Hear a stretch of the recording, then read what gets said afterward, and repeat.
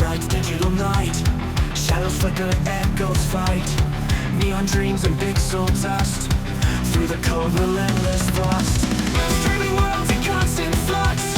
Electric veins, chaotic rush. A restless voice, the static cracks. Solitude with neon tracks. Shadows only streaming the light. Through the chaos, endless fight. In the glow of a midnight screen. Seeking truth in the unseen. Wires in reality torn. There's heartbeats in the digital storm. Faces flicker, fading gleam. Caught within a cyber dream. In the silence of the light. Searching through the endless night. Rustle scream against the void. Hope and fear become alloyed. Shadows only streaming the light. Through the chaos, endless fight. In the glow of a midnight screen. Seeking truth in the unseen.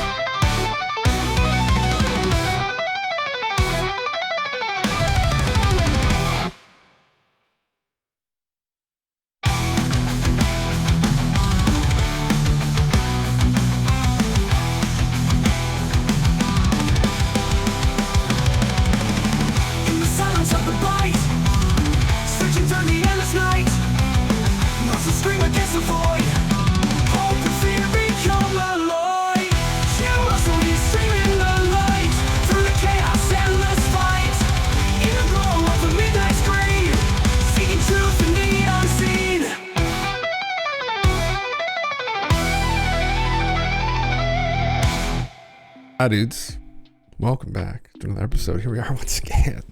More memes. They just don't fucking stop. This evening, sex cult runs the NSA. Lots of cult shit. The Cult of Psionics, and then real life Men in Black. Fuck me. Welcome everybody. Rabbit, Bear, Golf, Digi, Peach, Hendrick, Shadows. Got a couple things up here I see. Let me just get into it instead of just fucking being a dank and just memeing all the time.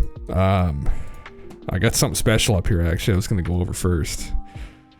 Oh yes, I know someone, a very good friend of mine, effectively one of my brothers I grew up with, has been potentially implicated in this. Yeah, they're going to lay off 140 workers. Yeah.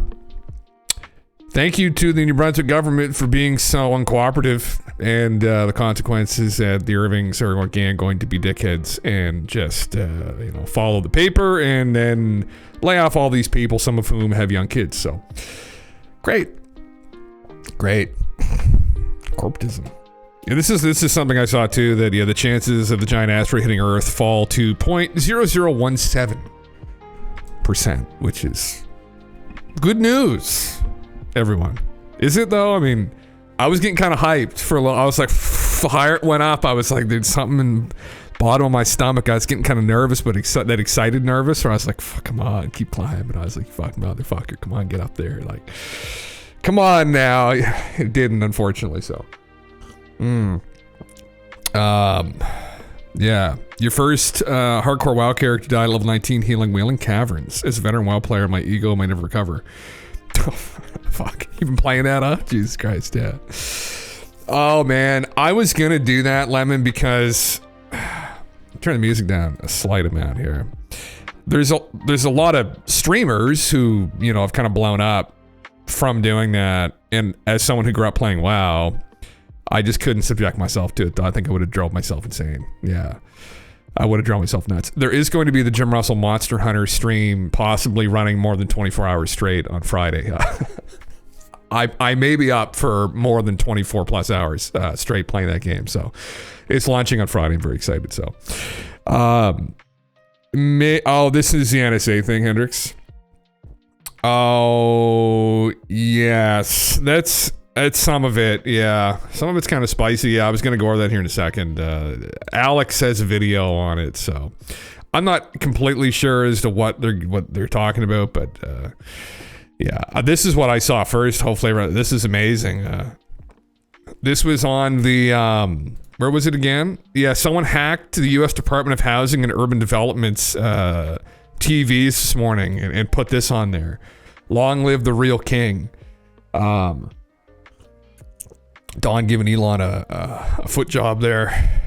Holy fuck. He's getting right in between the toes, too. I mean, he's seriously compromised.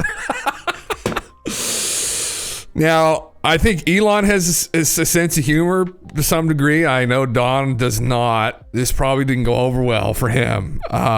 Look at this fucking shit, dude. Look at this. This video of Trump kissing Elon's feet is playing in the Federal Department of Housing and Urban Development's cafeteria this morning. So first thing in the morning, you wake up and, oh, that's filthy, huh? It's the power of AI video. I mean, this could have been astronomically worse, actually. From some of the shit that I've seen these fucking boys are cooking up. It might get worse. It's kind of scary how realistic it, I mean, although he's got like two of the same foot, like, you know what I mean? I'm not a foot expert. It's not my fucking thing, but they look like, less like the same foot, you know what I mean? Like, anyway, yeah.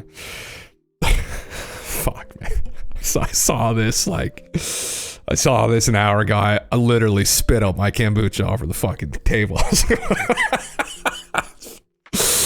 Great. Yeah. Elon was talking about the singularity the other day. I haven't put much energy into looking into that. I've got enough catastrophes on my mind. Yeah. You look into some of the theories surrounding it.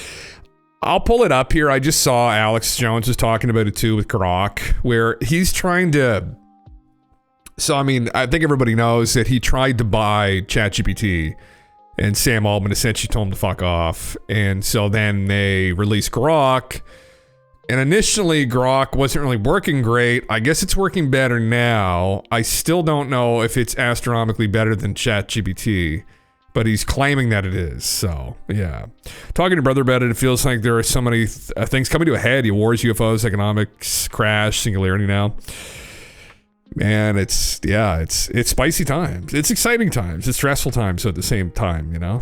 It's all at once, all this stuff. Yeah. We were just talking about this last night for people that were in here, but there's a lot of shit going on that's kind of coming to a head. And, yeah, I don't know what to think of it. It is what it is, right? Okay, I gotta stop watching this because I'm actually starting to get fucking sick. We gotta close that off because holy fuck, it was funny for a while. Oh my god. Anyway, no offense to feed people, but like it makes me sick. I can't. Anyway. Yeah, man. There was some stuff that came out over the weekend about COVID and the shots, and you know, it just about the virus in general. And you know, there's definitely, as much as Elon and Trump can both be concerning characters, they're turning over rocks that have needed to be turned over for a long time. And let's just hope that they don't go insane. But in the meantime, it's been very revealing, I think, for people. So like this, it's being reported that President Trump and Elon Musk will be live streaming the Fort Knox Gold Reserve audit. Man, yeah. What's it all going to culminate in?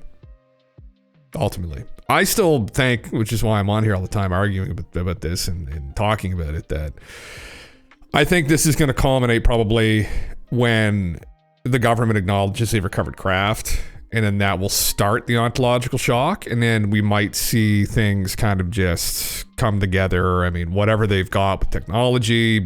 Some people say they've even got quantum computing up and running at the NSA. It's been running for a while now. They just haven't admitted it. So who knows? Yeah. Oh, well, you're probably lucky, man. The problem is that, you know, the virus too causes lots of issues. And even today, me and Galen TV were at the gym. I'd stop halfway through. I was going too hard, and I started getting palpitations in my heart. And I was like, fuck. I was like, I'm not completely recovered. It's shit. It's no joke. So the whole thing, I mean, obviously shots have their own concerns along with them, but virus is concerning in and of itself. But anyway, I don't want to get fucking banned on Twitch. So yeah. Bird flu, man. Exactly. Yeah. Yeah, why does he have 2 left feet? That's what I was fucking saying, yeah. Yo, the bird flu, and that's what we were talking about last night, where, you know, everybody's immune system's down trying to fight this virus and blah, blah, blah, and then hopefully this wasn't an intentional thing, and then whoever was involved in intentionally releasing it releases 2.0, that's way worse, and but you can't stress about that. You just have to fucking, you know, live your life, and I just appreciate that we're living in exciting times, I guess, right? Historical times. Where there's like foot sucking AI videos and you can make people do whatever you want now, right? It's kind of terrifying because I'm on the internet. Not that I'm very well known, but Jesus Christ, I mean, fuck. Anyway, it would be an honor though. It would be an honor. And this is the other thing that happened, which I kind of went over yesterday a little bit, where like they send, this is what's all over Drudge Report right now. People that don't know, I try not to go here as much as I fucking can, but they took it off now. They're just talking about his child. Anyway, he sent out a tweet to everybody in government, essentially asking them to list 5 things they did last week, and didn't go over very well, and people didn't really enjoy that he's involved in government, or he's the one that they're effectively reporting to, or he's handing these edicts down to people, right, that they report to. And so anyway, here's Alex. Here are 5 things I did this week. Wage war against the globalist agenda. Expose the dangers of SSRIs to 20 million people in a single report. Got over 1 billion video views alone on the Mighty X. Won battles in federal court against the deep state, trying to close InfoWars. Why, Alex? Exposed the Wuhan lab attempt to launch a new pandemic scare. Oh, fucking Christ. Oh, fucking God. Fuck. Bought another 3 Jeeps. Sold 30 more pallets of CMOS that came out of China and probably are extremely suspicious as to, like, you know, how safe it is. Anyway. Fuck. What's that old curse? May you live in interesting times. Yeah, man. I mean, we are though. That's the thing. I mean, I think it's the one thing that like eases my anxiety. It's like, you know, people lived in interesting times in the past too. Imagine living through the fucking Black Death, right? It's the last real plague. I mean, fuck, that lasted for a long time. Those are interesting times. And no one knew what the fuck was going on either. But then you could say even now, we really don't know what the fuck even went on with that. I mean, you could say that we know it was a virus, but we don't know about any intentions or... Anyway, at least we're not thinking it's black magic. Oh, that would have been fun for a while. Right? To live back in those times where magic existed. In this age of rationalism, we've just got rid of magic altogether. But now it's starting to come back, though, you know, fucking aliens. Wizards are going to make a comeback soon, you know. Any thoughts into doing a watch party for the Age of Disclosure when it's available? Oh, we could, man. Yeah.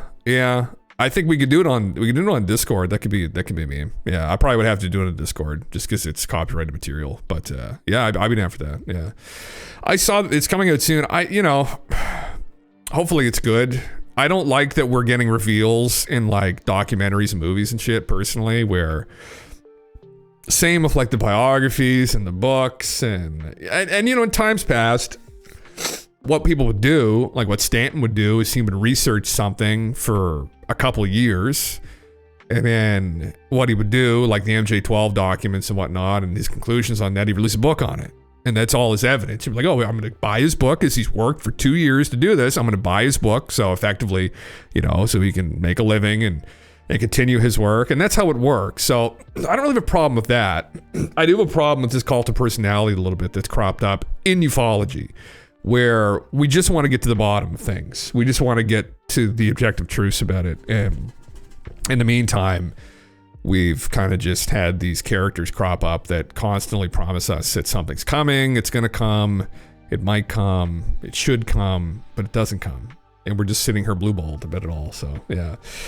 I think it's soon, isn't it, man? Is it this week or next week? It's pretty soon, yeah. That I saw the Bob Lazar one's another one I would love to go over. Well, it has an interactive component. So, the interactive component, I think we could definitely fuck around on here. I'm definitely going to do that. It's a program, I think, so... Yeah, do not come. That's essentially what let's lose motto, right? Jesus. It's not Stephen Greer's model, let me tell you that much. It's the only thing Stephen has going for him. It's all Stephen wants. Anyway, yeah.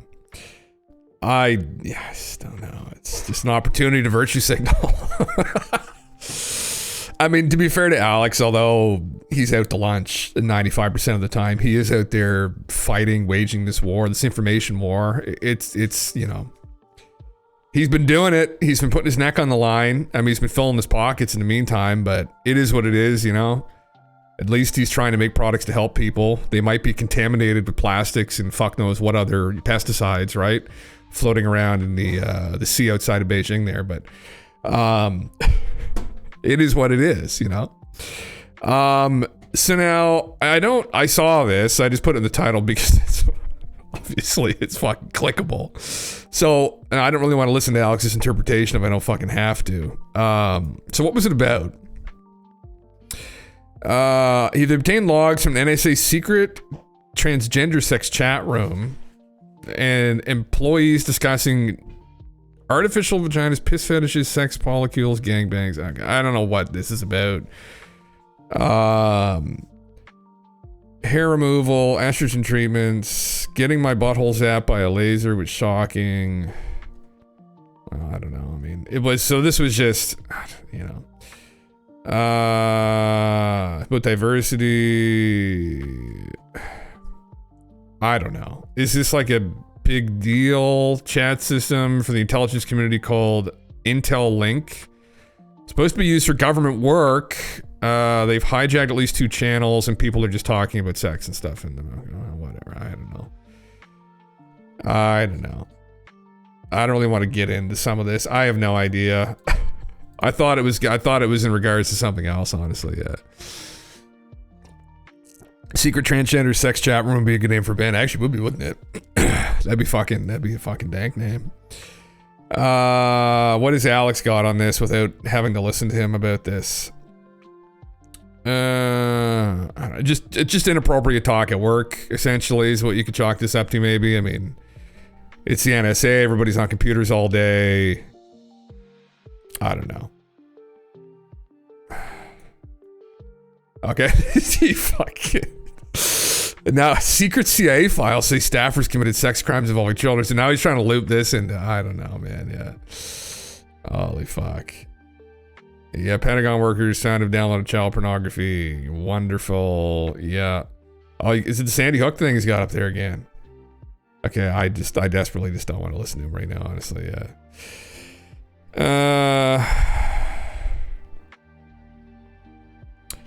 Yeah, members of the intelligence community have used a work-only chat server.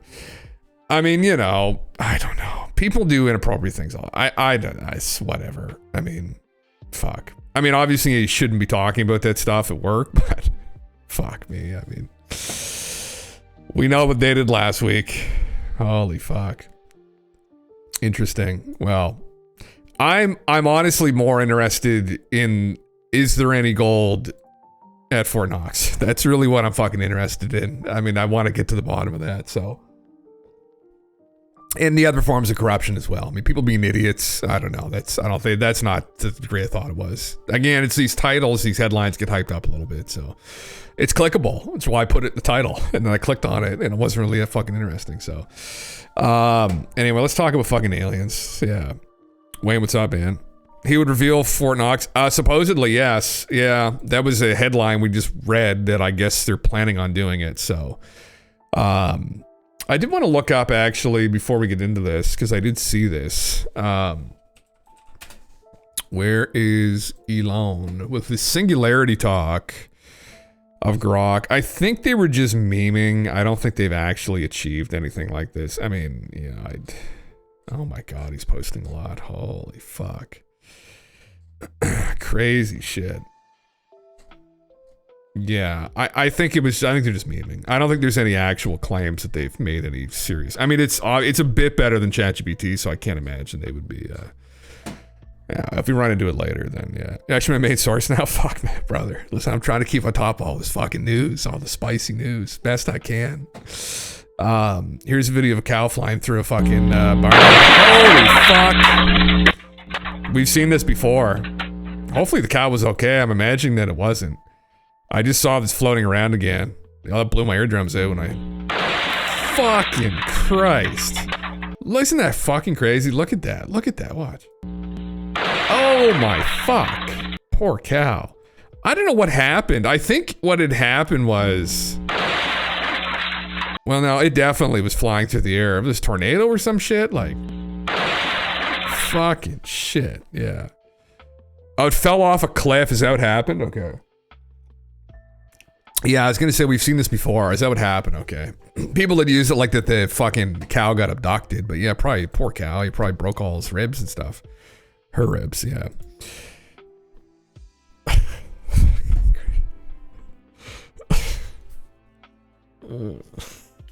It's a sick sticker, bro. I would put that sticker on my guitar. Fuck yeah.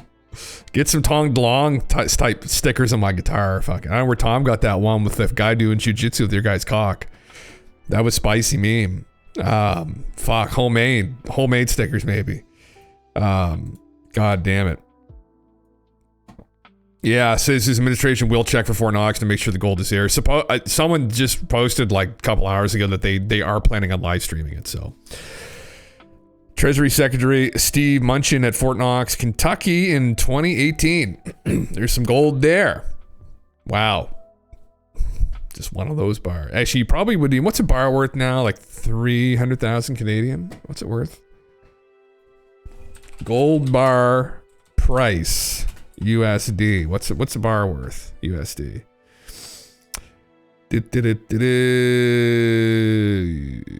No. What's the fucking price of...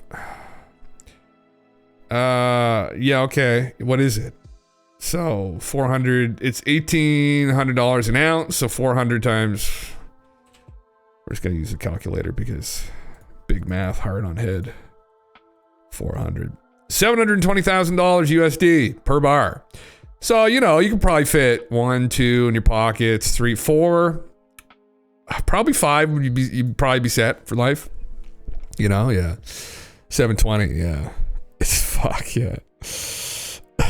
Fuck, is that what happened? You fucking got booted out of the egg, freaking probed, yeah. Fuck me, yeah. Yeah. Oh, Barbara said the Skywatch vid's being finalized. Oh, that's good. That's what I was about to talk about here now, actually, in a minute. The first thing I was going to talk about, though, was this. So I don't know if this is actual footage, because we were going over this recently. The Tedesco brothers. So they've been studying these lights off the coast in New York, New Jersey for a while. And they supposedly had an encounter with one. Oh, this is from 2022. Fuck. No, I was going to say, is this it?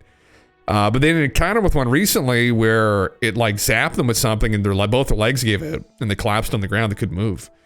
And they caught it all on video. It was only in the infrared, the object, which is fucking nuts. So I thought this was it. I guess it's not. Yeah. Have I seen Idiocracy? Oh, yes. I keep meaning to rewatch it. Yeah. Oh, man. Terry Crews in that movie, The President. Like, it's, we need a president like that. That's the next president probably is going to end up being like Terry Crews in that fucking movie. I was just talking about that yesterday, Wayne, actually, like how it happens, like at the start of the movie, they explain like how everyone became an idiot and it was all like the Jim Bobs just having 10, 15 kids and like the lawyers, doctors like, oh, it's not the right time, you know, economically we're not in a good place. And over time, the world just gets populated by these fucking Jim Bobs, yeah. Fuck, yeah. More barber slop. It's pre-chewed, brother. I've got it pre-chewed for you, as long as your mouth's open and ready. I guess we'll put this in the back burner here if it's not relevant. This is it here. Me preparing for Jake Barber to speak live at the Psionics Summit, only to find out that he did a pre-recorded interview, and now I can't ask him questions in my advanced Psionics enhancing helmet. I want a refund helmet. This guy's kind of a fucking dink, I think, is my assessment of him, where he's just coming at this from like a very dogmatic place. I don't follow him. I've just seen comments he's made about the whole thing. And I get being skeptical, memeing on it, like it's all we're fucking doing here lately, right? You know, you have to. But in all seriousness, I have no fucking idea what's going on. And I mean, is this funny? Well, yeah, it kind of is. But his approach, I don't know, a little bit sus of how he's handling and approaching this. It's just very, very, it's not even like jokingly, usually he's just being a dink.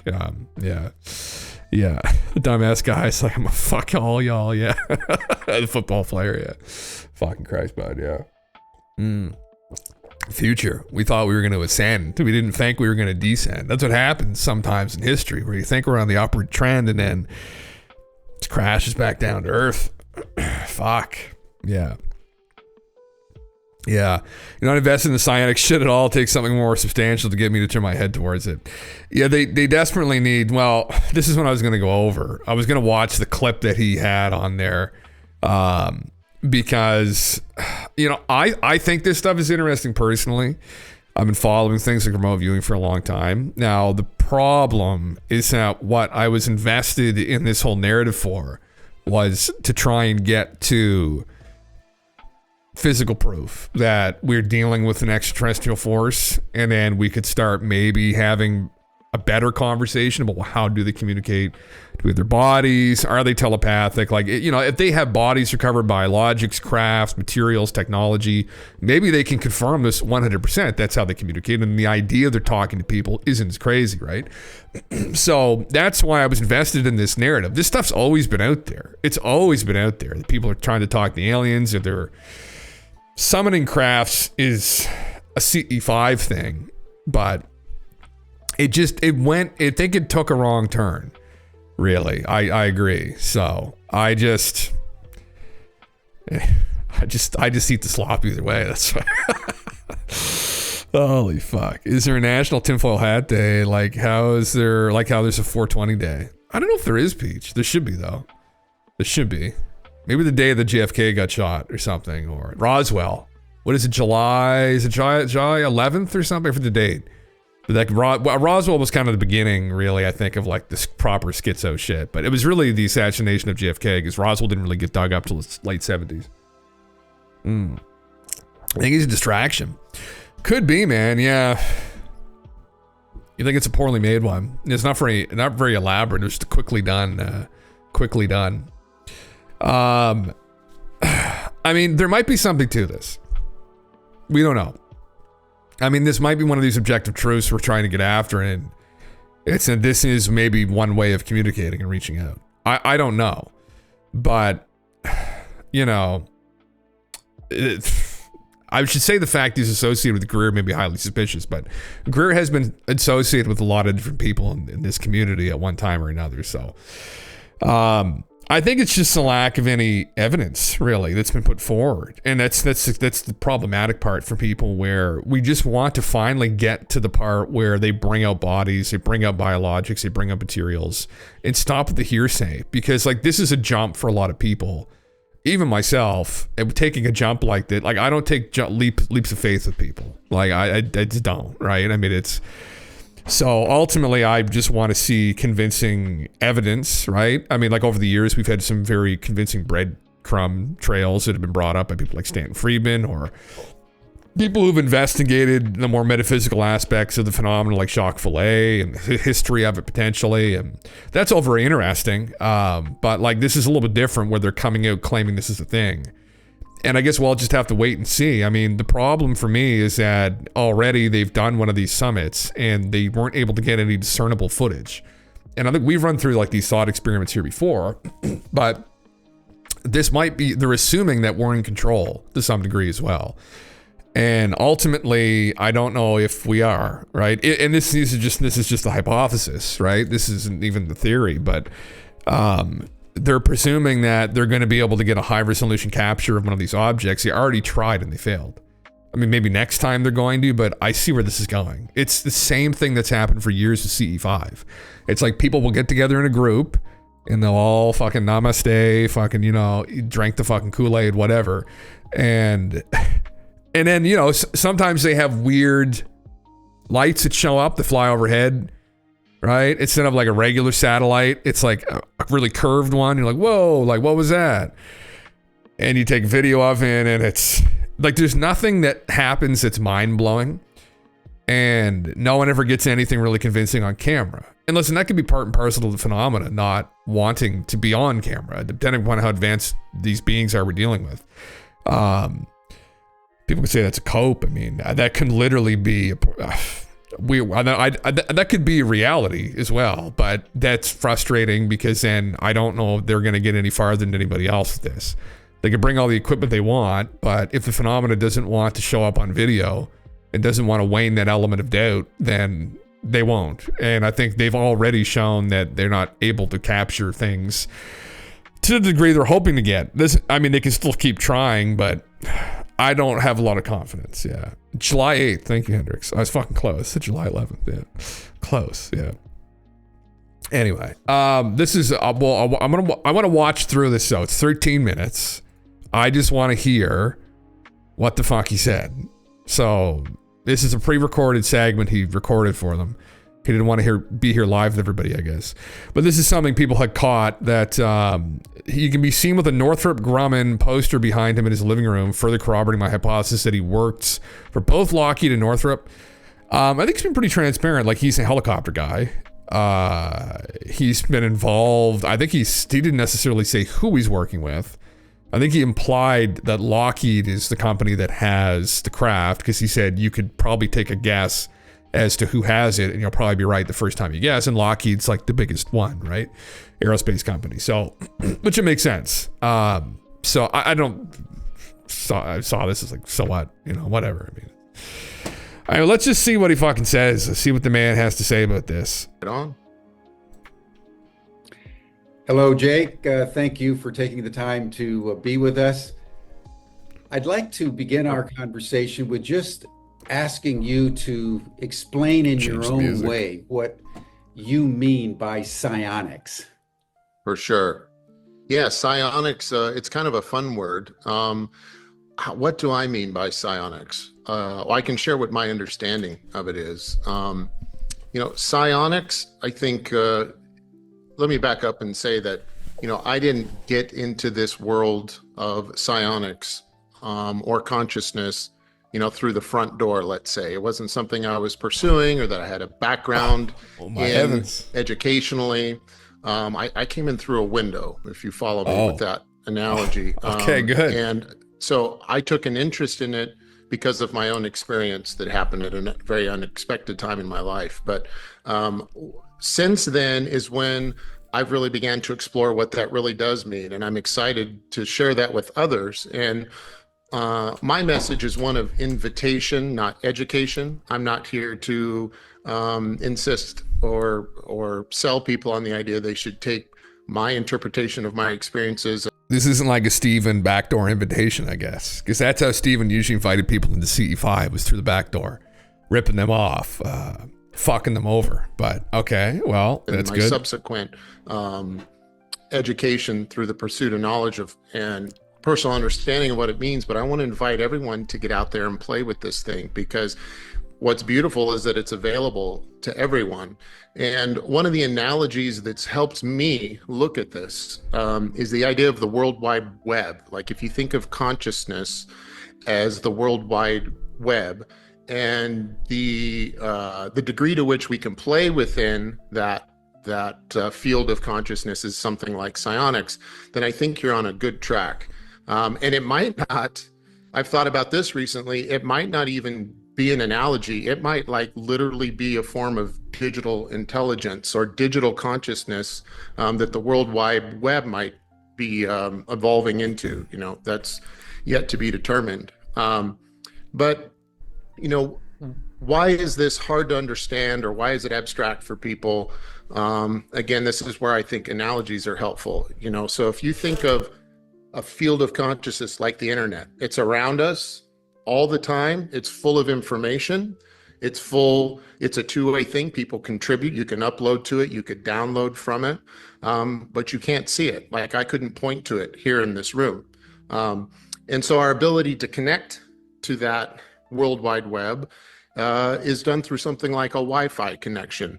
And I think some of the challenges, even with the practical applications of that, are rooted in our own ego. You could think of our ego like a smartphone. Let's say you have the latest version of the Apple smartphone and you're like, this is the smartest phone there is. It's got all these widgets on it. It's got this much gigabyte. It's got this fancy of a camera.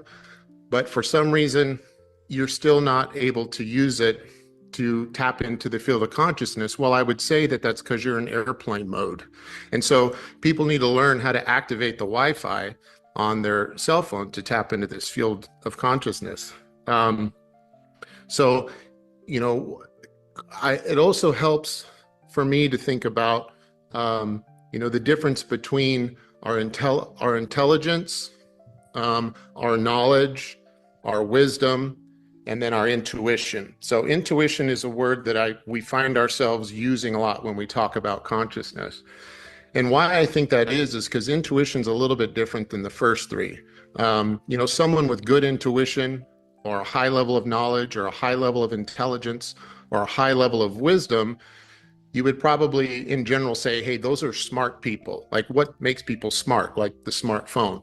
And I think it's important to kind of differentiate between those four. And this is what I have done that has helped me out a lot. When you think of knowledge, let's just say is like rote information. You have the ability to retain and share knowledge. Like you could go on Jeopardy and clear all the categories on Jeopardy. That's rote knowledge. But the practical application of that knowledge is something different.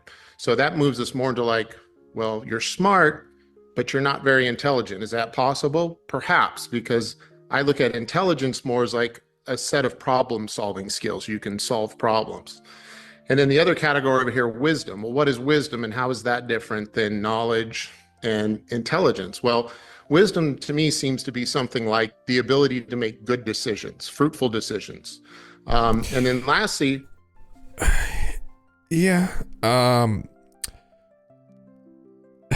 Yeah. Anyway, I would say wisdom's a form of applied knowledge, maybe is one way of looking at it. I feel like he's a little bit out of his depth here. I mean, he's inadvertently maybe become a poster child for psionics, although he's not someone himself actively, I think, engaging in psionics, whatever psionics are, psychic ability. Okay, I'll see where he goes with this. Well, intuition. How would you differentiate intuition? And intuition is something like being able to make the right decision at the right time. And it's something like this internal bell. It's how I think of it, that can ring true inside of your being. And when something rings true, there's really no explanation as to why you're attracted or oriented to it, but it's leading you a certain way. And so I feel every human has this bell that can ring true inside of them, and that's your intuition, and it can drive decision making. So, to pull this back to, what is psionics? I think psionics is our ability to play within the consciousness field for desired outcomes, rather than just connect to it. So again, to stick with this analogy, the World Wide Web, imagine, okay, you figured this out, you've connected to the field of consciousness. And I'll talk about how, crudely, how I understand to do that and what's been successful for me so that other people can try this on their own. But imagine you're connected and you get a Google search bar.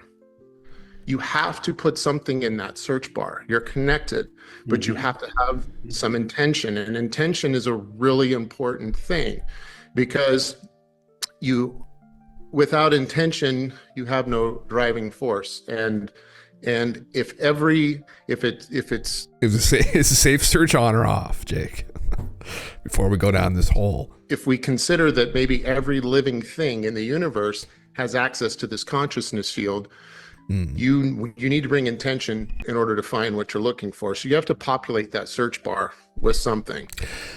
I mean, so we're halfway through his talk already. I don't listen. People in philosophy have argued about this for hundreds of years, and people still argue about it now.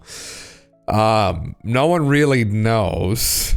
There's a lot of interesting arguments now for the non-locality of consciousness when you look at quantum physics, and some maybe observed effects that consciousness may have on the material world, and then people get into what is the material world actually. But like a field, the consciousness field, what do they do? I don't think anyone really fucking knows, ultimately. The presumption, I think, when engaging like with stuff like this, with psionics or psychic ability or remote viewing, at least for me, is that we're dealing with a non-local consciousness, which again, you could, and I use the analogy of a simulation, right? But that you could look at it like we're in a simulation, we're players in a simulation, right? Bodies are avatars. Consciousness is a player piloting the avatar, but undoubtedly that's very simplified and it's very complicated. And even just saying consciousness can be confusing to some people, because some people in psychiatry might say, well, like your brain, like you'd be like, you know, like you're conscious. And we have a hard time wrapping our heads around these concepts sometimes, in that we don't actually know really objectively what the phenomena of consciousness is. We know there are elements of the brain that contribute to you having a conscious experience, because we know that dogs to some degree are conscious as well. But it's like the self-consciousness that we humans have and the level at which we're conscious. And anyway, I'm not going to go down a fucking rabbit hole into this, but it's also, you know, we understand the inputs. We understand, like biologically, like mechanically, you could say even, but how the eyes work and how they take in light. But there's something called the hard problem in philosophy, which is how do all of these inputs in this data get translated into a conscious experience? And we don't know. So they're functioning under the presumption here when you're doing things like this, remote viewing or psychics or channeling or whatever the fuck you want to call psionics, that there's a non-locality to it, and that there is some way this is how I look at it, the player to interface with other players or systems that we're not currently aware of. And for people that are unfamiliar with ufology and some of the history and the woo history of it, it's very common. I mean, all of the aliens that people supposedly have interactions with, the abduction phenomena, speak to them strictly through telepathy. It's a consciousness to consciousness kind of communication that happens. People get thought balls in their head from aliens. It's very weird. The whole thing's very weird. And so that's led some people to place a bet, maybe, that's how they're communicating. And then they start exploring these other realms of like, okay, well, how do you do this? How do you engage with this? And it's, again, like, same with psychics in general, these people who claim to be able to tap into these realms, because we fundamentally don't understand the phenomena real, or what some people don't want to go there and say that. Some people will try and assert that, more materialist type people, that we do understand it. It's all just a byproduct of the brain, and people claiming to talk to dead people and aliens are all just full of shit. And ultimately we don't know. That's horse shit. We actually don't know. And so, you know, anyway, I won't go down trying to refute their claims necessarily, but I think ultimately we have no fucking idea. So people, for listening to these stories, thought, well, how do I do this? Is there some way to train myself to be able to communicate with them? And it's all really suspicious in that, how do we know that? It comes back to like channelers who claim they're talking to fucking Bashar or what's the other, X, Y, and Z fucking aliens that are being channeled, right? My buddy from the Galactic Federation of Light, I forget what his fucking name was, but there's all these people to claim it. I mean, ultimately, it's like, well, solve this mathematical problem that we have. We can't, figure out free energy. They're like, no, we can't do that. Let's go. Okay, all right, well, fuck it. All right, could you like show up for us at a date and time, like just fly over our house so we can take a picture of your ship? So can't do that. They're like, oh, what can you do? They're like, you've got to stop being mean to each other. It's like, oh, fuck, brother. All right. Okay. All right. Yeah. We got noted. And then there isn't really anything particularly interesting that comes out of these conversations. I mean, there's some philosophies, there's some metaphysical talk, and maybe there's a framework. Maybe they're talking. Well, ultimately, we can't prove that they're talking to them. We have no idea. So far, as someone who's talked a lot and argued about this with people for decades now about consciousness and nature of consciousness and reality and what is reality, and asked all these questions. I don't, not to be too critical of them, but I mean, I'm kind of following them here a little bit. But I think this is, I'm kind of, yeah. And so bringing some good intentions, what you consider good, which at In the the most air. fundamental level, without getting, I guess so. to angels and demons on you, is just to go there with the intent that it's going to be worthwhile and you're going to find something that is worthwhile to you. And I think finding that space is really important if you're going to try and connect to the field of consciousness. There's several ways to do it. I mean, meditation comes up a lot in conversation. You can meditate. And for me, it's like, well, what does meditation look like? How do we find our own consciousness? How do we separate from our observer point of view inside our own head when thoughts are coming in, where they're coming from? Is this my intellect? Is this my knowledge system? Is this my wisdom? Is this something that's inside my head that can be tracked? Or is this something that's coming from an external source? And this is where I find meditation is so valuable, because meditation could be thought of as something like creating a defensible space in your mind that is like blacked out, where you are quieting, or you're at least starting by observing your own thoughts and then trying to source the origin of those thoughts. Because we all have thoughts. Some of the most easy sources to identify are things that are consistent with our instincts. Like, am I thinking about food? Well, I'm hungry. Am I thinking about food, survival? Am I thinking about procreation, defending myself? Those are all thoughts that will probably populate our head, from the limbic portion of our brain. Then we have other thoughts, which are like intelligent thoughts, or these things we have learned that fascinate us, that puzzles we like solving. That's our intelligence at play, and we can source those. But when you get really good at creating this defensible space and being able to identify thoughts and push away thoughts that you can identify as coming from some internal origin, what gets really interesting is that you'll begin to have thoughts or ideas that you can't source the outcome from. And I believe those are coming from through a conduit of intuition. And when you're applying that intuition, that connection, I think you're in the purest form of Wi-Fi connection to the consciousness field. Yeah, this is interesting. Yeah. Well, I think, PJ, it was an analogy I think he tried to use just to explain how if we're talking about consciousness is a non-local phenomenon, right? So we're talking about, we've got our brain, right? And then there's a player behind the person here interacting with the avatar.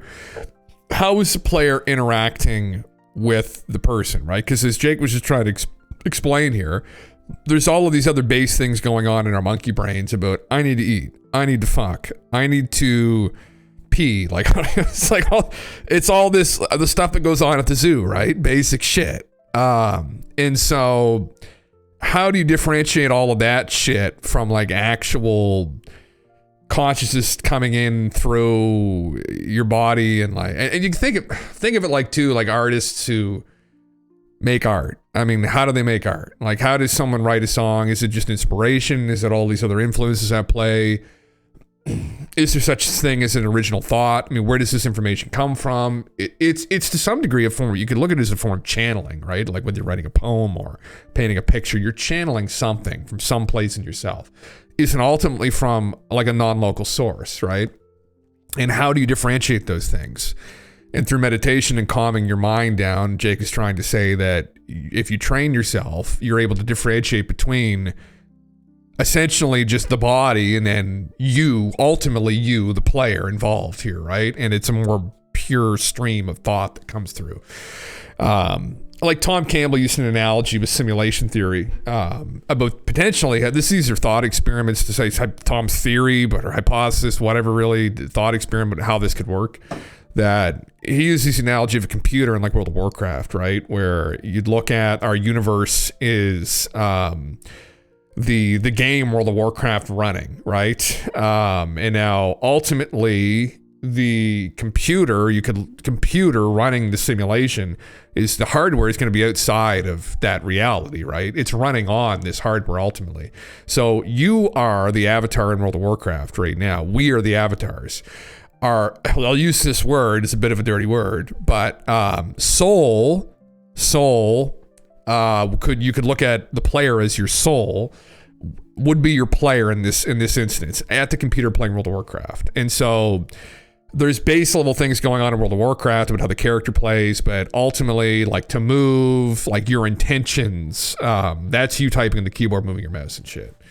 And so what Jake is trying to get at here is trying to sift through all the noise day to day about what the body needs and whatnot and get to like a direct connection with consciousness. And then from there, you might be able to connect with other consciousness streams that are out there, like the aliens. And this is it's been talked about in like Eastern philosophies, like Buddhist monks and Tibetan monks, all that shit. So I noticed that the thoughts almost have their own tone to them, like how songs have different keys, ABC, while meditating. I notice they sound like different. I don't know how to describe the sense. Hi, Esther, welcome. Yeah. By the way, something funny today, my mom, a pastor who was training me in mind reading, but she calls it discernment. I guess my analogy meditation, like he says, helps you remove noise to notice what the key each thought is in. Yeah, interesting. Yeah, and that's interesting, but discernment. Yeah. What you just described is called Maslow's hierarchy of needs. It's a pyramid because you're correct in that your more primitive needs do obstruct in the sense that they take priority. Yes, I've heard of that before, Peach. Yes. So you'd want some way to differentiate those thoughts in your head, right? From like pure thoughts that you could maybe hypothetically say are from like your higher self, right? Like you could probably say like it's like, and it's again on that hierarchy, it's like have to pee, right? People that goon all day, like all this shit, like it's all low down noise level shit, base level stuff. I'm hungry, but then your higher level intentions, I want to be a musician, I want to share music with the world and inspire people. Like those are the higher level, higher tier thoughts going on there. And like that intention ultimately is, I think, what you're getting at with the player at the keyboard moving the character around. And yeah, not the gooning. Fuck, the gooners are down at the bottom of that fucking pyramid. I mean, they are just locked into monkey brain and they're never getting out of the fucking zoo, right? Anyway, it's interesting. I mean, ultimately, I think, and you can go further with meditation. It goes beyond just, quieting the mind. It kind of gets into this altered state of consciousness, which is what you're doing, is you're taking all the noise. People can do this with drugs too, or people take drugs, psychedelic substances, and it alters their state of consciousness where they might become more aware of like that pure stream. And I mean, ultimately, it's interesting. It's one of those weird things. I mean, it's nothing that we can like prove definitively. It doesn't mean it's not true. It's just an awkward stage right now. And I've experimented with things, I've had these experiences, and not too dissimilar from this, where you have this kind of ego death that happens, and you become cognizant of all the noise, I guess, and then you become more aware of it, and you try and push it out more. And now it's a big leap to go from that, right, and honing in on this, and then also saying, well, there might be other players in the game flying around in these craft. Can I connect with them? It's like, is that possible? I mean, people have claimed that they've been able to do this for thousands of fucking years. Like, we didn't have a word for it before. It was like demon or jinn or angel or spirit guide, or all these different cultures had these other names for potentially these other consciousness streams.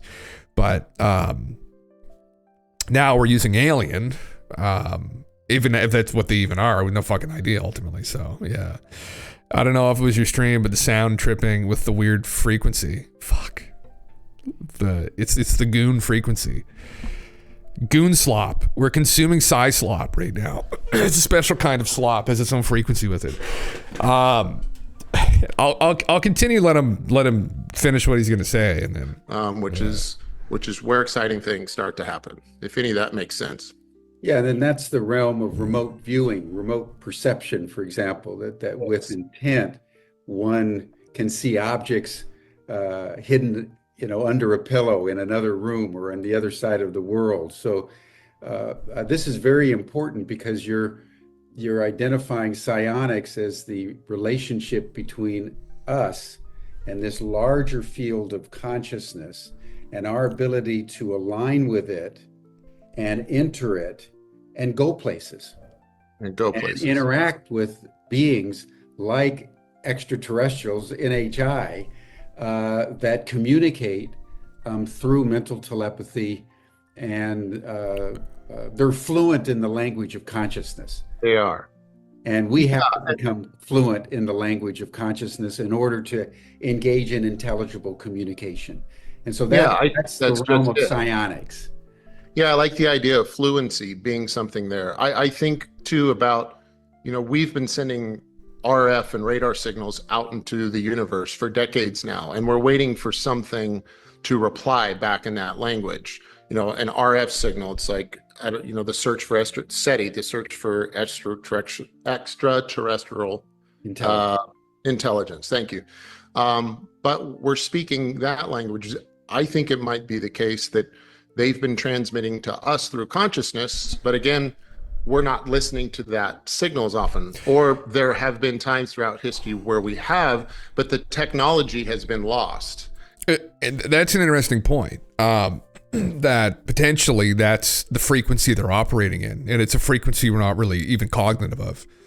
We're too primitive. We don't understand the game. We haven't learned about the game yet, right? And they're well aware of it, and we don't understand the purpose of life. We don't understand what reality is. We don't understand what any of this is. Potentially, again, we're lower down the evolutionary scale, and this is where they're operating in now. Like, this is where things are played, and that's what some people. And again, if you were to look at some of the anecdotes from the abduction phenomena, which is an objectively very interesting phenomena, that's usually what's communicated to people. That's how they communicate. That we don't get it. We're too dumb. Hence why there's no conscious contact either, because like that would be an upset beyond belief. That it would be world shattering, ontologically shocking. And I could understand that. I mean, I think this is what was the prime directive in Star Trek talked about this. Is that somebody was from? Or I think it was Star Trek, right? But non-interference, right? Where you don't want to interfere with the developing civilization. And there could be a lot of good reasons for why you would not want to do that. Because, I mean, if you just came down and dropped that on everybody's head right now, like what would happen if you went down like even 100 years ago to some fundamentally religious place and dropped a bomb on them and said, you're just living in a simulation, it's all a game?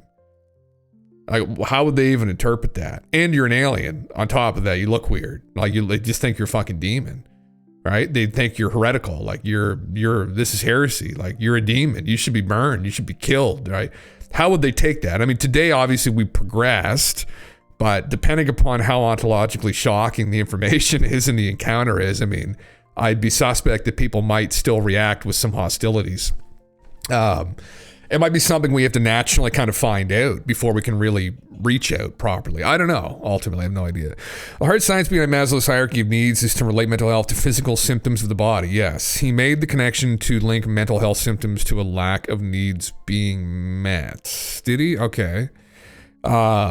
Yeah, I think he was talking about too, Peach, was he not? That, those are, you have to push those out of the way, that ultimately when you're engaging in meditation and you're exploring thoughts, that those kinds of base level kind of monkey brain needs and thoughts crop up quite regularly, and you have to learn to not really disassociate from them, but push them aside and kind of tap into a more pure consciousness stream that isn't just about these base level needs and whatnot. Is that what he said? It was like a bowl that they used to help people meditate, and people were saying it felt like DMT or something. Really? Okay. Interesting. Yeah. There's all kinds of different ways people used to play around with altering their consciousness. I mean, substances are the most popular way because it doesn't take any kind of discipline to you just literally pop a fucking pill or take a tab of something, and then you're off to the races. So you're off on fucking on Mars or wherever you fucking end up. You're taking off of some shit. So, and then you can kind of experience this or like a form of an ego death, and you have these realizations. But some people like would experiment through meditation and altering their consciousness, which I think is probably a much healthier way of doing it, right? You're not going to chemically fuck yourself up. Although you could fuck yourself up and cause some ontological shock if you were to really have a very profound experience, which supposedly some people have had. I've been always really bad at it. I have never really had any profound experiences doing meditation. I've tried. Like, I'll always just fucking like maybe start to fall asleep, or I just get bored, or, you know, when Skinny Bob doesn't show up, I just start yelling in my mind, and then I start actually yelling, and then I remember that I'm at Tim Hortons, and then they escort me out of the building into the police car, and then I spend the night in jail. But that was before. Anyway, sorry, better link, substance-induced telepathy, aka telephene. What? How did I meditate? I closed my eyes and I tried to, actually, you know, a really good technique. I heard Astromer that kind of worked was, I forget who said this, some wise master who, I don't know, fucking explored the astral plane or some shit. So he claims. You think of your thoughts as clouds going overhead. You picture yourself laying on the grass and your thoughts are like clouds going by. Those base level like thoughts and needs, right? Like, I just drank a lot of water, you know, I have to go to the bathroom, or, you know, I got to work tomorrow, I got to do all this shit, I got all the stuff I have to do, I have to argue with these people. You just, all of the noise, you just look at as clouds moving by in the sky. And then and then essentially the sky will kind of clear as you just kind of ignore it and let it pass by. And then you can start kind of exploring. You can get yourself into this deep state, and some people have like hallucinations, like visions and shit, and all that would happen is I would just relax. Really, I would just get in a very relaxed place, which is good, honestly. Like, 'cause I'm a very tense, high-strung person. I would just, you know, usually it's alcohol. Fucking does that for me. If I love having a couple sips, does the same thing. You know, much easier. I can play games while I'm doing it. It's fucking great. But yeah. Most people telepathine. Most people engage meditation thinking they need to clear their mind. I find that unhelpful. It's equally meditative to acknowledge thoughts, becomes aware of them being only thoughts, and acknowledging them to let them pass. Yeah, that's like the cloud thing. Yeah. Did you use white noise like nature, frequency, sound, or guided videos? I've used some guided videos, Astromer. One thing I would do, which is probably the most helpful way to get me in a relaxed state, was Wim Hof's breathing techniques, which he actually took from, I think, the Tibetan monks. But they would do this hypoxic breathing is what it's called, where you fill yourself up with oxygen. You almost get high off of it, but it's so potent. I mean, I have a lot of tension over the years from going to the gym, being a fucking idiot, and lifting too much weight and hurting myself, and so I still suffer from some injuries and a lot of tension. I hold tension probably because of that. And man, there's nothing better that I've ever tried than just doing 4 rounds of that. 3-4 rounds, unbelievably potent. And then you relax and you go into this. The couple of sessions I've had where I actually felt some profound relief through meditation was actually doing that first.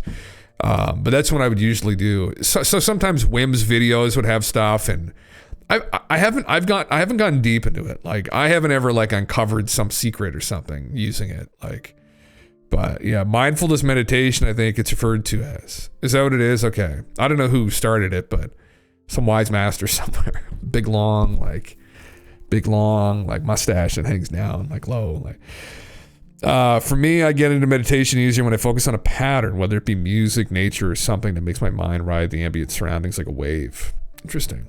I find I fall asleep sometimes if I listen to, unless it's like really obnoxious, like binaural beats, and then I just end up getting a fucking headache. But I'm not good with that stuff. I mean, I've talked to people, I've known people who said that they can like astral project and they can do all this crazy shit. I'm like, brother, that's fucking crazy. I'm like, hopefully you weren't in my fucking shower the other day. I'm like, I watch this guy. You know, I have no fucking idea, right, that he's telling the truth. I thought the idea was fascinating. Right, that they can do these kinds of things. I'm like, fuck, what was Mars like? And they're like, oh, sometimes you can't really go there. You just kind of lose it when you try and leave the atmosphere. I'm like, oh, fuck, man. Like, that got me really, again, when I was like a teenager, that tripped me out. I thought it was so fucking cool that people could do that stuff. And I was suspicious of it as well. So I wanted to try for myself, and I never could really do it. So, yeah. I knew a blind guy apparently had regular communication with his higher self. What did he say to him? Interesting, yeah.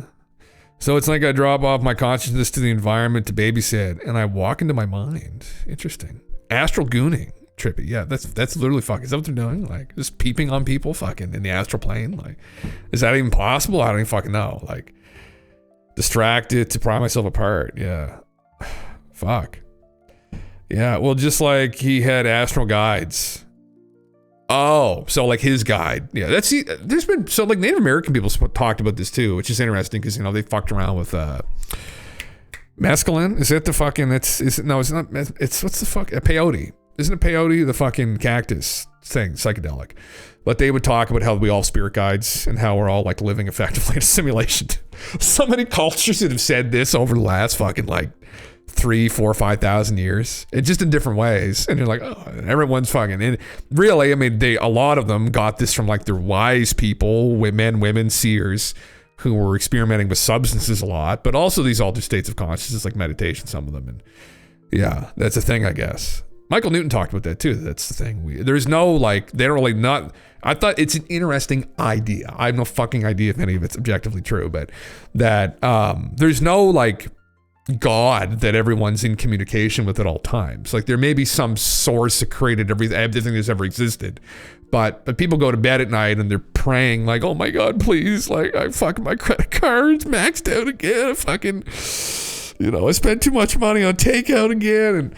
And then next day, maybe they win a lottery ticket for like $3,000, clears your card. Like, what the fuck? Like, oh, thank you, God. It's like, no, that's not God. Like, it's a little more of it's like a personal guide that's guiding people through the simulation, right? It's like, try and use an analogy like in World of Warcraft, maybe like what were they called again? The, not game devs, but they were like people that would come in and help you when you get stuck. But they're always watching you in the game. You don't realize it.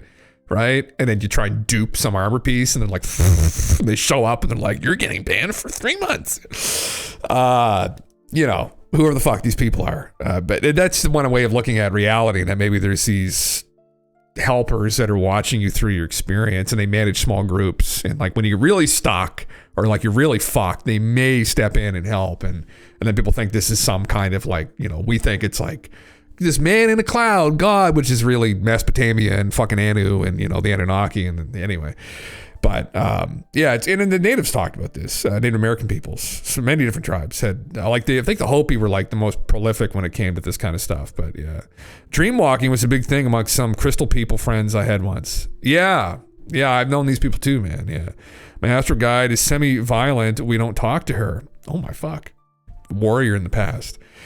I don't know what my guide's doing. It's fucking hands off. Fucking just let this guy crash and burn like time and again until he figures things out. Like, it's just like, I'm just on my own here, I think. I don't know what the fuck happened. I may got ejected out of the group somehow. It probably wouldn't surprise me, actually. But let me finish the rest of this fucking, see what he says. And that technology is a soft-tissued spiritual form of technology because it's in there. And that's the reason I encourage everyone to, because you can figure this out on your own really quickly just by practicing it. And there are people out there that are inherently better at this than others, just like some people are better at anything. Take to music more naturally. Some people are more athletic. There are some people that have this bell inside of them that rings true. And I think they could have even more success than me or any other person if they have that predisposition. There's only one way to find out, is you go there and practice something with prayer or meditation, and you're going to be surprised at what you find. Yeah, and Skywatcher, your company, you employ remote viewers and make a very sophisticated application of psionics in your interactions with the non-human intelligences that are out there. And if I understand it correctly from your various interviews, your team is capable of actually not only communicating, but drawing them down in a mutually intentional way. Yes. Yeah. And so to explain how that works, I'll go back to the idea of we've accessed the World Wide Web, and the search bar pops up. Through the process, you can request with your intent. Think of it as typing in, I would like to meet you, NHI, whoever you are, and you put that intention, you put that in your... All right. Okay. So he's on a fucking chat site, is he? Now, Jake, this was the problem with chat sites back in the day, like MSN Messenger, all right? Didn't know who you were really talking to, right? That's what's one of the problems. You don't know how old they are. You don't know who you're really talking to on the other side. I remember we used to add fucking, oh my God, this is back like probably around like 2002, 3. But we'd be at, you go, fine, like Osama bin Laden on fucking MSN Messenger, all these fucking idiots. Like, you just add these fucking people and you're talking to them like, you motherfucker. Like, oh my God. But like, that's, I think that's kind of a relevant analogy though. Like, how do you know who you're fucking really talking to? It's like, oh, they give me love back. Meanwhile, it's just this fucking, alpha draconian fucking 30-foot tall reptilian. Like, we're going through the back door, Jake. When we come and see you, pal. Fucking good luck. Yeah. You're kidding. Oh, really? You don't know your guide? Yeah, I don't know either, Astromer. I just know that they don't give a fuck probably. Yeah. Complete hands-off approach. Yeah. Watch Danny Jones thing. They're talking about going through airport security and singing a song in your head so the telepaths can't read your thoughts. Fuck, brother. Yeah, I'm gonna hear in a little bit when I throw my food in the microwave. We'll get into it. Yeah, it was pretty good. I was at actually fuck yeah. MSN Messenger was class, man. It was good old days. Yeah. Oh, really? Collective unconscious isn't an individual. Is the thing. It's everyone. Who's the collective unconscious? Yeah, I'll mukbang it. I love mukbanging to those two guys. I'm mukbanging to a lot actually. It's either Jesse Michaels or Danny. If I ever meet them, I'll have to tell them that. Fuck, I constantly mukbang both you boys. Sometimes at the same time. Sometimes it's like a muck fucking gangbang. Your search bar of your consciousness web browser. It's gonna be, and that's what this is. It's a fucking muck gangbang. It's both of them together now. That's literally what it is. Yeah. Who do you think you're talking to when you're telepathically connecting? It's not an individual, is what I'm saying. It's a collective. How do you know it's a collective? Guess what? It populates. The search field populates, and you get messages, but you can also get tangible things to show up. You can get things to show up that people that aren't necessarily involved with your psionic protocol to actually see the response that you're getting, which is really exciting. Jake, I wish we could go much more deeply into this, but this has been enough for now. You've helped across the start. Sorry, Jake, out of the fucking 3-hour-long talk, you were definitely the most interesting guy here, but I've only been able to allocate 14 minutes for you, so what the fuck? I mean, I didn't hear from Ross and probably 90% of the other people on there. Why the fuck didn't he just let Jake riff? Like, brother, dig deeper. Have you talked to them? He said he's had an experience when he picked up an egg.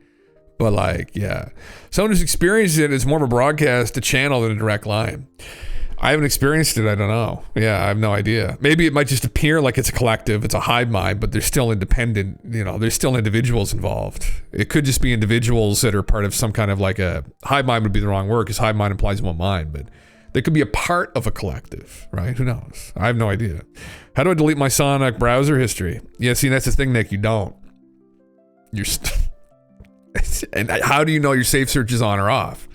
That's the problem, right? This is what was it Steven that warned about this or someone else warned about this? That you be careful in putting your intentions out there. Same thing with Ouija boards and shit, right? Like there are accounts of people who fucked around with stuff like that and then ended up having to sell their house because things got so weird. There are real stories out there like this. You don't hear them as often as maybe you should because people don't want to talk about it. But there are encounters that people have had that end up very negative.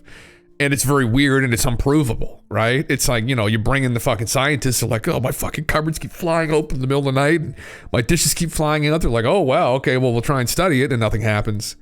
Nothing happens while they're there. And then a week later, it happens again. It drives them insane to the point where they have to leave, right? And so you're opening up a channel to somebody or someone, and depending upon your intentions, maybe it's not always good. And who knows, right? Only one way to find out, I mean, is to fuck around with it, and I guess just use the search bar, get in the fucking group chat with fuck knows who, and be like, listen, I'm trying to no one wants me in this group chat. I've been asking for, oh my God, years now. I was like, fucking boys, come on down, right? I'm ready. Every night I'm ready. Come on, you can blow a hole right through my fucking wall. I don't give a fuck. Let's go. What are we doing now? Let's go. No one shows up. No one gives a fuck about me, I guess. I'm not interesting. I don't have the genetics, right? I don't have the right makeup. Some people have the right makeup that they want. Maybe that's what it is. I don't fucking know. Yeah. Dude that got punted a while back that was saying he was causing weather events was on top of the cusp on this. I truly believe. He was losing touch though. Borderline. Oh, is that Sam? Yeah. She's on Tim. Yeah, fuck, I don't know. Yeah, maybe Sam will come back someday. We can have a. What happened? You guys got in a fight or something, and he got mad at me and left the Discord. And I thought, what the fuck did I do? I was busy memeing on something. I wasn't paying attention. Yeah, I don't know. Can he change could he change the weather? I have no fucking idea. I mean, that's a hell of a statement. I mean, I don't know if we have enough electromagnetic energy in us to do anything along those lines. Unless he goes into the source code behind the scenes and fucking, you know, like kind of Neo fucking updates his consciousness to weatherman. Now I can edit the weather. Fucking, I don't know. Yeah. Yeah, and then he attacked. Yeah. That's what happens, though, when you push buttons on people that are a little bit unsettled, right? It's just, all it takes is one button and they're just off. They're just at you, biting you. Yeah. Yeah. One thinks that when experiencing psychosis, for sure, yes. Yeah, it's a disassociation, or what the fuck is it? It's delusions of grandeur. Yeah. It's a precipice for telepathy, though. I've heard that shit. I knew of a guy, ex-girlfriend of mine, her brother, fucking too many tabs of acid. Somebody didn't mix it very well in the bathtub either, I don't think, and went banana balls. He's still in the fucking psych ward now. Saw demons coming into his room, telling him to kill his whole family and shit brutally. Like, it would be great for you if you killed your whole family. And he supposedly saw them, and he's still fucked. Right? You know, that's the thing. Like, our brains may be a receptor, right? Like a radio, and you kind of tune it. And when you take these substances, sometimes you kind of jerk the dial around, and some people just literally throw the whole thing into the bathtub with them. And that's what happened there, I think. So he's got to be careful, right? I mean, maybe he's actually seeing shit. I mean, I remember I didn't say that. I've always humored this thing about people who are like way the fuck out there. I'm like, well, I mean, he told me this one time, or he saw these demons. I'm like, I didn't think, fuck, I was my brother. Like, well, maybe they were actually there with you. I'm not the guy to talk to, honestly. You want to talk to someone who's involved in it, accredited psychiatrist, but I'm asking the question. I'm like, well, maybe they were fucking there. I mean, you know. But anyway, you don't want to tell him that, for fuck's sakes. But when he admitted he escaped from mental institutions, that sealed it for me that kind of help he needs is not to be gotten from Twitch streamer. Did he actually say that? Fuck, I missed that part. Fuck, listen, this comes part and parcel to territory here, guys. That occasionally there are some people that show up that are like truly fucking just out there, but it is what it is, right? Yeah. Rationalizing unexplainable through the commonly accepted impossible creates madness. Yeah. I skipped a psych ward once. It's a thing. Oh, fuck. I thankfully never ended up there, but almost, maybe a couple times almost after fucking, you know. It's sad that those people aren't just crazy. They just tuned into the wrong channel and confused, and all we do is put them in a medical box and then in a physical one. Yeah, I mean, who knows? It's the thing, Esther. I mean, it's like, we just don't know enough about the brain, right? We know a lot about the brain now, I think, right? But there's still a lot that we need to learn, and I think our approach right now isn't quite as aggressive as it used to be, which is we'd stick a spoon up there and just fucking scramble it until you stop fucking freaking out. Now we use these pharmaceuticals, which effectively just do the same thing, which suppresses the activity. But ultimately, I don't know how much... Do we actually know what's going on there? I mean, I think they're able to use chemicals to like, which is miraculous, to calm it down. But I mean, what's actually happening there is still an open question, I think, right? So yeah, yeah. Fuck me. Anyway, there's other. There's more slop, unfortunately for some people tuning in here, and it's even worse than what fucking Jake had to offer. If you think that his bowl was sloppy, let me tell you, this next meal has been, oh my god, regurgitated, chewed. It's premium slop. Like, you've never had something more sloppy than this. So. This fucking guy, man. There's some people, like, I'll listen to almost fucking anybody. I'm clicking all these fucking buttons here. There we go. I have a hard time with this one, man. This fucking guy. Just fucking... I get angry. And I don't know why. I just do. but I shouldn't because I don't know. But there's something about this, like we're talking about cults last night. Man, this guy just reminds me of a fucking cult leader. Like, holy fuck. So there's something about him later with this Jesse Michaels interview where he was talking about, like, this is what I have up here, like that there's a real like Men in Black binder eraser that the government has where they flash in your face and he told fucking Danny Jones this and then he cut it out of the fucking interview because he thought it was like so fucking crazy. Anyway, yeah, fuck. What's this? Lithium, Risperdal. There's a whole catalog of drugs to treat telepathy. Holy fuck, brother. God damn. I don't know about any of those. I never heard. Lithium's that's a fucking battery, for Christ's sake. What batteries?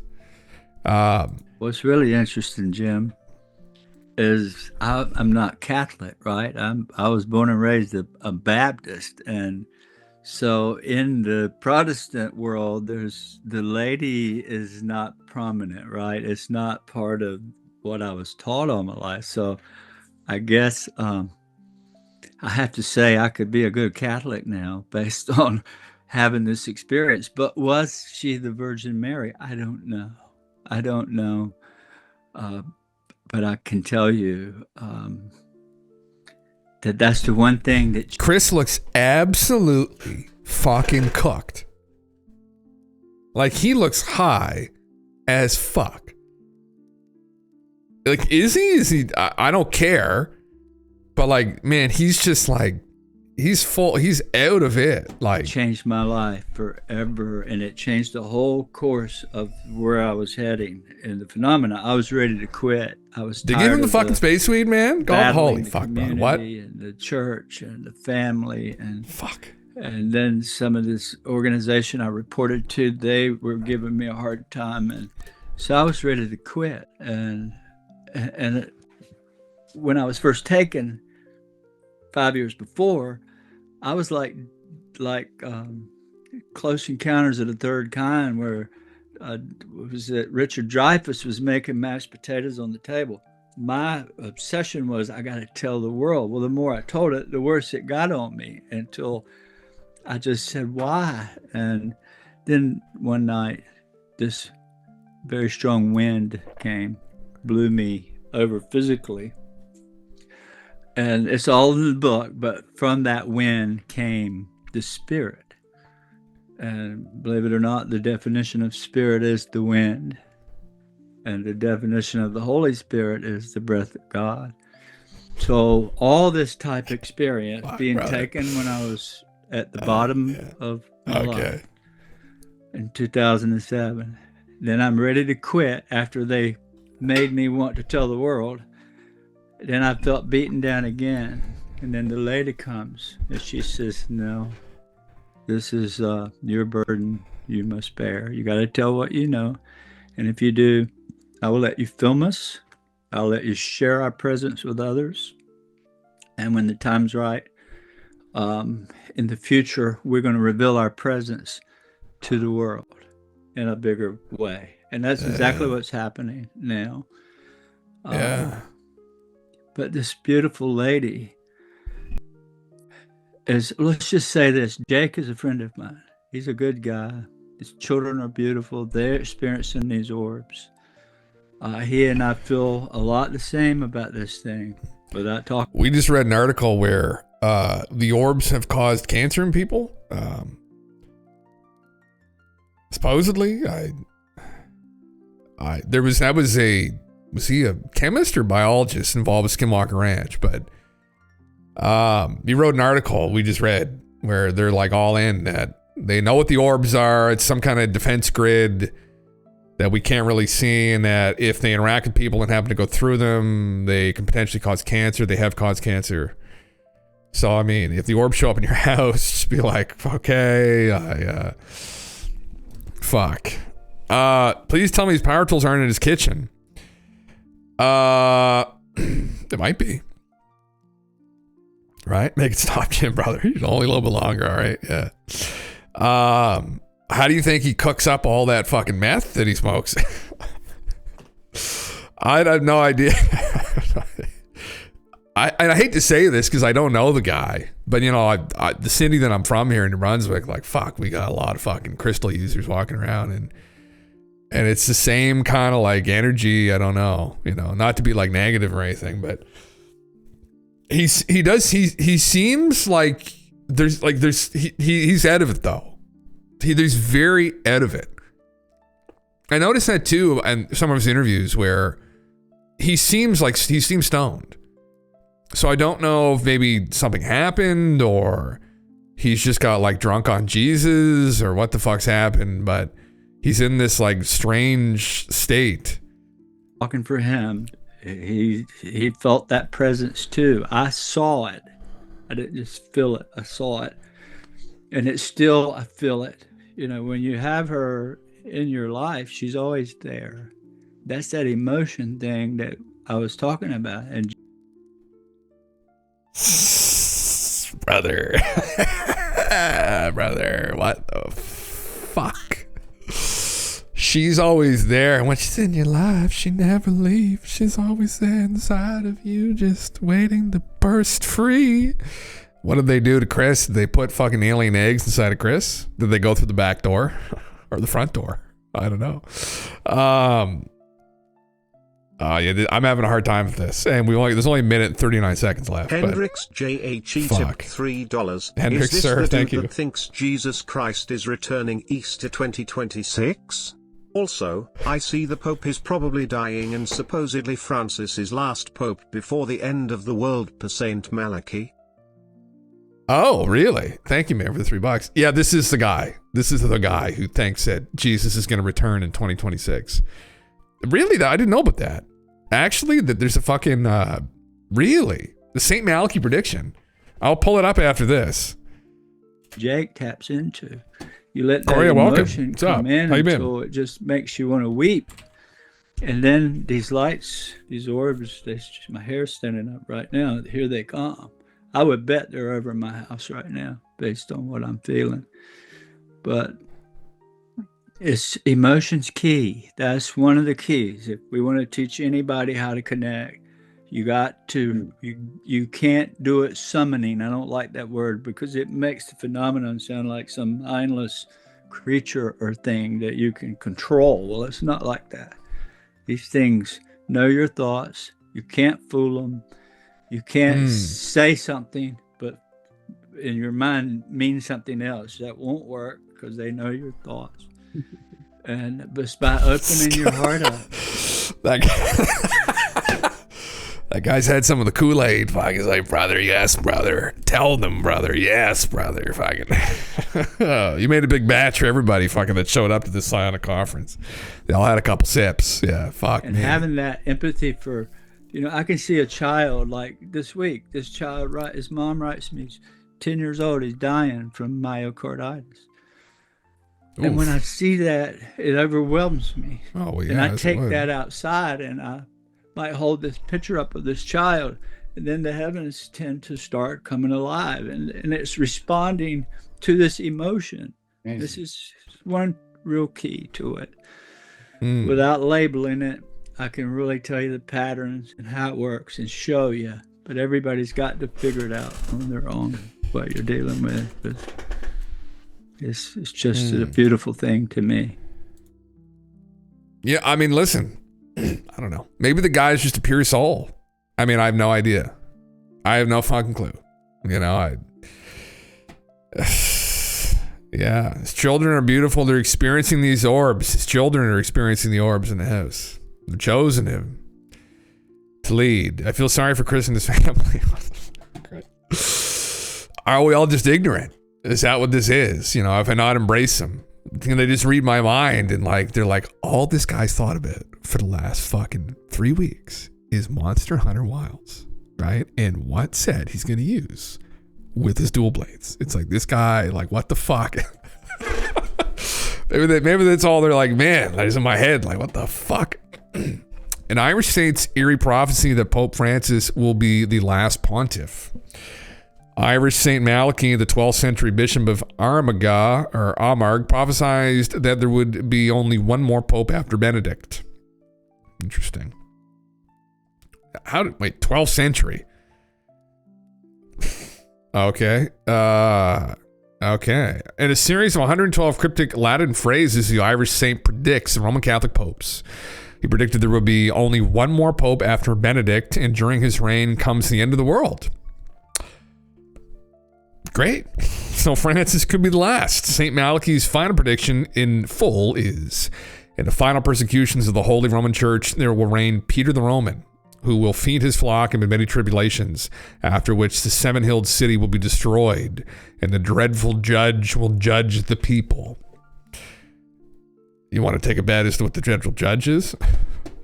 I'm not even going to go there. Pope Francis, who was born George Mario Bergelli, chose his papal name in honor of St. Francis of Assisi. One theory that seeks to confirm the Irish saint's final prophecies that St. Francis' father's name was Pietro, or Peter. In 1139, then Archbishop Malachy went to Rome from Ireland to give an account of his affairs.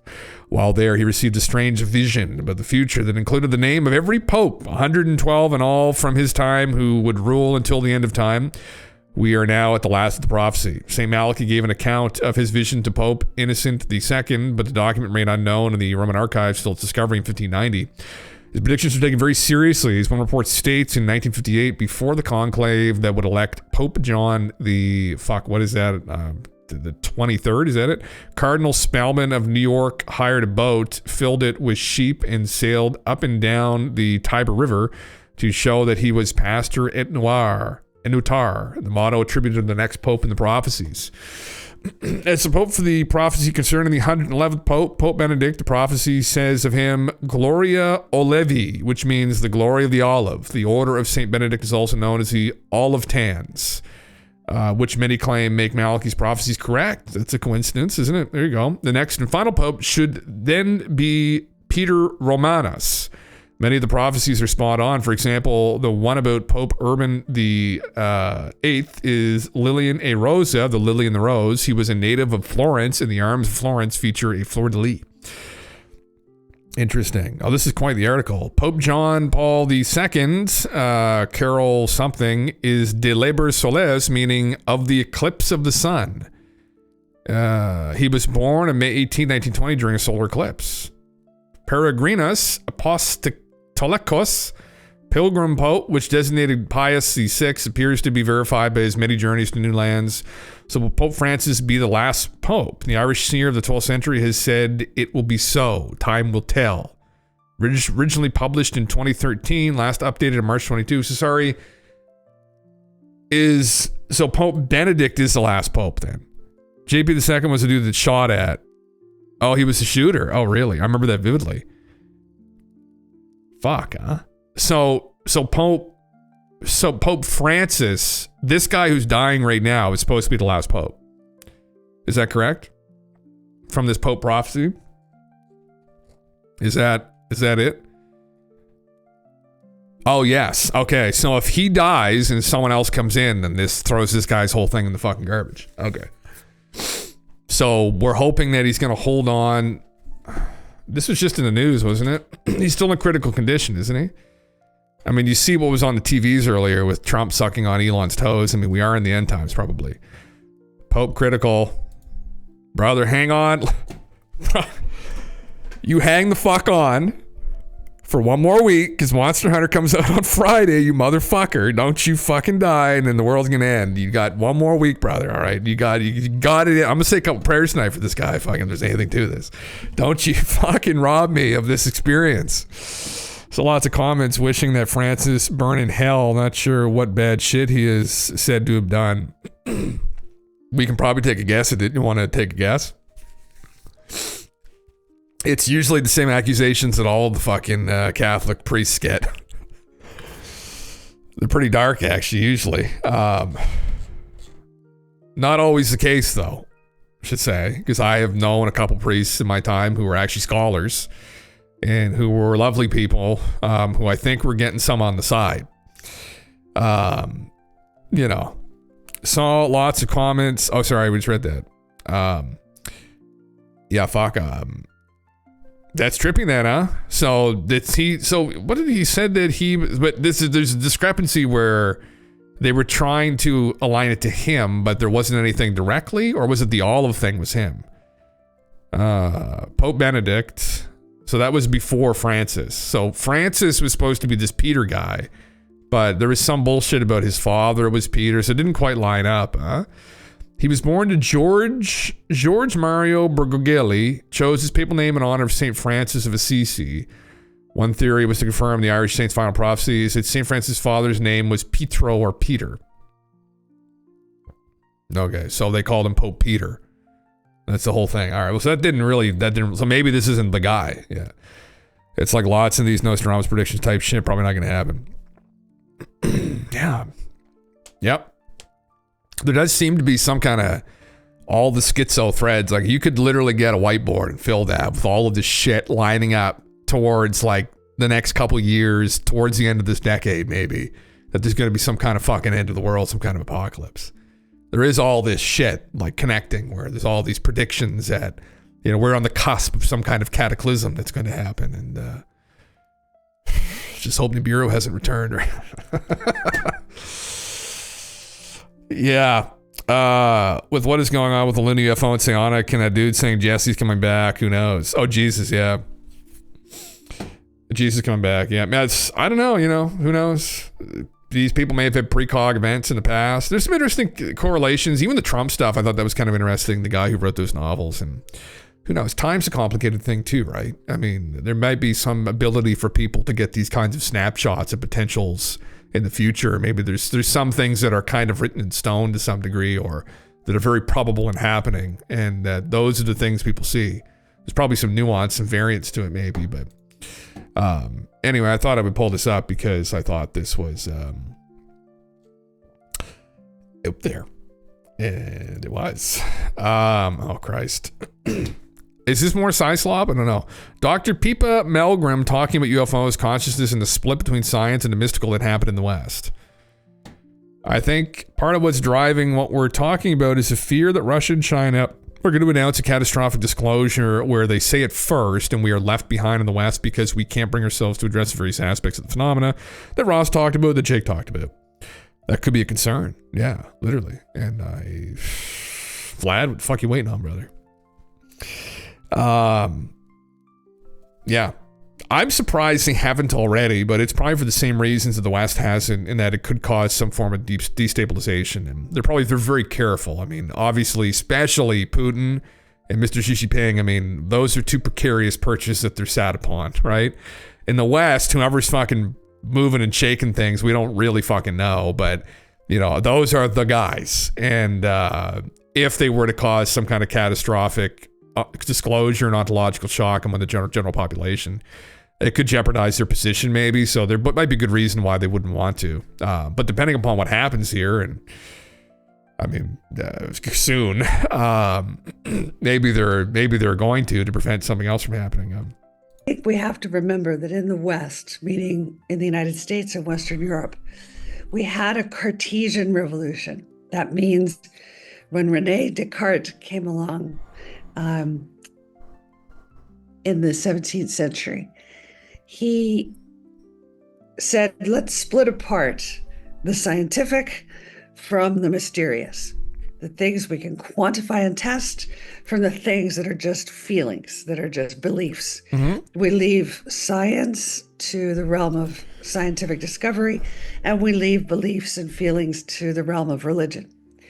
And because we made this split, it became necessary to verify all phenomena through scientific testing.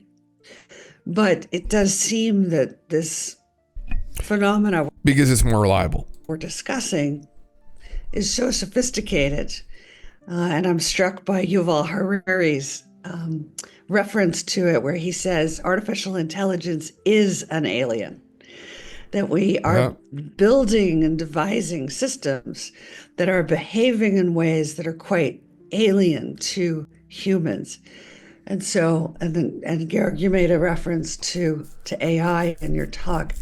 I think that this is where things are happening, in the sense that there's beginning to be a recognition that actually this Cartesian split may no longer be serving us very well. And so what we have now is scientism, which is anybody who says this is ridiculous and refuses to bring our best science to the subject, versus science, which says we now have extraordinary scientific discovery capabilities. We have extraordinary telescopes, we have extraordinary microscopes. Our capacity to comprehend what's happening in reality has been so substantially advanced that we're beginning to think holistically again, instead of separating apart the mystical from the scientific. And I would point out that Russia and China never separated these things. This is a particularly Western phenomenon. Demand that science answers the question. Yeah, I mean, I think approaching these things as hubris or stating outright that these things cannot be real because they're unobservable is obviously ridiculous claim. Right? I mean, the absence of evidence is not evidence of absence. We know these things, right?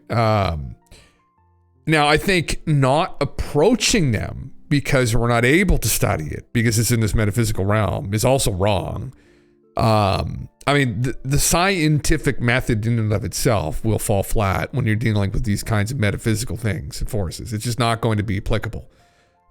So then it could be for other disciplines to look into. I mean, we could try and use, new tech to study, is there actually something going on with psionics? It's just we're at the limits of our understanding of reality right now. And with that, by consequently, is ourselves when it comes to consciousness. So, I mean, there's really, I don't know how much more of the envelope we can push. I think we could do these kinds of experiments where you have these people who claim that they can talk to aliens, get together, and if they can facilitate some kind of craft materializing in front of us, and they can do that repeatedly, and we can get that on film, and we can document it and get data to corroborate and say this isn't some strange hallucination, then that would be very helpful, and I think that'd be interesting. I mean, that would be it. And I think that's what they're trying to do right now.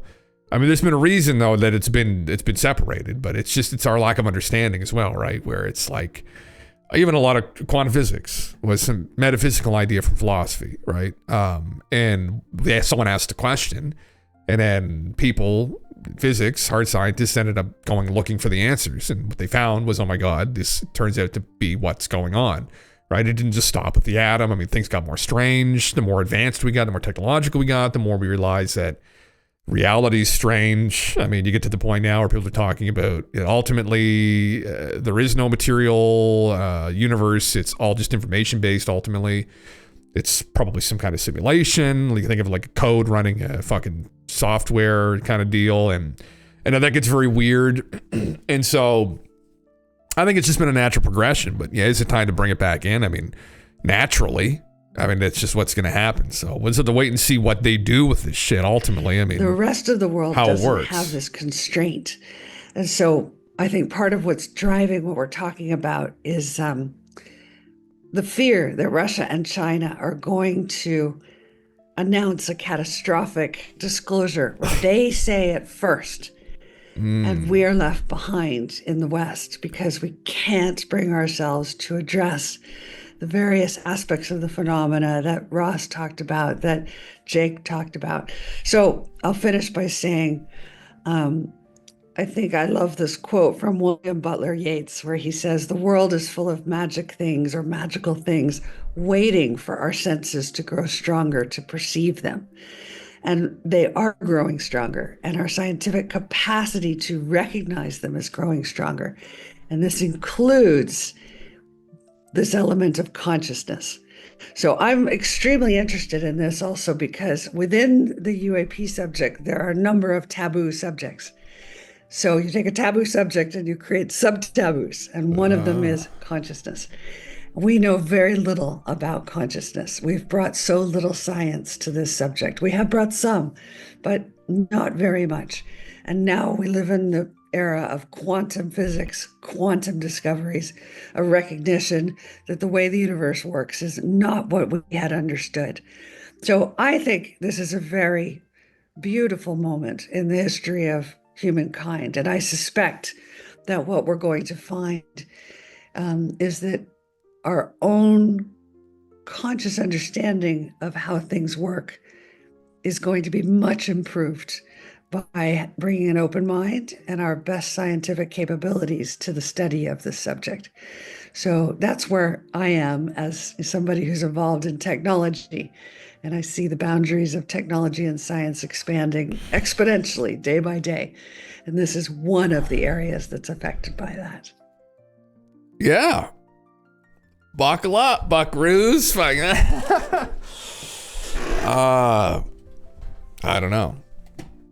Yeah, I mean, I do think that approaching the subject more, right, taking it more seriously has been necessary for a long time, which is why I fucking talk about it all the time on the fucking internet.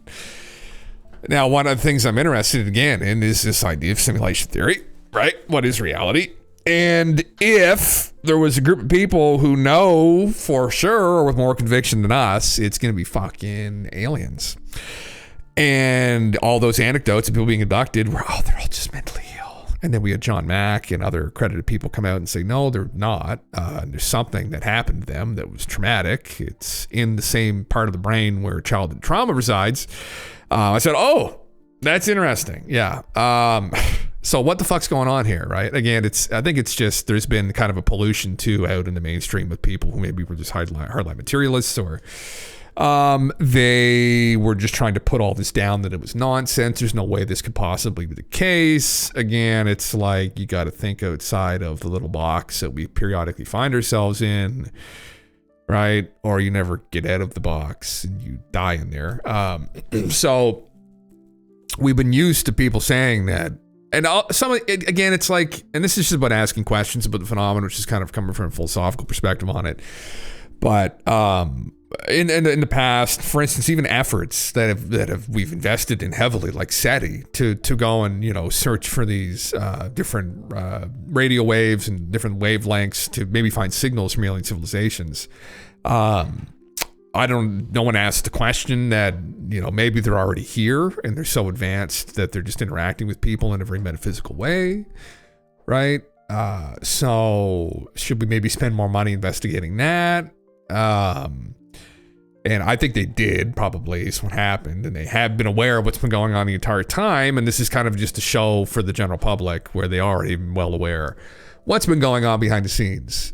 So now we're just kind of waiting for that all to spill out. And now we're going to reorient ourselves as to how to communicate with the phenomena, if that's the case. So how do we do that? Is this a bit premature? Probably it is. But I think ultimately this will end up probably being a thing at some point. But I think it's a bit premature, in my opinion. Yeah. On the bright side, Immortal Pillars DLC for AOM Retold is coming out March 5th. Oh, brother, fish. You get Monster Hunter, fish? I'll be playing Monster Hunter on Friday when it launches. Yeah. I've been shocked. So many people have expressed extreme doubt of the trauma-based Medicare Ultra stuff being used to get child psionic assets. I'm hoping this is on topic to what you were just talking about. Welcome, Will. Yeah. Well, kind of. Yeah. It's not news. I'm not surprised that it's unbelievable news to some. Daz has been on Twitter poo-pooing it repeatedly. Oh, has he really? This? Oh, because he's afraid of people reaching out to bad aliens and stuff. Yeah. Yeah, I don't know. We'll have to just wait and see what happens ultimately with it. I think my bet is that this will probably be a thing at some point, but I would like to have some of the physical evidence brought out first, that we're being visited, and that will kind of bring more people over into this discussion, and we can kind of all approach it together and figure something out, really. Because, I mean, obviously, at the end of the day, there's an explanation for all of this, right? There's a rational explanation for all of this in the end, and it might be beyond our comprehension, though. This is the only problem. Ultimately, I mean, we're assuming we're going to be able to wrap our heads around that. We have been slowly wrapping our heads around a lot of complicated, ideas and relating to nature of reality, but we might be approaching a wall where we are just not going to be able to potentially. One of the only ways you may be able to wrap our heads around it is by communicating with more advanced species that can maybe give us some kind of an analogy for it. Because we have no framework as to how any of this works, really, when it comes down to remote viewing, when it comes down to the psychic phenomena. There's some people with theories, but I don't think nobody knows with complete conviction, at least in a convincing way. Yeah. Too old nowadays to have the reaction time necessary to play fast-paced games like that. Fuck. Oh, brother, I'm getting up there too, but yeah, I still do. I still subject myself to it. Yeah. A trauma-based MK Ultra style abuse happening to create psi assets of trafficked kids, specifically that category. Oh, Jesus Christ. Daz is saying that it's not happening. Okay. Interesting. I have no idea. I mean, that'd be fucked, obviously. I mean, they were making reference to this recently, that this was something that supposedly happened. So, yeah, fuck. Well, in regards to all of this, where the fuck is the clip at? I think we'll probably run into this, but I just I'm going to watch this here in a second, which is Jesse Michaels was on with Danny Jones, and there was actually some interesting clips that happened. So they talk about Chris Bledsoe here, and that they had an MIB style neuralizer that Tim Taylor had showed Chris Bledsoe, and Danny cut it out of the original broadcast. So, yeah. You know, we were just talking about, you know, Tim Taylor. Yes, who that's the guy. I would always mention pseudonymously. He was written about in this great book by Diana Pasulka, religious studies professor, called American Cosmic, and then he was kind of doxxed by Chris Bledsoe on your show, actually. Right, which I thought that might have been the reason that video got completely blasted off the face of YouTube because of him talking about him. Right, because if I'm that guy, and I have all these connections that he allegedly has, I could probably make a call or send an email to somebody at YouTube being like, nuke this thing. Totally. Yeah, well, that's what, and Bledsoe even says in the story that Tim Taylor gives him a whole brief about UFOs, and then he says, you can't send this to anybody. And then he like sends the email or something to his wife or like, I don't know, somebody very close, and immediately gets a call from Tim being like, knowing that he forwarded it. Yeah, like you fucked up, yeah. And so, you know, who knows if that's like a test and like, you know, they're just sort of being psyoped or, you know, I don't know. I think even Bledsoe thinks that, you know, maybe he was being messed with initially when he sort of entered his life. And even when I think he was giving him a tour of like Kennedy Space Center. What was he said when you walk through the security, when you walk past the security tower, he goes, just play a song in your head. Yeah, so they can't access your thoughts. So they can't access your thoughts, right? Yeah. And I asked him, like, what? Yeah. I'm like, who's in there? Yeah. And he didn't know. He's like, mind readers. I don't know if they're aliens or humans, but they read your minds. Yeah. And then he also said some shit that I'm like, I don't even know if I want to say on camera, but he like. Say it, Danny. He told me some stuff. Okay, essentially, I'll dumb it down so it's not too technical, but he basically told me that this fella showed him a real life Men in Black neuralizer. No way. That wipes your memory. No way. This is what he told me. How can you know if it's a neuralizer? We actually cut the segment out of the podcast because I was like, there's no way I'm putting this on the podcast. It was like a 10-minute chunk of that Bledsoe podcast where he explains everything about it, how it works, where they got it from. No way. Yeah, bro. Why didn't they neuralize him after they described the whole neuralizer? That would seem like you would think they would want to do that, right? Yeah. But like that is like essentially is like Leader Vodka will do it for the missing time stuff. And he had another story about like missing time where they were like walking through a forest. Yep. I don't know if you're familiar with that one, but like they were him and Tim were walking through a forest with somebody like looking for something, and then all of a sudden they started over. Whoa. Like they almost like started back to where they were an hour ago with in an instant. Like almost it was like a loop, like they looped through time or something. It's fascinating. Sounds like fucking head trauma to me. It's just fucking, I don't fucking know. He's a very cognitive bias about it. Refusing to accept, not engaging with it, but saying, where's the evidence? Oh, really? Oh. It's a big claim, I guess, right? But who knows, man? Fuck. This seems like a head trip. I mean, how do the aliens do it, I guess, right? Because supposedly the aliens are picking people up and they're recalling any of the experiences unless we go and we fucking talk to a hypnotist or, you know, we regressed through these memories. So maybe this is an alien device where maybe a little piece of little tidbit that came out of actual black sites, right? From the deep throats there, but the thing, right? All right, I'm gonna go throw my food in the fucking microwave. and then I'll watch through a bit of this. I don't know. I'll see if there's some interesting bits and pieces. There supposedly are. So these boys have both been exposed to the behind the scenes of all this unfolding, right? So now they're probably very careful as to what they say, but I'm curious. Maybe they'll let some shit slip. Who knows? Danny seems like the kind of guy that might slip a little something along the way, just fucking like oopsie, oops, whatever. I'll be right back.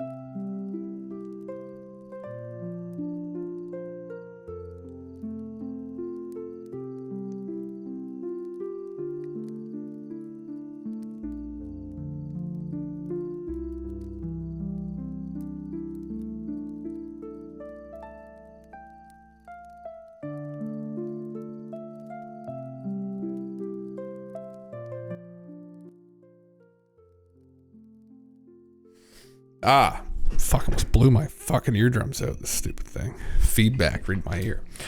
Yes. Yes, sir. Well, let's see what happens. What are they talking about? I'm just curious. Okay, interesting. Okay. I might jump around a little bit just because I'm curious. There's bits and pieces I'm curious about, so not how it goes here. I don't usually subject myself to, oh my God, some 4-hour-long discussion. Fucking hell yeah. All right, we'll see what they say. What's up, Jesse Michaels? What's up, Danny Jones? Like I just said to you, bro, you're going to have to pull me back into the believer. Make me a believer again, because the more shit I learn about UFOs, the more I am just out on this topic lately. That's understandable, and I'm not here to bring you back. I'm not an evangelist. I do think... Damn it. I'm sorry. I do think if the question is the topic worthy of further investigation, and is there something very interesting at the bottom of all of this? You know, you get to the final room, is there something interesting going on? My answer would be, I think yes. But yeah, I don't want to evangelize. I think in many ways, interest in UFOs is maladaptive and a distraction for a lot of people and doesn't make sense. So. Yes. There's a lot of shit you got to cut through, bro. Like, not just if you want to talk about like PSYOP stuff, like sure, there's a lot of stuff you got to cut through with that. But then there's a whole nother layer of people monetizing this. Yeah, there's a business, just right? Just an hour ago. We're doing a podcast in a spaceship about UFOs because my audience loves UFOs and I'm gonna make money talking about UFOs. Half the books on that shelf are about fucking UFOs. So it's a huge business too. Yep. Which muddies the water even more. Yeah, it totally muddies the water, and it's a weird dynamic. And I think when you have a topic that's kind of pointing at the sacred, you know, it might be the tip of the iceberg. It's not the rest of the iceberg. Like, it's just an unidentified flying object is not necessarily what you're going for. I think a lot of people that are into it are like ultimately meaning seekers, and they want like they want to understand the reality of religion. They want to understand metaphysics. And so I think UFOs are just a foray. They're just one kind of route in. But I think combining that with money is a very weird thing. I mean, then it's like sort of the modern Catholic indulgences or something. You know? It doesn't really work. Right. Yeah, totally, man. And we were just talking before we started rolling about that movie, The Adjustment Bureau. And there's some crazy people, like some deep, dark, secretive people in this whole UFO world that aren't public, that I guess we can talk about the guy, right? Like he's fully the reason I'm scared to talk about this guy, is because my podcast today with Chris Bledsoe, completely got nuked off YouTube. Yeah, should we tell this story? Because you told me some really interesting stuff on a phone call. I did? Yeah. What did I tell you? Well, you said that. You say I don't care. Okay, cool. You said that the views were like, you know, it was like doing 50K a day. Oh, yes. And then it cuts off. Yeah. You speak to some rep at Google, and they're like, we don't know what the hell happened here. It doesn't make any sense given the click-through rate, average view duration, which should basically define the video's performance. He goes, the one other time I've seen this is with Jesse's David Grush video. Exactly. Performance fell off a cliff. Yep. So, and he said that my video with Bledsoe and your video with Grush, neither of them broke any YouTube rules or had any internal red flags that he was able to see. Yep.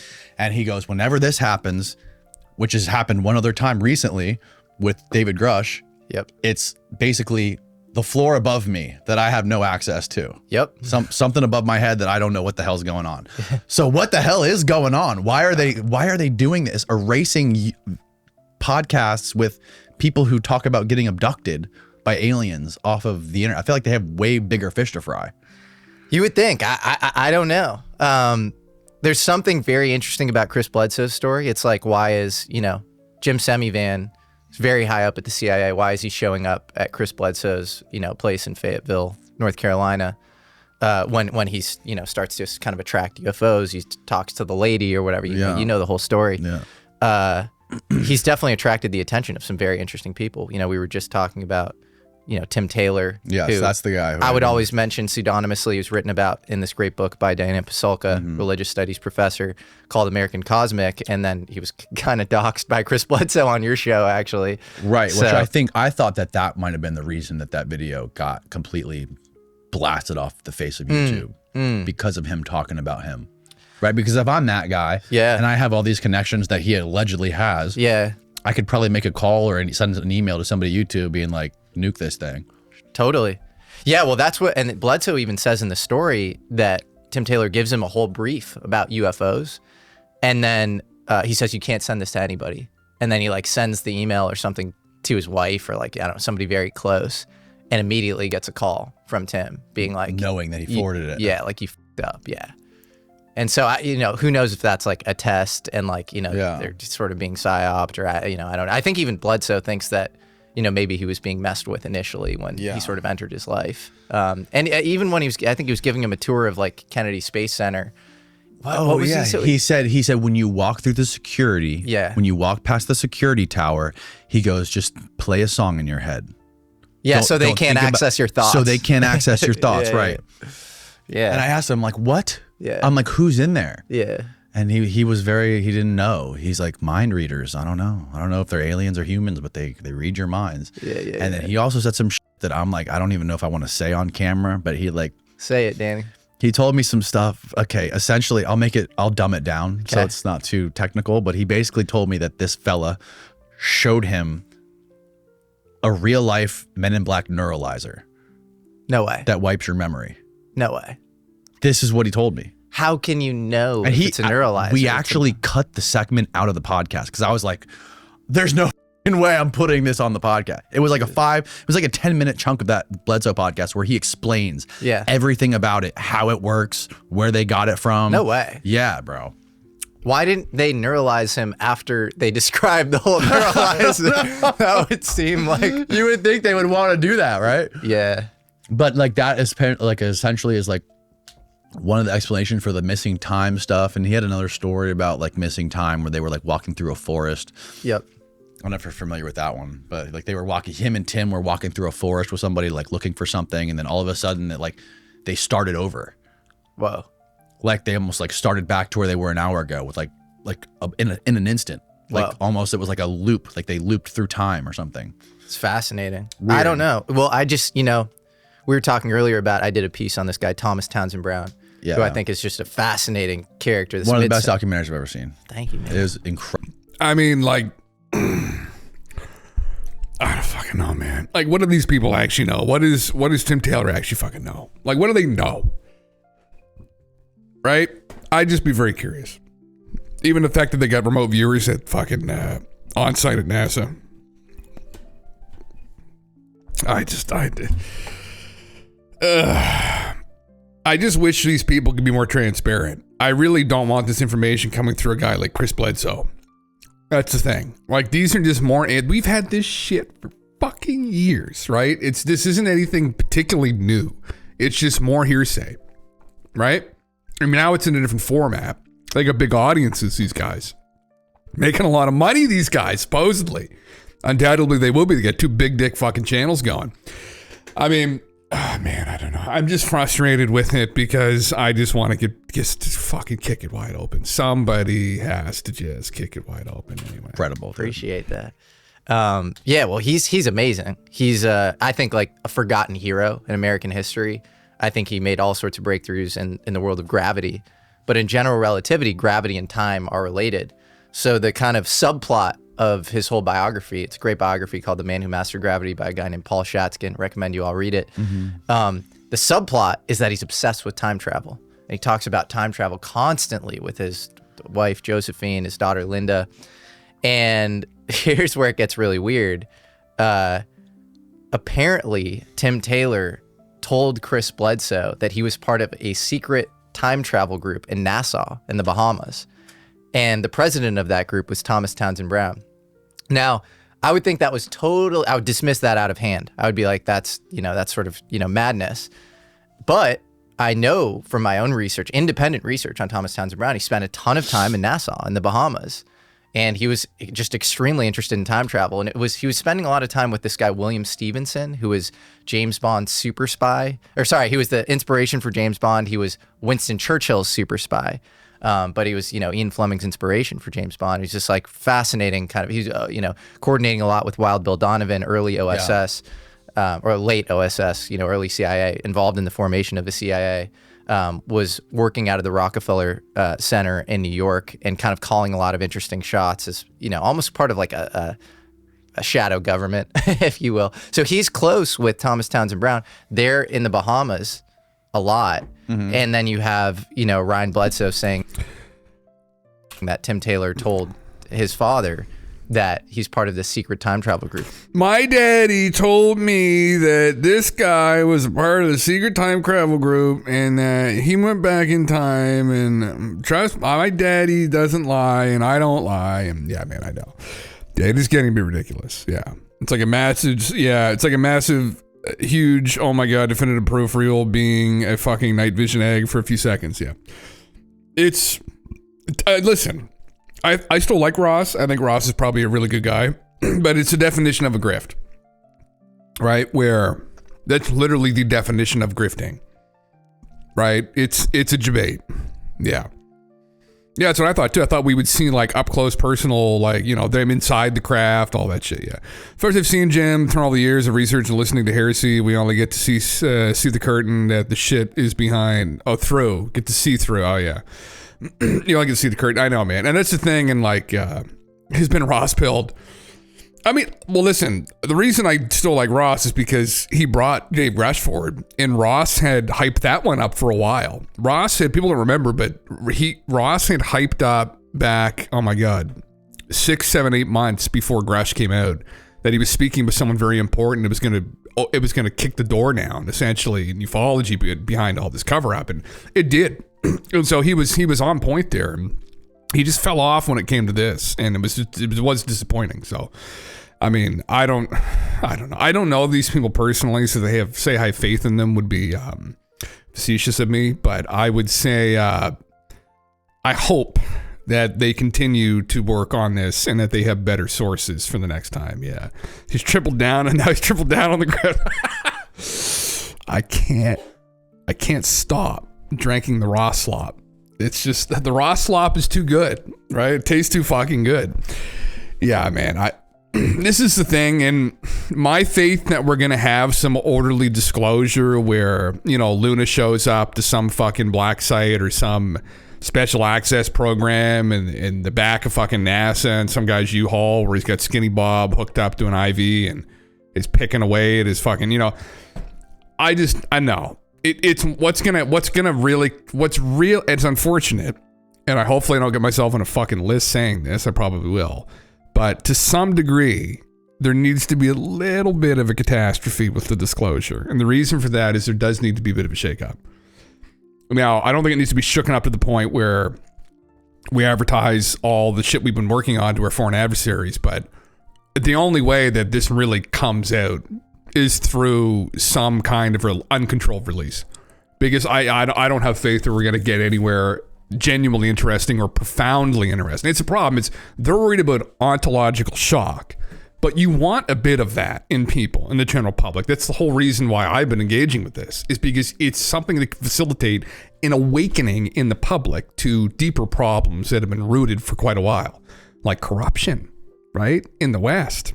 So there needs to be a bit arguing that that's not something that we want. We want things to carry on forward as they have been. What, towards a fucking cliff? Look at the debt of the U.S. right now. We're heading towards a fucking cliff. Like, nobody survives that drop. So the only thing that's going to save us is if we fucking get anti-gravity in the car and fucking fly up in the air. And so, but people may need to be aware of what they're headed towards. And I think that we definitely need some ontological shock. So anyway, everyone has their favorite slop. Your Ike pilled? Oh, brother. Can't resist a little bit of Ike, huh?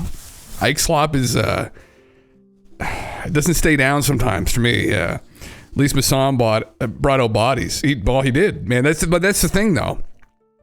That's the thing. And that we might need somebody to do something similar to that here. To like bring forward documentation or fly a whole fucking UFO right into fucking Trump Tower. Like, sorry, not into it. Jesus Christ. No, that's not, we don't want that.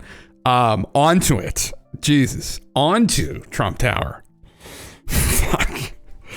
Anyway, I'll shut up. We'll just continue watching. With Thomas Townsend Brown. Just very, very interesting. And then you know, we were talking about this before the show. You said, you know, that Tim Taylor told Chris Bledsoe that the Adjustment Bureau was like, you know, his life or whatever. And that's all about like changing one little variable. Like, it's like if I were to freeze this room and like, I don't know, move your mic like a little bit, and you get this butterfly effect style multiplicative effect down the line or whatever of like, you know, changing timelines. It's madness. It sounds kind of crazy. Complete fucking madness. Yeah, and science fiction. It is. It's sci-fi, and I'm not proposing that that's, you know, a real thing, but it is fascinating that there are some connections there. And then the final connection I made is Townsend Brown's daughter is an amazing woman.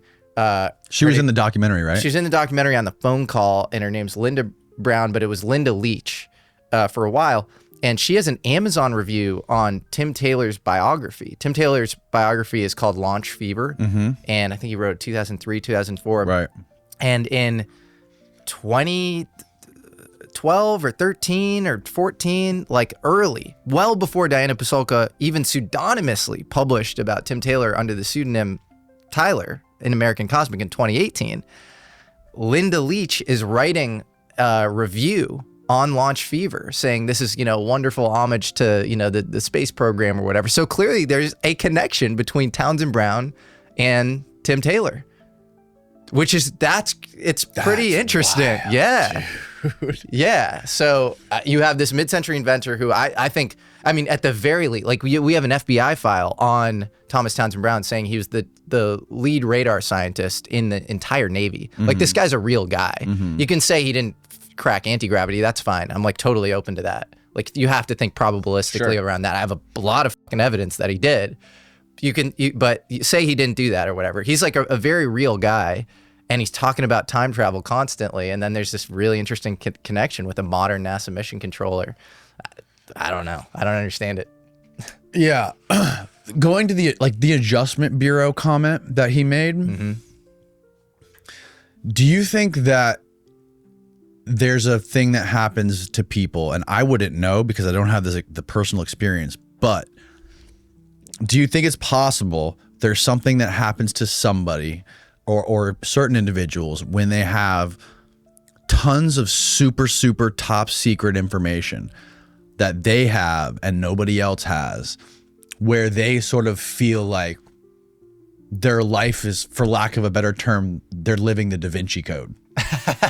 And they sort of like fall into that, and they sort of like look through their entire life through that lens, right? Like I am living this movie, or like I am this superhero character because I hold these secrets that like literally would change the power balance of the world if I let them out. Yeah. I wonder what that does to your brain. You know what I mean? I do wonder that as well. And then I wonder how much of it is like human clearance systems versus like, have you ever experienced synchronicities in your life? Like, all the time. Things popping up, showing up, like really in really cool, interesting, fun way. So maybe there are people that are more tapped into that in sort of a weird way. You know? Well, that's what this guy tries to do, right? He's trying to tap into this other thing. He's trying to get these downloads that she's in her new book. She talks about like all these, or Diana Pasulka in her new, I forget the name of her new book, but she taught in that one, she talks about encounters. Yeah. It's great. Awesome book. Shout out Diana Pasulka. Shout out to Diana. All of these protocols that he goes through every day by not drinking coffee and like going outside and getting sunlight and all this stuff in the morning, and like trying to download some sort of cosmic shit so we can make more patents. Yeah, it sounds so woo-woo so wild, and like I don't know what to say about it. I think that's more how thinking works than the average person realizes. You know, I'm a big fan of the transmission theory of consciousness. When you're daydreaming, you're not actively producing those thoughts, right? It's like you're like a receptacle for the thoughts. And so I think it's it's an important kind of epistemological question: is, are we locally producing the content in our minds, or are we somehow downloading them from elsewhere? Yeah, sure. I think that is probably going to be proven by some sort of, scientific model of the future. Right now, electromagnetism, as we know it, decays over and attenuates over space-time. So we don't have a good model for like how that transmission might occur, neutrino information transfer.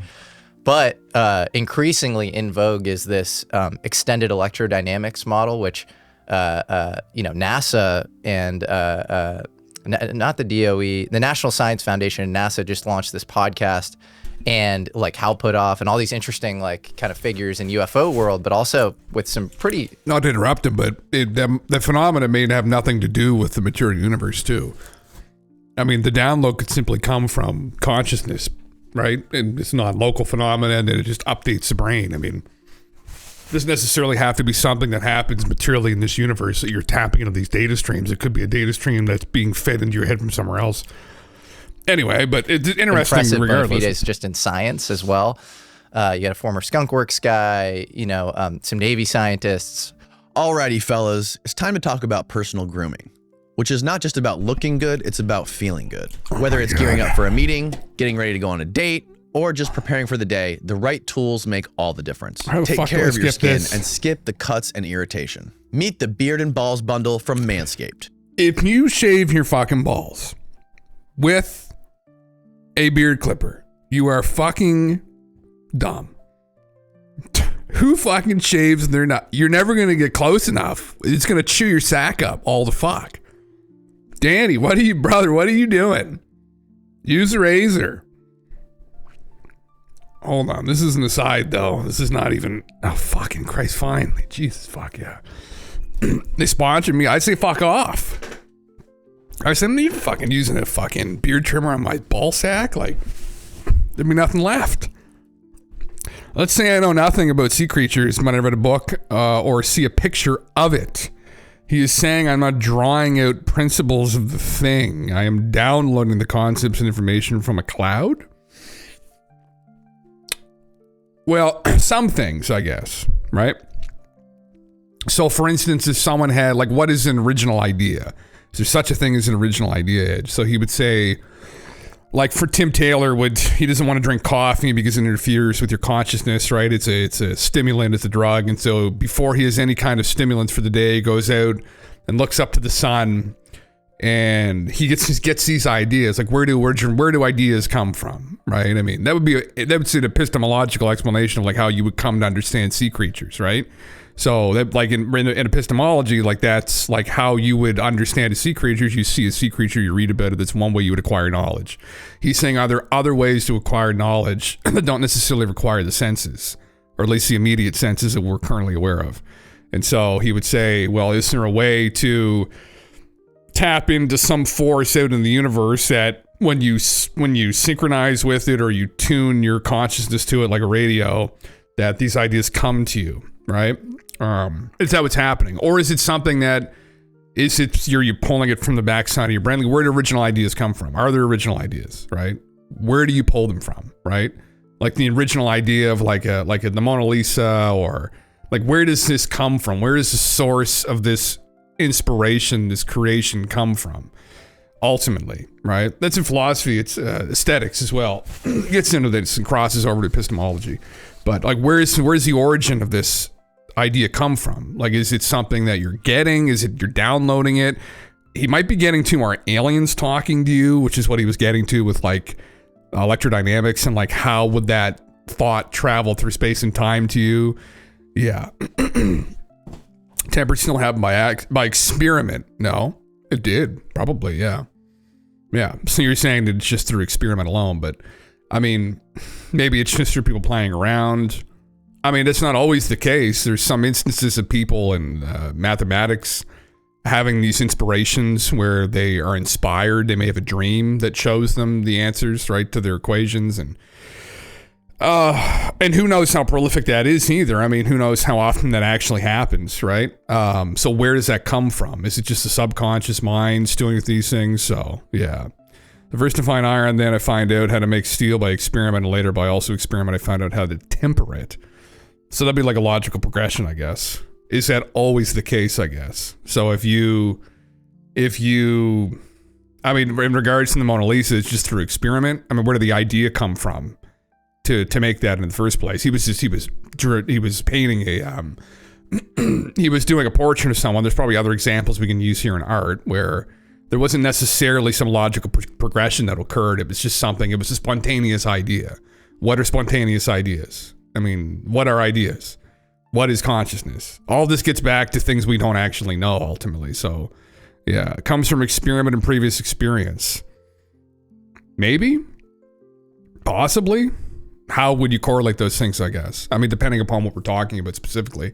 I mean, if you're talking about an idea to, I mean, I'm using just throwing a random fucking examples right now. We could probably hone in on a better one here to try and align with what Jesse's trying to get at. But I don't fucking know. I'm not a big art guy, if you can't fucking tell. But you could use music, right? Song lyrics. Someone has an idea for a song in their head. They pull that down. Aaron, what's up, man? And maybe that's a case. Like you put the Lego together in one way. When building it, you try different things and come up with a new build. Yeah, I mean, isn't all just sort of experimentation? Is that how people come to create things? Is it strictly the only way that it's possible? I mean, maybe. Well, we don't know, ultimately. I mean, you could probably say in regards to tempering steel that could be the case. I mean, are there other breakthroughs that people have that are genius? What about genius level breakthroughs, right?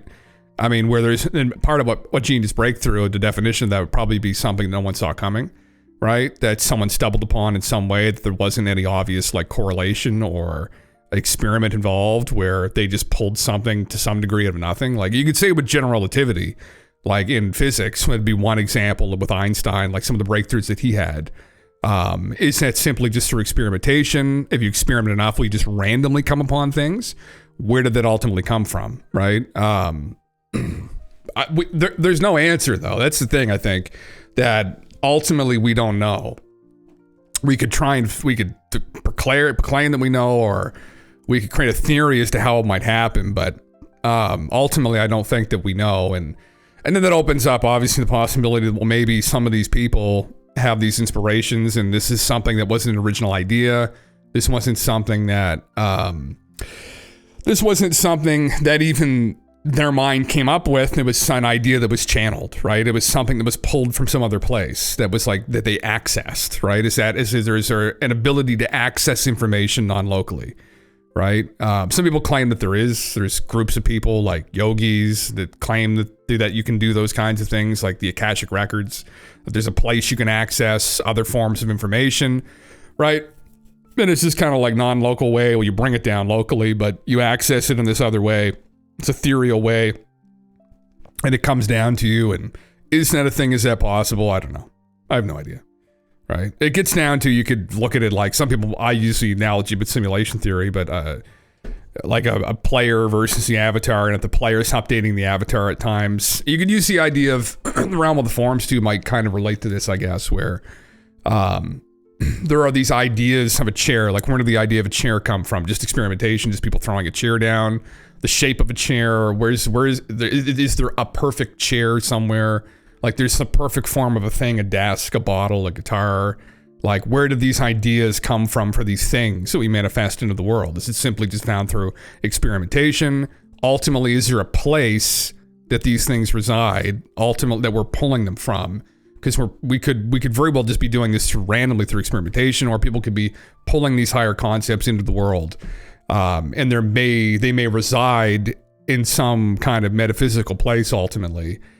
So you can look at it, if we're in a simulation, the player maybe has these, in this other realm, this idea of a chair. It's never existed here in reality before. Somebody fucks around, says there must be a more comfortable way to sit. And so they get fucking 4 legs and a back and made it of wood. And they're like, a chair, yes. And then it's just through experimentation alone, or was it some inspiration? What is inspiration? We no fucking idea. Who knows, right? Yeah. Intention into the ether brings answers from collective consciousness. Maybe, brother. Wherever it comes from. Yeah. Who knows, right? And I think that's what he's getting at. And I mean, ultimately, yeah, I have no fucking idea. No. I mean, in philosophy, you just ask the questions, right? Which is what Plato was doing.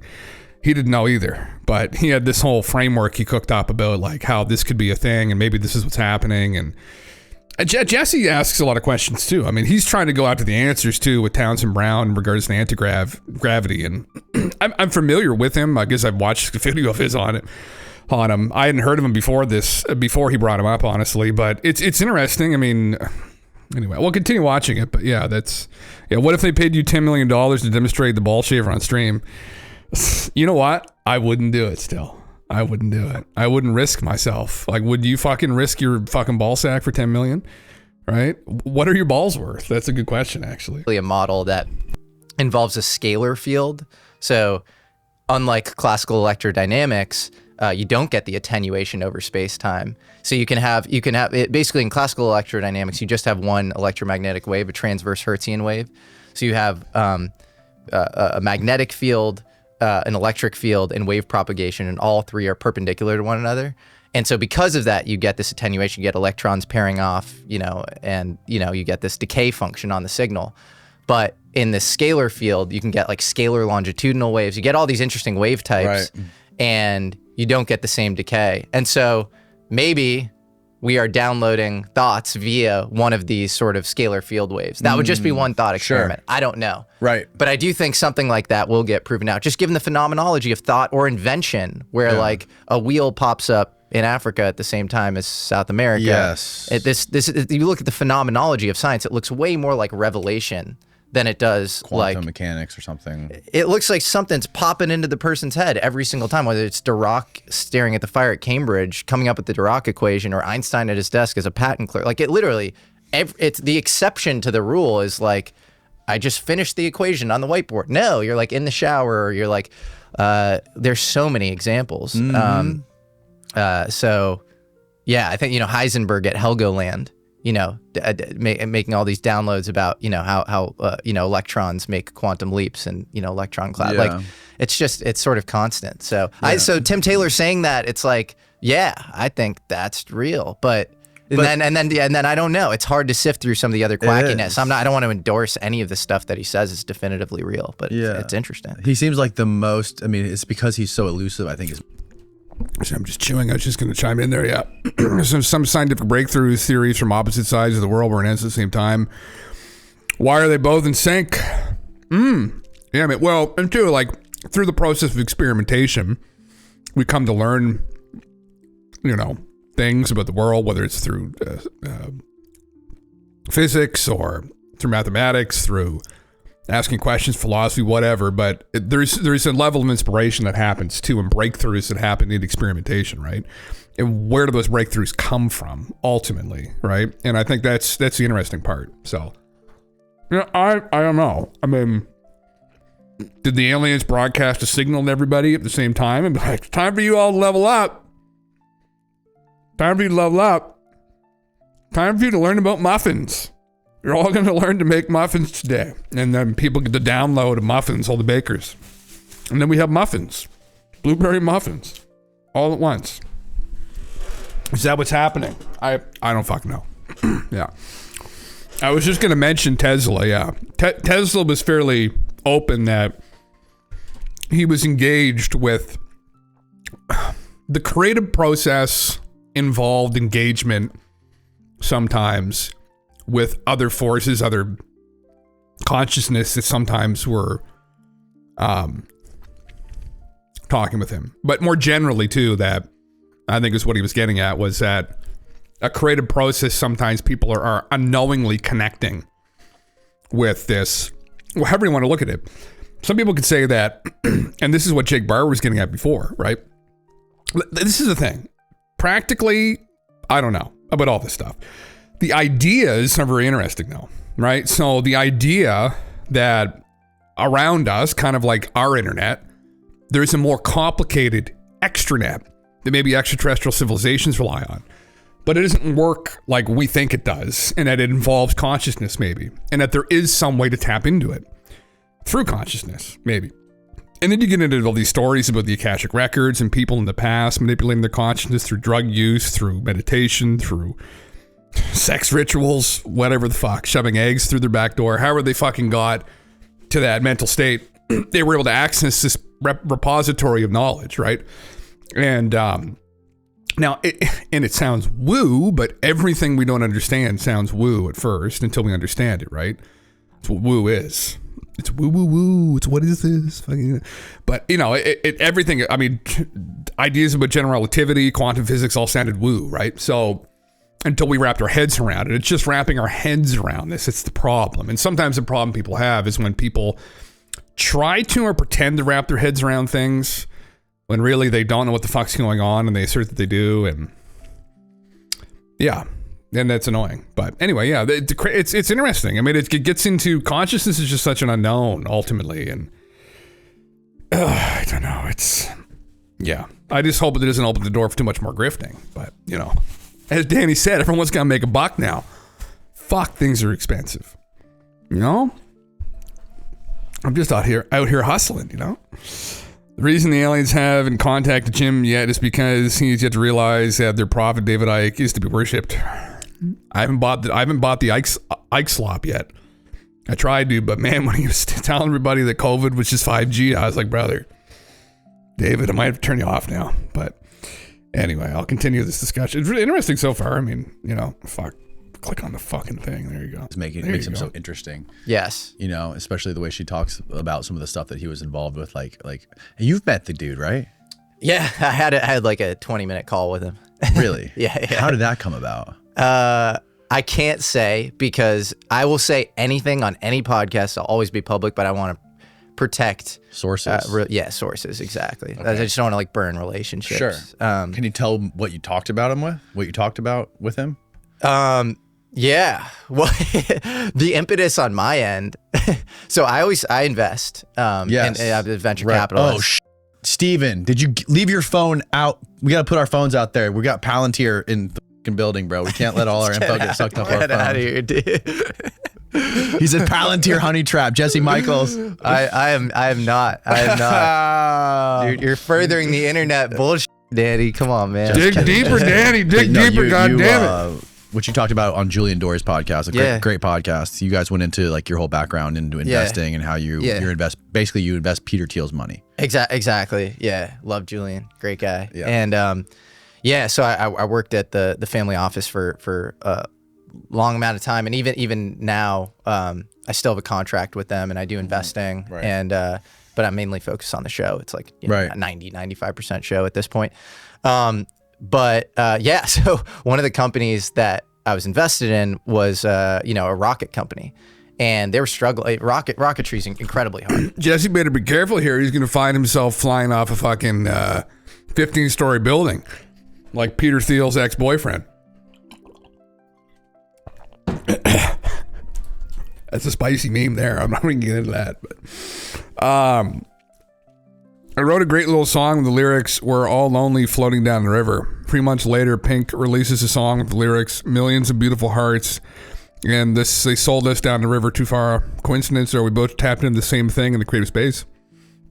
Possibly, man. I mentioned this before. I mean, I was a singer-songwriter too for a little while.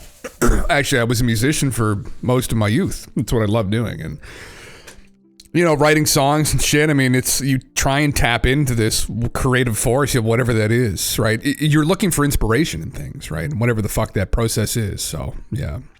It's interesting though, right? Maybe there is something that people tap into. Yeah. You're gonna shoot himself in the head 27 times from the back. Yeah. Jesus. I mean, I do get worried. I do worry about these boys. When they're at this level and they're tread carefully. Jesse's working for a multi-billionaire sketchy motherfucker, honestly. Kind of sketched out by Peter a little bit. I watched him on Joe. He seems like a nice guy, but, And Danny, too, has got a big audience of 1 million people. And it's certain questions I wonder might be... You be careful what questions you ask. I think some questions might be dangerous. And they're asking some very interesting questions, and... This is a harsh reality I think a lot of us fortunately don't have to deal with, right? The police deal with all the fucking low-level crackheads and fucking dangerous people. And then the justice system tries to deal with everybody else, but then, all the really smart, wealthy, influential criminals escape it. It's a scary fucking dark place, right? And there's some legitimate darkness out there. And I think one of those areas is a military-industrial complex. And this whole UFO meme with, back engineered tech and starting wars or letting wars go on so you can wash money and put it back into your pocket later. Right? Anyway. And man, if I was like these guys, if I had this kind of following, there's certain things I'd be more sketched out to talk about personally. And I'm sure they're well aware of the dangers involved. They're all on Signal. They talk to people, But man, anyway, I'll just continue this clip. It gets sketchy. It's sketchy. It's sketchy shit. There's some sketchy fucking people, and there's power structure involved with this, and the world's in a precarious place right now on the brink of fucking maybe a global world war, and it's been for a little while. And there are powerful interests that might want that for financial reasons and power structures to collapse. There's a lot of pressure, and they're very aware, I'm sure, of people that are trying to bring this shit to light, because ultimately this could serve as a distraction from that intention. It could maybe serve to completely derail that plan. And you'd want to be careful fucking with those people and their plans. So anyway, I'll play it. It's got a very high failure rate. Yeah. It's absurd. I mean, the amount of, you're talking about like thousands of subcomponents, and like, one thing fails and you get this chain reaction, the whole thing screws up. So, we had a couple of failures, and I always try to keep my, investment stuff and, the quacky stuff that I'm into. I always try to keep those separate, for many reasons. But I'm kind of scraping the bottom of the barrel as far as, it's like, we're struggling to get off the ground.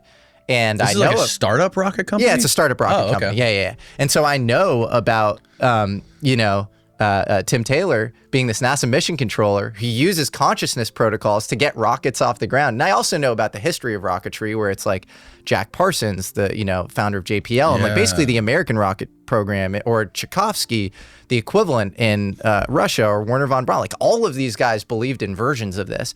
So I'm scraping the bottom of the barrel. Yeah, that's so crazy. Yeah, I basically, like, in my putting my investment hat on, I'm like, I'm a materialist reductionist. Like I don't want to bring the woo-woo stuff in, but again. It's, I'm like, if I have access to this guy, I gotta, find a way to meet him, talk to him. Pretend I'm not interested in UFOs. Yeah, exactly. Yeah. That's genius. Yeah. That's smart.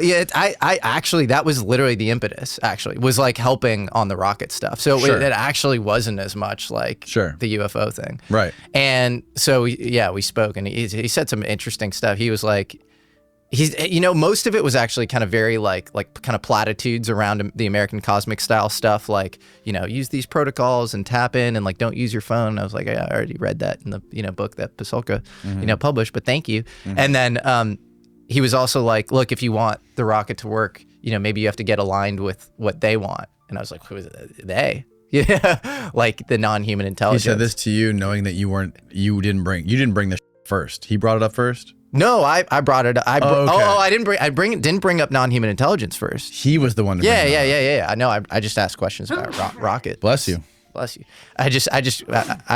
Bless you. I was just asking questions about. He's getting a little bit nervous. He's getting a little bit nervous here. Dangerous world out there, Be careful what you say about some people. You might end up flying again off the 20th story, right? He just slipped. What a slip. I'd never seen a slip like that, from his kitchen to the bathroom to the den window. Anyway, yeah, I've heard that. People that don't know that there are protocols they engage in, almost like these fucking like woo-woo, like they ask for the rocket to be able to lift off, and you could consider it like a prayer that people would say before a rocket takes off. They just pray to God that everybody on board doesn't end up, fucking roasted. But more specifically, there are protocols that they might engage with so that maybe if there's anybody flying around up there, they can make sure this thing gets up, to where it needs to go and it doesn't blow up, which is interesting. Again, maybe, I don't know this. I'm just asking the question. Maybe we're in a fucking zoo, right? we thought it was really cool, like the Wild Wild West, where I can do anything that I want. We can do anything we want. We can be cowboys, But in reality, it's like, no, you're monkeys in the zoo and it's feeding time. Here's your slop, right? But when we try and break out of the zoo, they're like, no, right? The monkeys get this craft all together. They're going to try and escape down that fake canal to get out of the zoo. No. They fucking put a bar right there. The craft blows up. All the monkeys drown, right? And then the monkeys tell a story about how it just didn't work. Dang thing. Rudder fell off the back of it, Same with what's that fucking terrible shuttle explosion? Fuck, yeah, dang thing. Something just came loose. Really? Wow. What are the chances of that? God damn it. Anyway, yeah. Lyrics make me think one of my favorite Hendrix songs, Drifting. Drifting on a sea of forgotten teardrops. That's free. Yeah, it's beautiful. I love Jimmy's stuff. Yeah. Jimmy that's the thing that makes a good artist, right? From what's a good artist? And art's such a subjective thing, but I think one of the things that makes a good artist or a memorable artist is how original they were, right, in their art, and kind of how unique they were and how impactful that art was. And I think one of the reasons that it's impactful is it's how complicated it might be, but how it speaks to people in kind of an original way. Right. And that although art to some degree is subjective, but some people could argue there are artists that are better at whatever the form of channeling art, whatever channeling this art is from, however they do it. Some people are better than others at doing it. And they do it in a more nuanced, meaningful way. Need another 7 astronauts. Fuck, oh, Jesus Christ. Yeah. God damn. Yeah. Getting it to work. Yeah. And so did you follow up on that when he was like, did you ask who they were?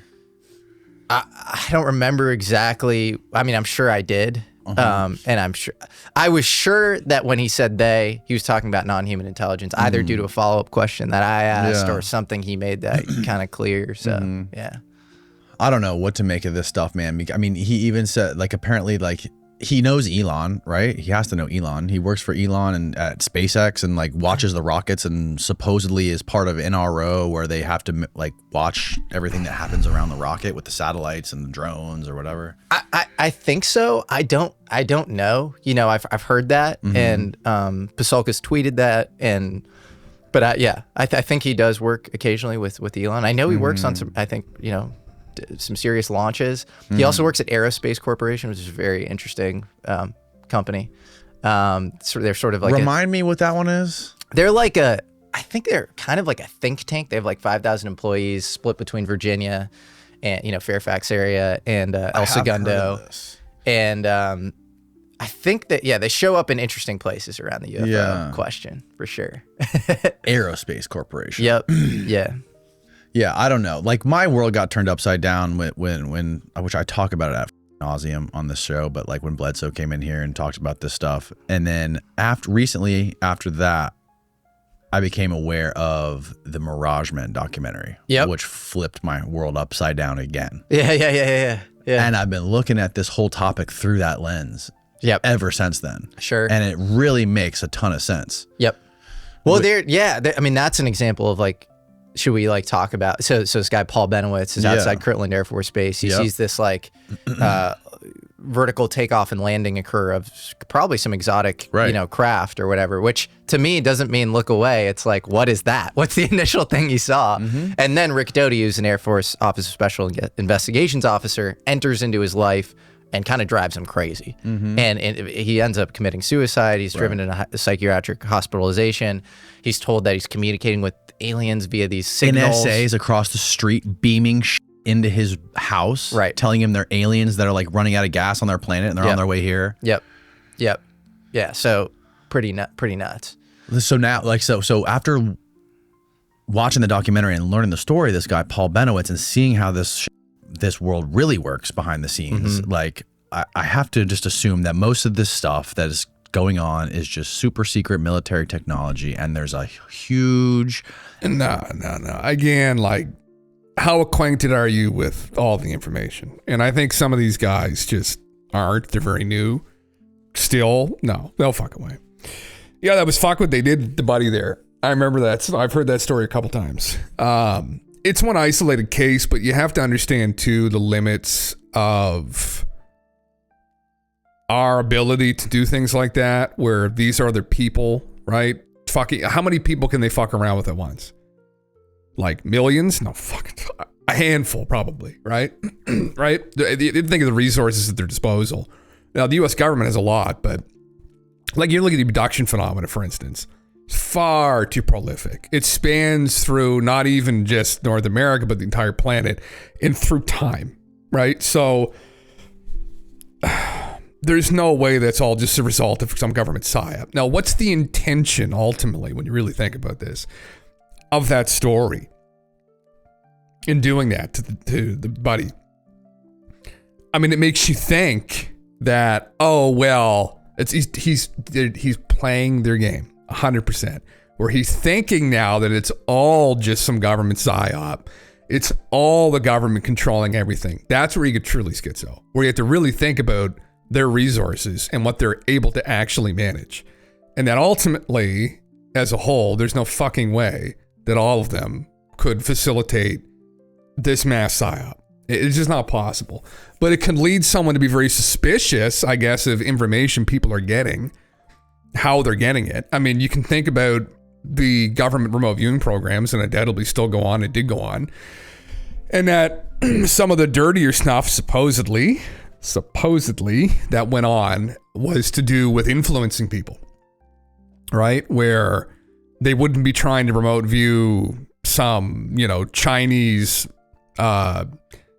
missile, right? And firing mechanism in it and understand how it works.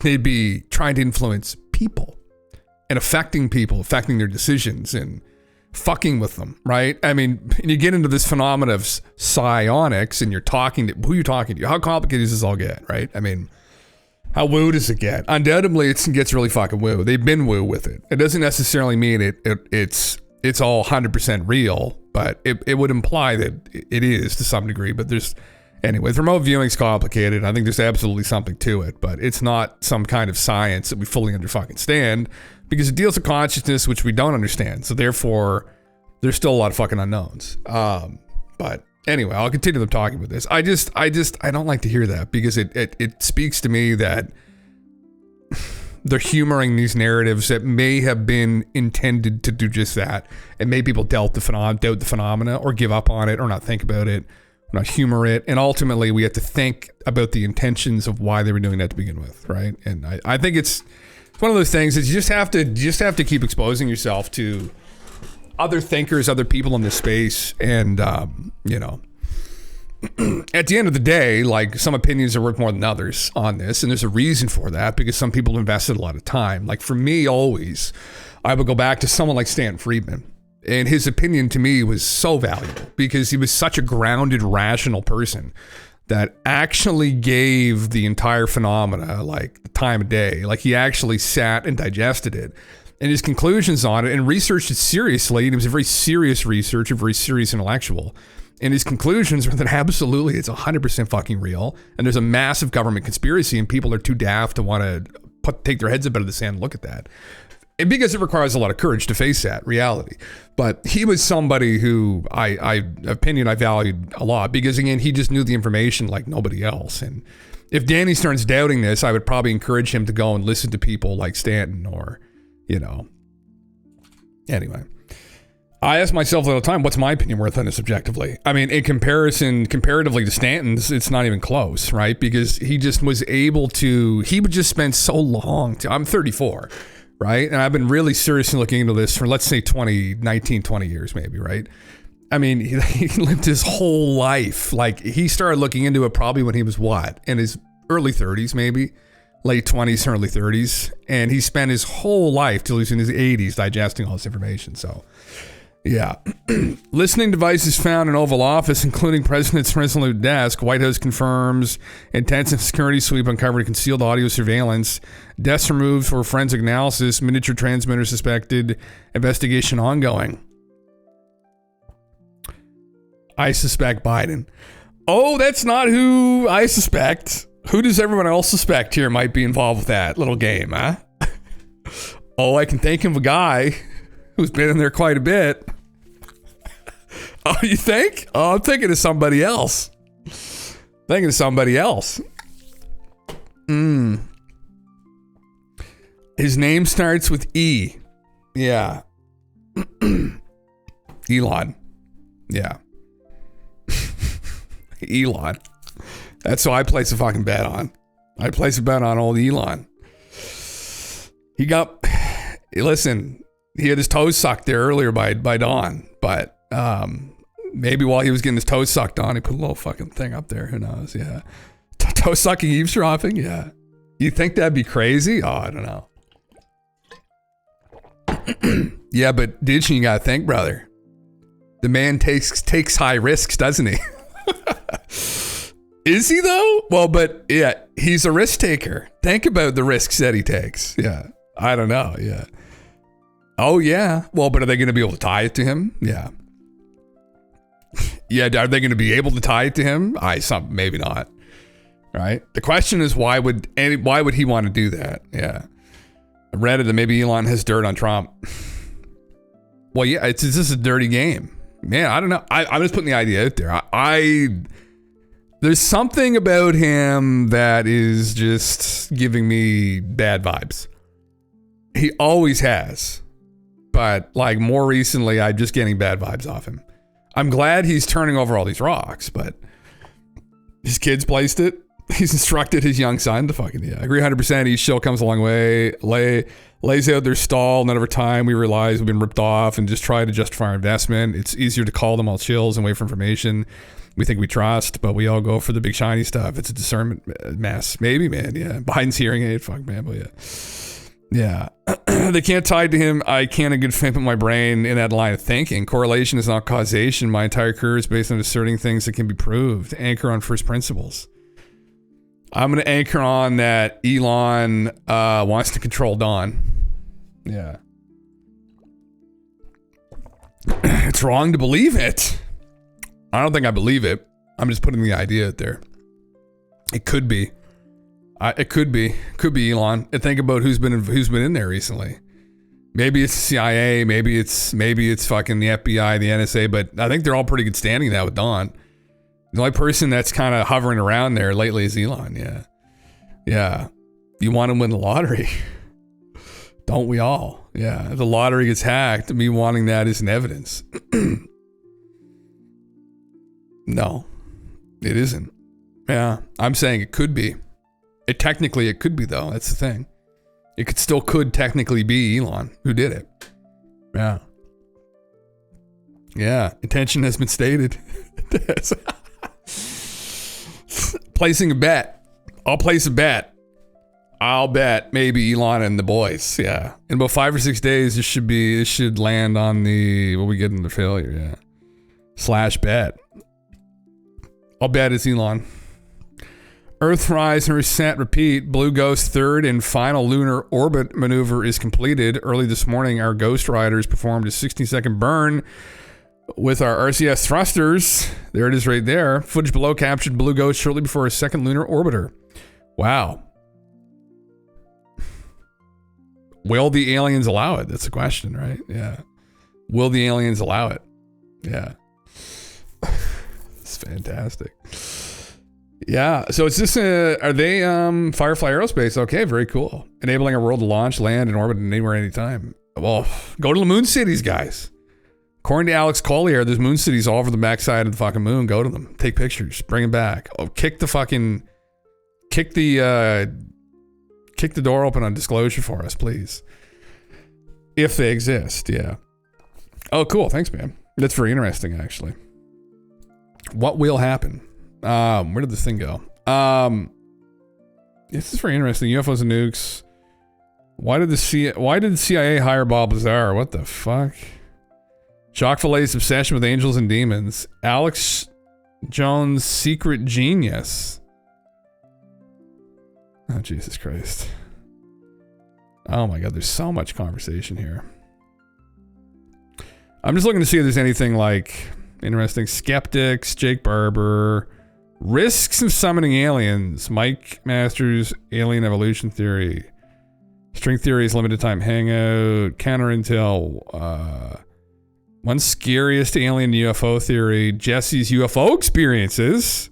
Oh, see, that's interesting. Censorship of aliens. That's really interesting. Yeah. Fuck. I kind of want to hear this. Here, let's hear this. This is why I like to jump around a little bit, because like realistically, I'm not going to be able to go through all this on stream. So, what is the absolute spookiest, darkest, sinister theory about what these things are that you've heard that you may not believe, but that you've heard that you think may have some little bit of merit? Like the one that you don't want to be true. I can't say it. Really? Yeah, it's too dark. Yeah, it's really fun. You can't say it because you'd be betraying somebody, or because you just don't want to put it out there? I don't want to put it out there. Really? Yeah, there are probably good factions that are angelic, to use a simple term, and then bad factions that are demonic. And then what are the demonic things doing? It's like maybe they're mining our attention, like Robert Monroe, who studied consciousness, and Virginia has this institute, that he started. He had this concept of loosh. And so maybe there's stuff like that going on where like when you're in a zombie state, where does your consciousness go? Maybe that's sort of like a mining process. But then you look at like, scapegoating cycles, like pagan scapegoating cycles. And like, I don't know, you get into weird territory, and like, it's hard to, I don't know what the darkest, theory is, but I think the good ones are like, don't interfere as much with you. Yeah. And you're more like you're ascending to their level. And it's like a two-way bilateral connection where, like, one of my favorite quotes is, the world is full of magical things patiently waiting for our wits to grow sharper. And it's like, if you can like increase your own, kind of spiritual sense and your knowledge, and you can increase the purity of your intention, I think you get closer to truth around a lot of these things. And I think this idea, this bifurcation, this idea that it's just academic rote knowledge that you have to learn, and then this kind of spiritual sense, like that's totally different, like your own moral development as a person. I think they go hand in hand. And I think the more you do that, the more you have synchronicities, the more you get in touch, you feel this sort of angelic guidance in your life, the more you feel protected, and so I think whatever's good is like this kind of non-interferent initiation process. And then the bad stuff, I don't know, in the world in which these beings exist, they're probably behind a whole lot of human affairs, and they're probably stoking wars and causing violence and division. And then you have to ask why, and I don't know why. Right.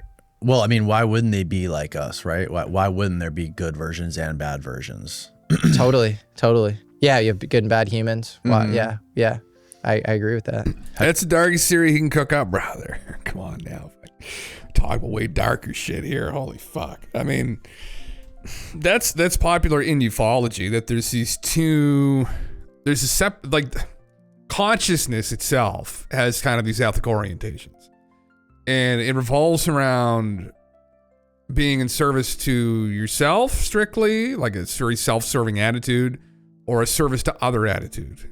That's in ufology, but it's also some spiritualism, like Eastern kind of philosophies around that as well, right? That ultimately, like, one's a path towards light and like civilization and community and unity, and one is a path towards just darkness and like the path alone, right? And so I don't know, but I mean that's what I've heard in ufology, where the aliens, as they ascend, get organized into these different kind of orientations, and one place ends up like Warhammer 40K, right? Where you're just living in this like terrible place where you're governing people like an iron fist, and everyone's just clawing for power constantly, and all they care about is their own power, and they get organized into these structures, power structures, to hopefully one day ascend to be powerful.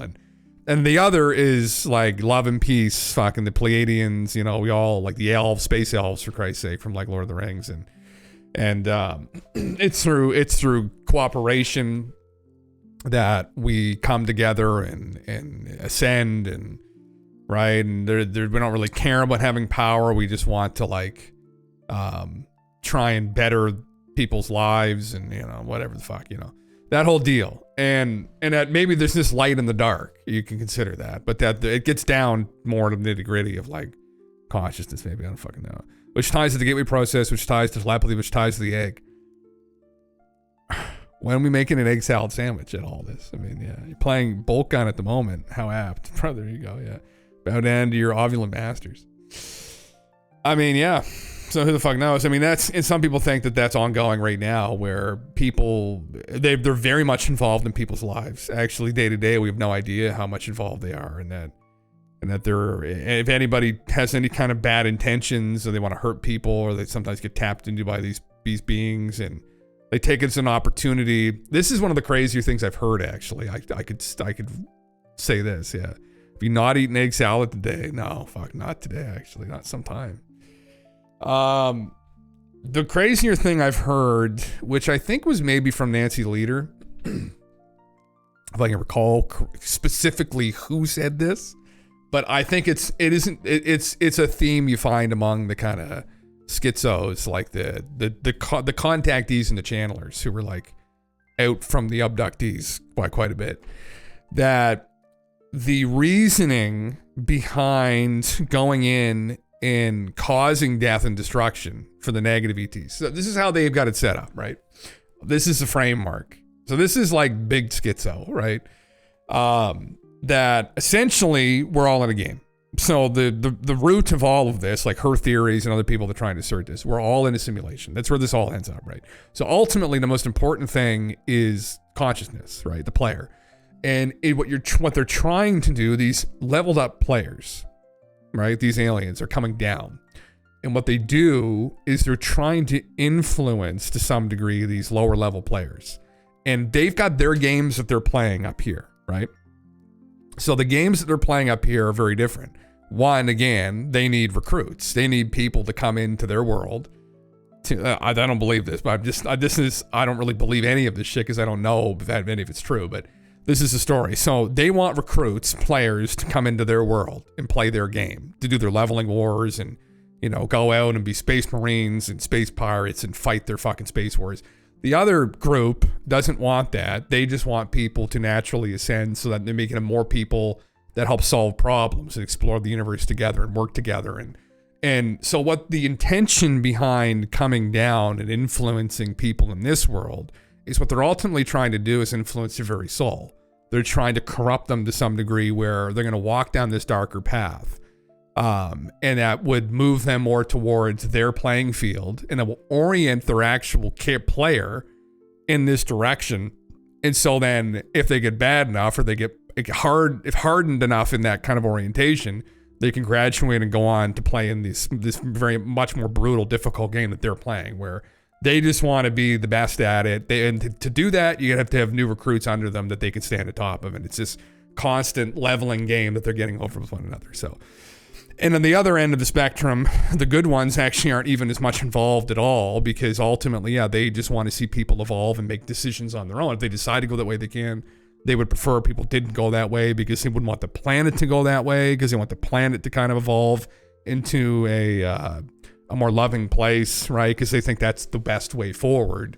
And ultimately, you can look at this like objectively as just two different ways to play the game, really, right? I mean, it's bad for people here, but at the end of the day, it's just consciousness evolving and making decisions. And at the end of the day, who knows if it really matters? It's like you're just logging. Now, you can do that obviously terrible things happen here in the meantime, where people die and they're maimed and brutalized.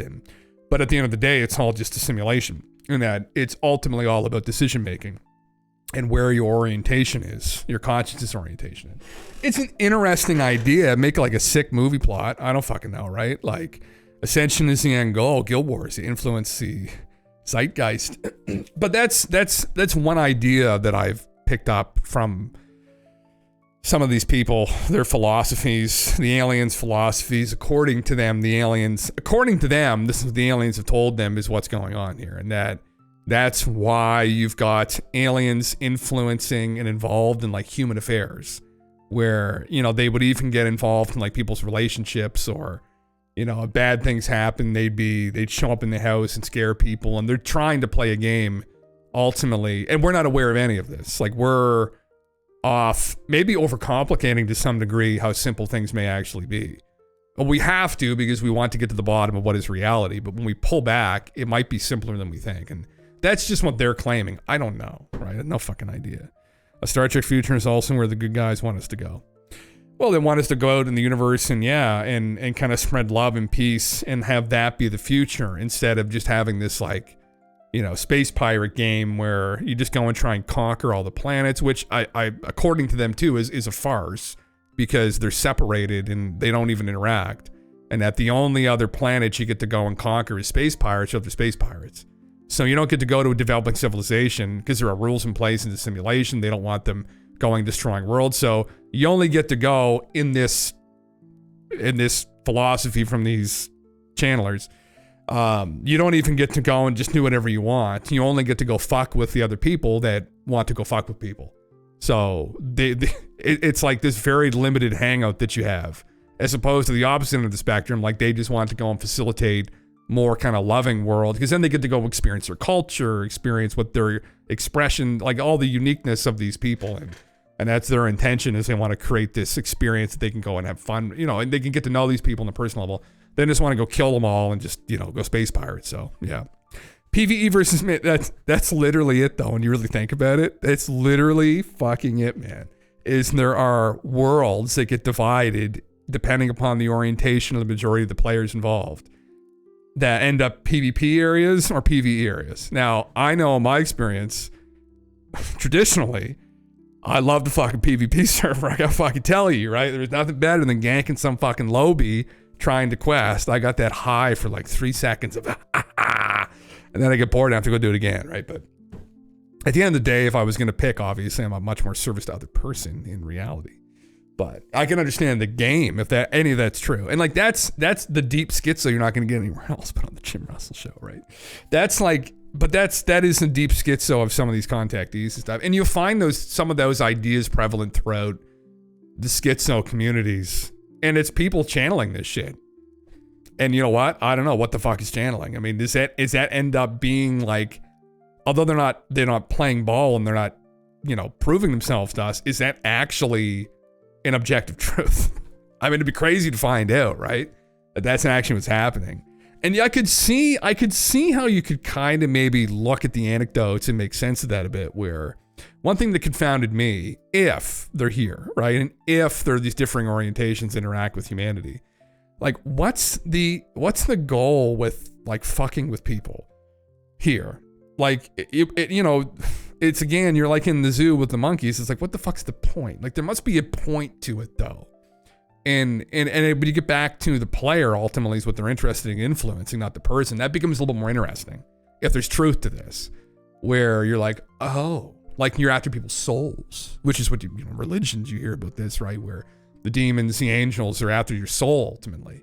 That's what they're interested in, right? They're interested in your soul. They're interested in your very soul and, where your soul's going to turn to, right? The demons want you as recruits in their fucking hellish world so they can play this fucking fucked up game. And the angels want you so that they can have someone to talk to and fucking drink kombucha with. It's a utopia that can never be realized, as we're all here for good and bad reasons. The simulation lets you play the game however you want to play it. Yeah, karma is the point. Karma and dharma is the point. Well, man, I mean, it's maybe, I don't know, but maybe there is a realization we can come to here too, collectively, if everyone collectively decides that they don't want to live in a fucking prison planet, like, with leveling wars and shit all the time, then if that's that, and this is the other thing they talk about too. Well, again, listen, don't take any of this fucking bank, obviously. I'm just telling you these stories I've read online from people that supposedly talk to fucking aliens. But that if enough of the planet makes a decision one way or the other, right, on where them as players, where their orientation is, if there's enough people that make that decision, then the planet would ascend. And this is where things get like really woo, where it's like, I don't know what some people have given out fucking statistics over the years, like figures, sorry, of like, if like 97% of the planet decides to live this service to other lifestyle and they want this utopia, then a level up will be facilitated. And it goes so far as like saying that this cataclysm that's going to happen in the future that they all talk about, that the contact isn't going to be made until that happens, because essentially some of the shitheads have to die off. And like, none of that makes any sense to us at all, right? Like none. But again, what can we know about reality ultimately? I mean, we don't. That's the thing. We have no idea. And so then that leads me to like read through these series and at least humor them and be like, well, I don't fucking know. I mean, is that a part of the game where this is part of the meaning of life here actually at this level? That's the meaning of life maybe for us. There's obviously subjective answers you could have and elements to it, but the objective meaning of life here would be that you've got to determine like where you sit on this scale. Ethically, I don't know. Well, maybe we'll find out someday. Who knows? Yeah. Don't turn this into a group project. We know who those turn out. We know how those turn out, brother.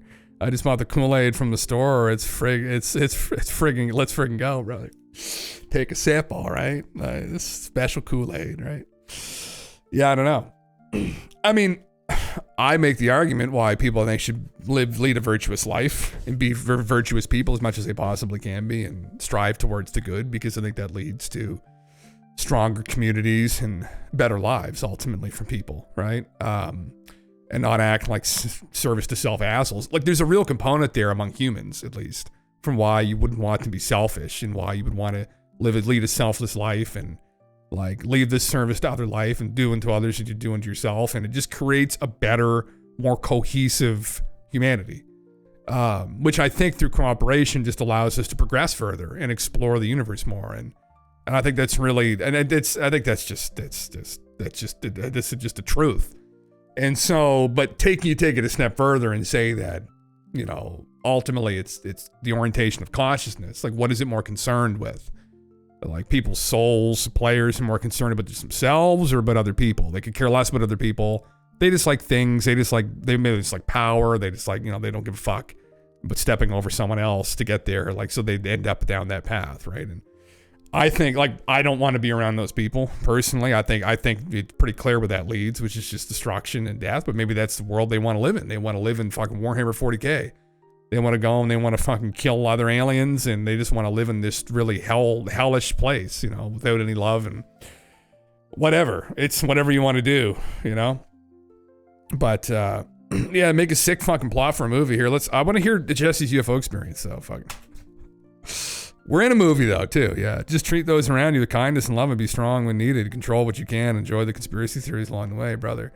Well, yeah, lead a virtuous life. In philosophy, like I'm a huge advocate of virtue ethics too, which is like be the change you want to see in the world. Some people want to live in a fucking hellhole, then I guess that's how they're going to act and that's who they're going to be. But yeah, that's exactly it, man. I think those are good tenets to live by, and that's part of it is developing a strong character, but also understanding like the reason, like logically why it's a good idea to go towards the good, and like that's something that like Aristotle talked about.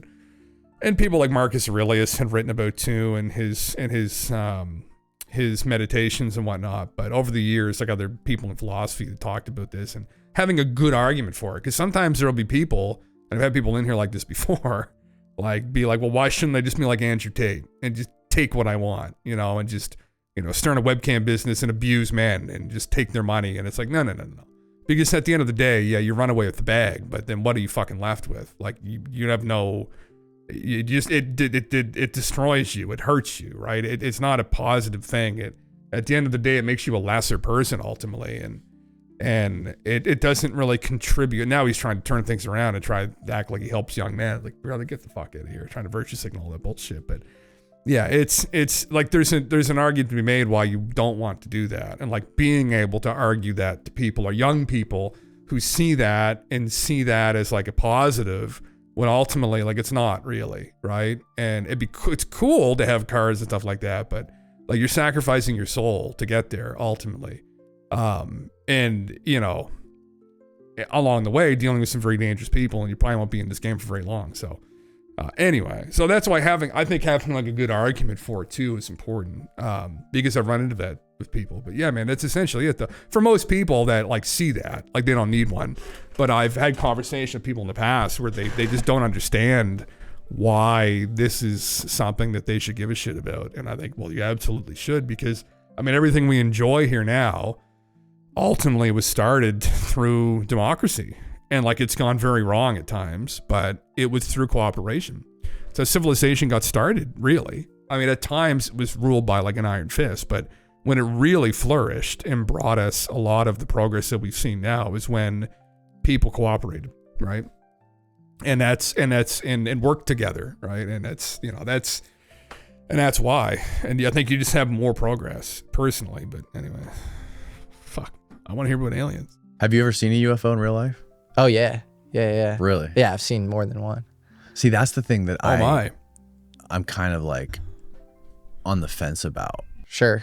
Because like me and you talk about this stuff all the time, but I don't know if I want to have any of these experiences. Yeah. Like, I don't know if I want to actually encounter this kind of shit in real life. I don't know how that would affect me. I think that's totally valid. And I definitely don't want to have an abduction experience. Like I actually get everybody I interview who's had an abduction experience. My buddy from Yes Theory, Amar Kandil, who does a lot of the shows with me, I make him come with me because he's like this like positive energy, like protective energy bubble. And I'm like, I get spooked. I get freaked out. Even with Whitley, I was a little freaked out. Dude, I've never been more terrified. Yeah. And he'll say stuff like, oh, people, he said it with you. I remember he said like people who are with me sometimes have like experiences. And I remember you're like, I was like, I don't want that. Yeah. He's like, it might happen to you. He was like, absolutely it'll happen to you. I'm like, please no. Please no. He's like, okay, I'll tell him not. Brother, you just got to buckle up. Like, I just wait for them to come get me. They won't though. They don't want to talk to fucking Uncle Jim.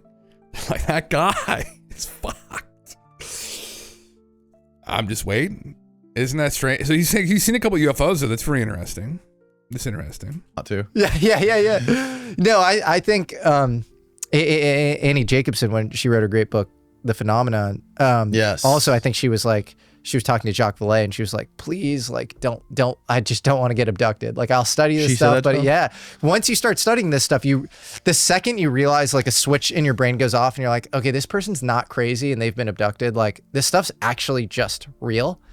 Then it freaks you out because you're like, uh-oh, am I, so right. I feel that on the I don't want to get abducted, man. No, I don't want to ever see any of these things in my bedroom. Same. But I do think there's a huge difference between that and like being inspired by some like cool craft in the sky. Like, I think that's kind of chill. Yeah. I think and for me, that was like a beautiful, like, what kind great of experience. What did you see exactly? Although I will say abduction experiences, I think over 50% are often described as positive. So, over 50% are positive, at least in the free Edgar Mitchell study. But okay. I saw, because Whitley's is a horror movie. Yeah, I know. And a lot are. And a lot, again, but it started out but the thing about Whitley Strieber's experience, people did not know, is that it started out that way, but Whitley slowly started to realize that he was also part of the problem in that. I think where what really happened is he went and recollected some of the experience. And that's the other problem too with it, that what's happening, the accounts, the experiences that people have that I find to be interesting are the ones that people have gone and subjected themselves, like, to some accredited people who know how to perform hypnotherapy. They didn't take a weekend hypnotherapy course, right? Like, they're trained in it. They know about the power of suggestion, and they got to be very careful when dealing with people's memories. They go through these encounters, and like, I'll use Betty and Barney Hill because that's a popular example. Is they go through the encounter, and what they uncover in some of these encounters is they uncover, for instance, with Betty and Barney Hill, they went through the procedures that they did on them. Right? And when they went through the procedures that they did on them, like they were shoving something in their navel and stuff, and I don't know, they fucked around with Barney's balls or whatever they're doing, whatever they're doing with Barney's balls, I can't remember, but it was very painful. And that was part of the trauma, was pain. Now, in the experience, they employed something, they just touched their head and the pain disappeared, but in the reliving the memory, it didn't. Now, in the moment when they dealt with them, there probably wasn't any pain. But when they were reliving it, they were feeling the pain maybe that they removed. And so they relived something that wasn't intended to necessarily be relived. And then that gave it a negative bend to it, right? And then that's something you have to consider as well, yeah. You have a Russell bingo. Betty and Barney Hill, did I hit a bingo? It's only a matter of time before I mention them, yeah. Memory is fallible. It can be, man, yeah. Well, the thing about hypnotherapy that's interesting is that it is, but when you get people into a certain state, it's very difficult for them to make shit up. And I wasn't very familiar with hypnotherapy or people in psychiatry and psychology that use it, but supposedly, I mean, it's hard to bullshit. It's not impossible, but it's hard to bullshit people when you're under like that. And even the power, even suggestibility, like people see like tricksters using, magicians use the power of suggestion on people to do things. Now, they'll never be able to get you to do something that you necessarily wouldn't want to do.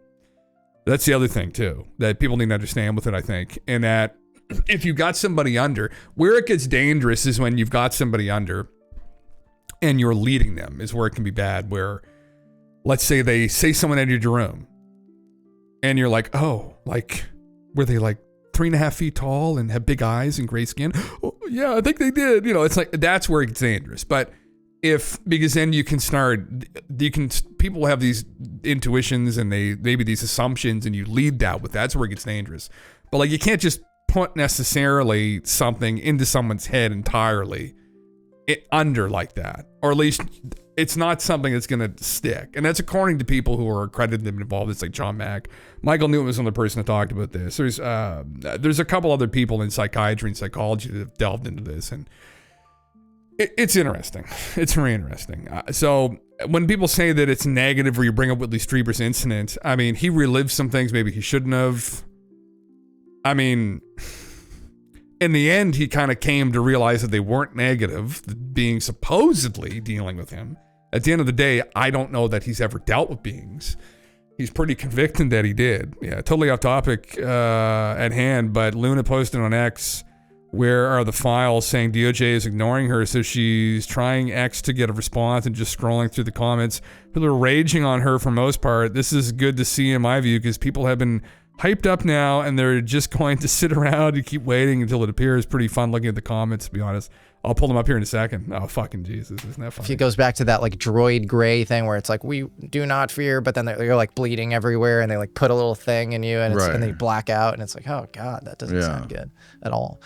My like a great time. UFO experience. Well, I had two that like really stand out, and that are, one was in Laurel Canyon, and I talked about this on Julian Dory's podcast as well, where it looked like a school bus or something. Like it was like nothing like prosaically that I ever see. And so that's why I'll call it a UFO. I don't know, if it could have been aerospace, but it was hovering above the treetops at like, 40, 50 feet. And it was going across the treetops. And then the woman I was with, she said that she saw the thing like descend down like across the treetops in Laurel Canyon. I didn't see that.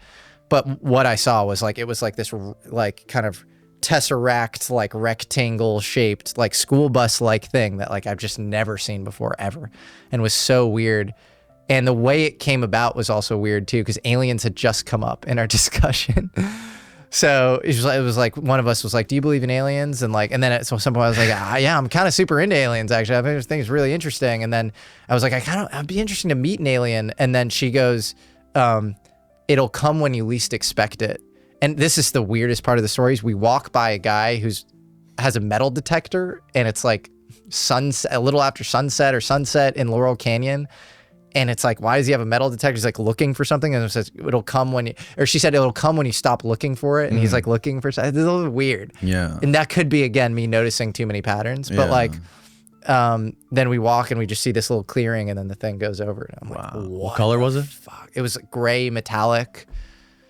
And it was like, seemed like, I don't know, it wasn't making like enough noise where like the amount of weight that it was carrying, like you'd expect like an absurd amount of noise. Yeah. Like Apache level, like 10 Apache level, So super, super strange. And it was around a time in my life where I was experiencing a lot of kind of like interesting synchronicities, and like things would kind of pop into, that was when I was around the time when I met Diana Pasulka actually. And like I started to kind of take more of a dive down the rabbit hole. And the other time I was doing holotropic breath work in Silver Lake with a friend who's, I won't out him, but he's a prominent investor who's like as irrational as it gets.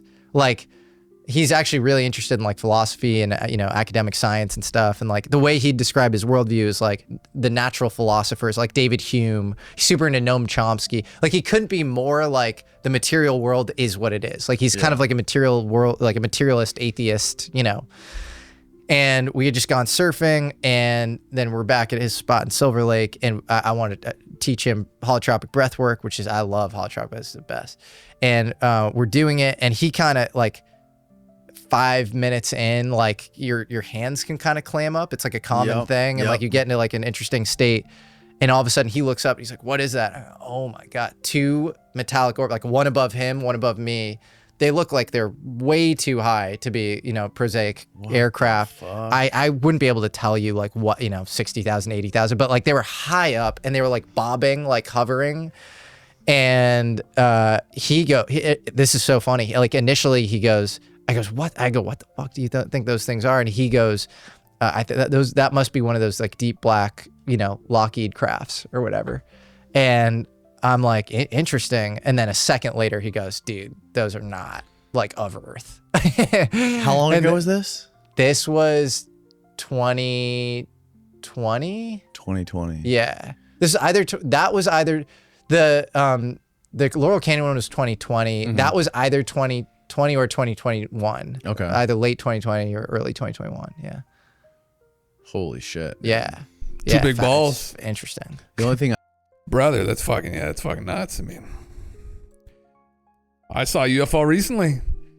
September, saw a bunch of them fly by. My friend Finn fucking did a video of people that don't know. I've said that probably 30 times now, but I have seen, it's a big deal, really. I mean, I have no idea what the fuck it was, though. Like, I'm not going to say that I saw aliens because I don't fucking... It could have been Anunnaki from Earth. I have no fucking idea, right? It could have been a lot of things, right? Yeah, ring Jake. Jake will figure it out, Yeah, some general, 2 million followers, also called her out. Oh, I meant to look at this now. This is with the JFK stuff, is it? The DOJ has not responded, reaching on the next because we can't seem to get a response from the AG. What is the state of the documents? These documents are ordered to be declassified. Fuck. This is not good. Fuck me. Yeah. Some general with 2 million followers also called her out. She replied saying it's not her that can declassify. So he responded saying he knows that, and POTUS signed the order. So no need to be dealing with declassification stuff. She said, thank you. That's it. I sent this off to her and the general.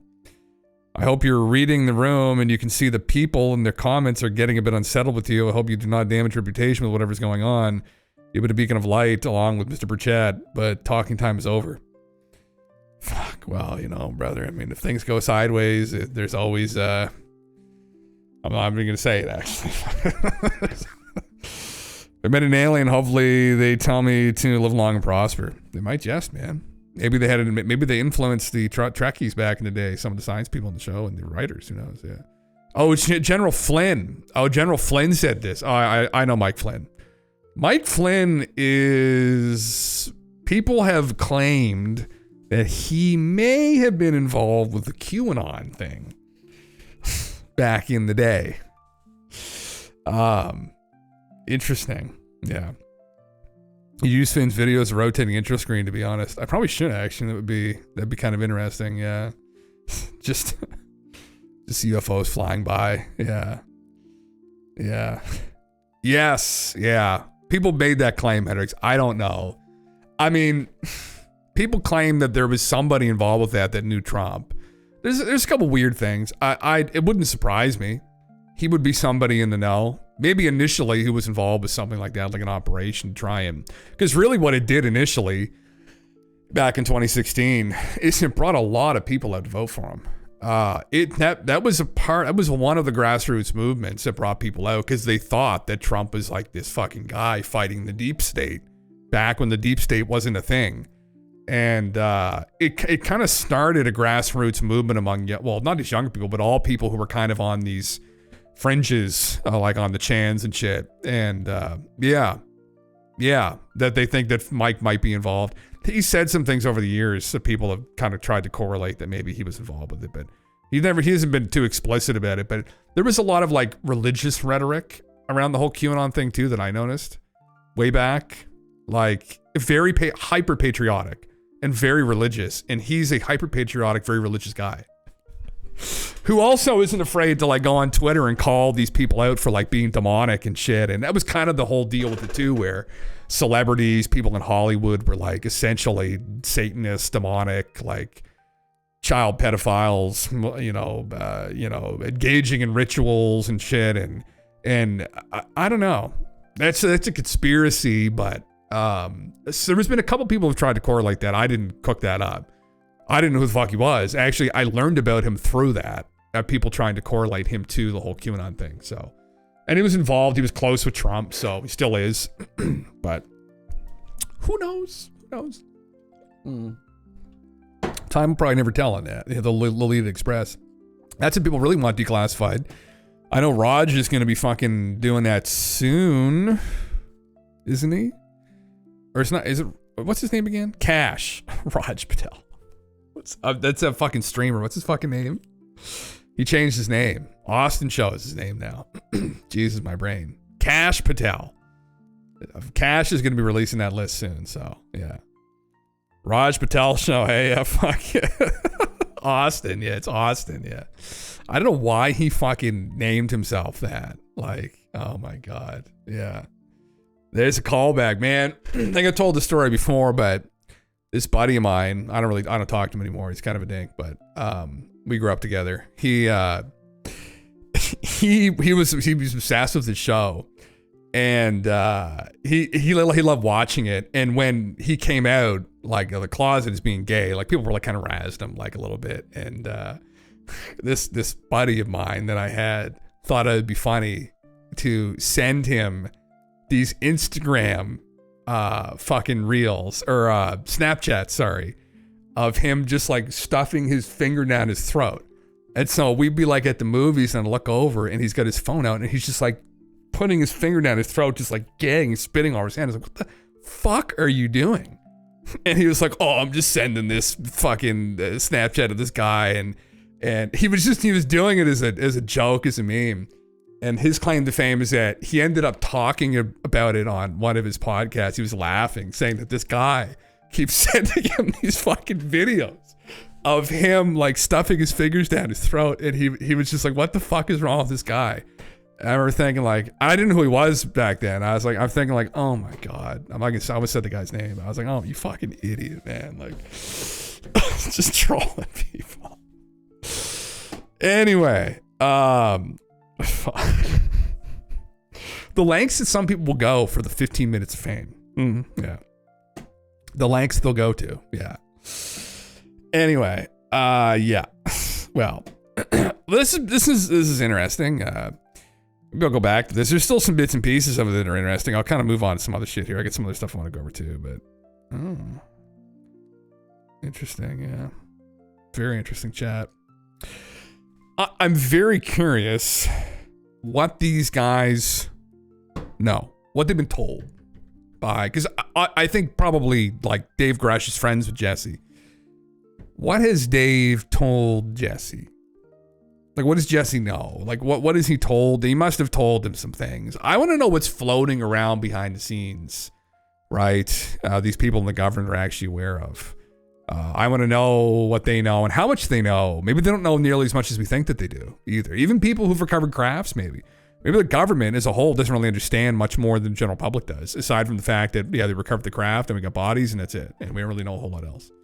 If you go with the Bob Lazar narrative, which is the other thing I wanted to click on here in a little bit, I'll come back to it because there's something about that's relevant to it.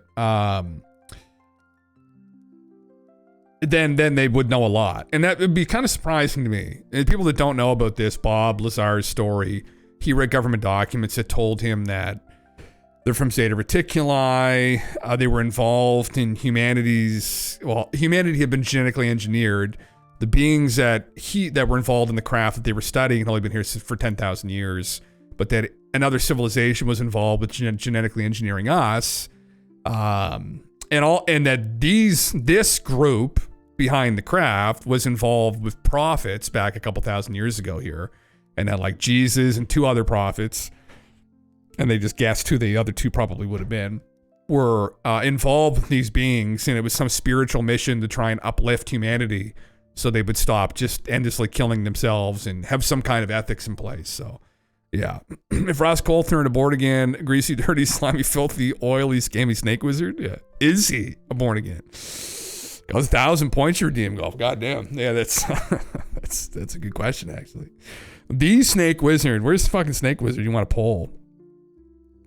Suggested a poll. We could do a poll. Did you? How do we do that again? You just do /poll, right? Or something like this. Poll, I think. Isn't this how you do it? No, that's not how you fucking do it. See, man, if one day I'll learn how to use this goddamn fucking website, you know. /poll. Create a poll. Okay. Let's do it. Oh, fuck. I forgot to copy the comment. Hold on. Let's do it. Let's do it. It's block commands. Yeah, I guess I just realized that now, huh? / of the Twitch narratives. All right, there we go. Here we go. All right. There we go. Yes. No. Maybe. There we go. The poll's already active. Did you already do it? How the fuck did you do that so quickly? God bless. Yeah. Yeah. Can we have multiple choice? We... yeah. I'm going to stick up for my boy. I'm not going to tell you, though, what I'm going to put. Oh, my God. Yeah. Ad break. Is it an ad break right now? It ends in 3, 2, 1. There, it's ended. Yeah. Okay, we're back. For people that were in the ad break, here we are. It's not looking good for Ross and Paul. Just a snake wizard. Yeah. Is that all he is? Is all he was? Oh, is this? I guess we could. I don't really want to play the fucking show, but I want to hear about this.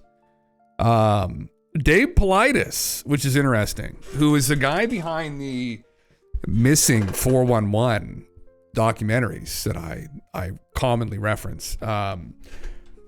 Possibly the dark side to ufology, I guess, has a new show out. So in the first hour, host George Knapp welcomed back Dave Politis, a renowned author and filmmaker behind the book series Missing 411. Their discussion focused on unexplained disappearances in national parks and the government's opaque response regarding these cases. Politis identified troubling patterns among missing persons indicating he has researched. Incidents he has researched. 98% of them fall into this canines can't find a scent category, he explained, referring to instances where tracking dogs are unable to pick up scents of lost individuals. He provided alarming examples of this, such as the story of a child who vanished and was later found several miles away inexplicably traversing difficult terrain. According to Politis, it's common for people to report bizarre experiences during their time missing. He recounted a case in which 2 young brothers, after being lost for days, said they were hiding from the 8 people, a possible reference to Bigfoot. The conversation then shifted to Politis' efforts to obtain information from the National Park Service. After filing a Freedom of Information Act request for a list of missing persons in national parks, he found the response both frustrating and perplexing. I said, how about just a list of missing people from Yosemite? He recounted, telling listeners the answer he received was, oh no, we don't have that. He also explained how his attempts to delve deeper into individual cases met with resistance and high fees for information. I thought this was about some new thing he's doing, though. He didn't really explain that. I don't really want to listen to it, so. Then he had Richard Dolan on. Anyway, crazy fucking stories. I mean, Dave uncovered potentially darkness in the closet of ufology. Oh my heavens.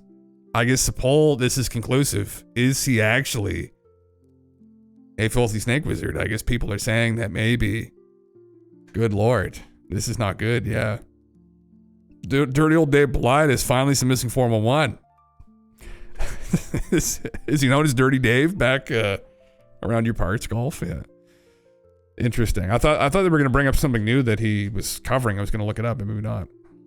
Less interesting. I thought he mentioned that here. Didn't he? His ambitious, yeah, he announces his ambitious new Missing 411 project. I thought I fucking knew that. Dave Politis Missing 411. Anything new? What's his new thing? Oh, fuck. I don't know. Let's have to wait and find out, I guess. Yeah. God damn it. He has been born again, I guess. Where's the fucking snake wizard fucking emote? We got it here somewhere, don't we? Snake. What the fuck? What do you mean there's no channel emotes? Isn't it, how do you prompt this again? It's just snake wizard. Is that what does it? Snake wizard. Does it do it? Fucking Christ. I'll learn this someday. Yeah. How did you do that? Interesting. Okay. Ross is definitely a snake wizard. Just look at those spell casting skills. You put a colon in front of it and start typing it and press tab to complete. Oh, really? Oh my fuck. All right, okay. Interesting. Interesting. Steven. Oh, Steven. Fuck. Well, this is from a couple days ago, but still relevant, I guess. Pentagon confirms that it is investigating Air Force veteran, ex-contractor, and current UAP whistleblower Jake Barber's first-hand allegations of unreported UAP retrieval efforts. They've known about the allegations since the fall. They have not refuted them. Interesting. This is just an article from Chris Sharp. I don't know if I really want to read through the whole fucking thing, honestly, but is there anything of any interest here? We watched the interview. We know the interview. Yes, we know what happened in the interview. Yeah. Susan Gao told Liberation Times that she could neither confirm or deny whether Barber was one of the witnesses referenced by Kozlowski. We met with several of their interlocutors and a couple of first-hand witnesses, and we are making great progress in those first-hand witnesses that we have talked to. They're going to come back and they're going to say, you didn't actually see an egg. What you actually saw was nothing. You saw nothing. That's what you saw. Now drink the Kool-Aid and forget it ever happened. Whilst officially employed as a mechanic at Pope Air Force Base, Barber was in reality conducting covert operations for an unmanned agency and received extensive training in special operations. Is that the narrative? Yeah, that's what people were skeptical of all that. They thought that maybe that was like kind of a cope or some shit. And that, I don't fucking know. Yeah. Yeah, let's all believe Gao and Arrow at this time. Yeah. Yeah, I don't have a lot of faith in them.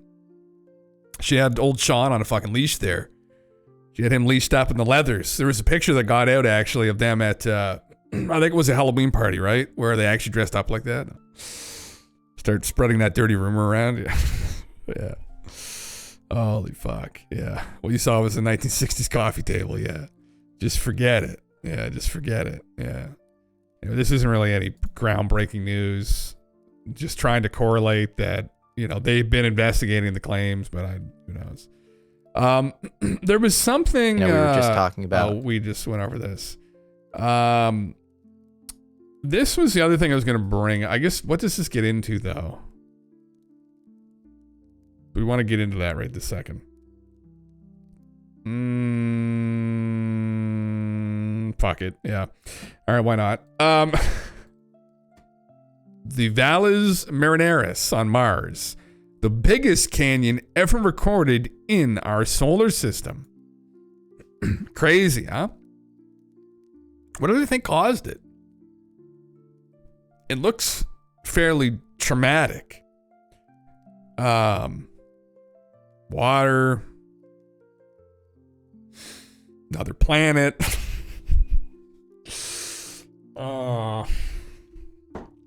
Scar from planet collision. Well, maybe a giant discharge from encountering another planet, right? Giant lightning bolt.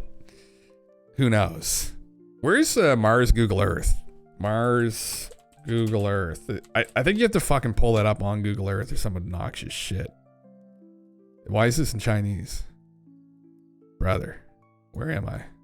Mars Valley, Death Valley. No, that's not it. Oh my fuck. Anyway, we don't need to go there to see it because there it is. Right there. Yeah. Catastrophic scar. What happened? We don't know, I guess. So we asked the question, what happened? Could it have been something like that? Don't know. Do remote viewers know? Now, this is actually kind of unrelated to this because I don't think they get into solving that question. I just saw this as a cool picture. It looks like damage left behind by high voltage arcing or plasma. When you look at plasma damage, for example, under a microscope, it isn't much unlike that mark. Nature being fractal, patterns largely repeat regardless of scale. Yes, Nick, that's actually very, yes, that's very insightful. Obviously impossible, right? Would mean something was above in orbit, discharging unimaginable power.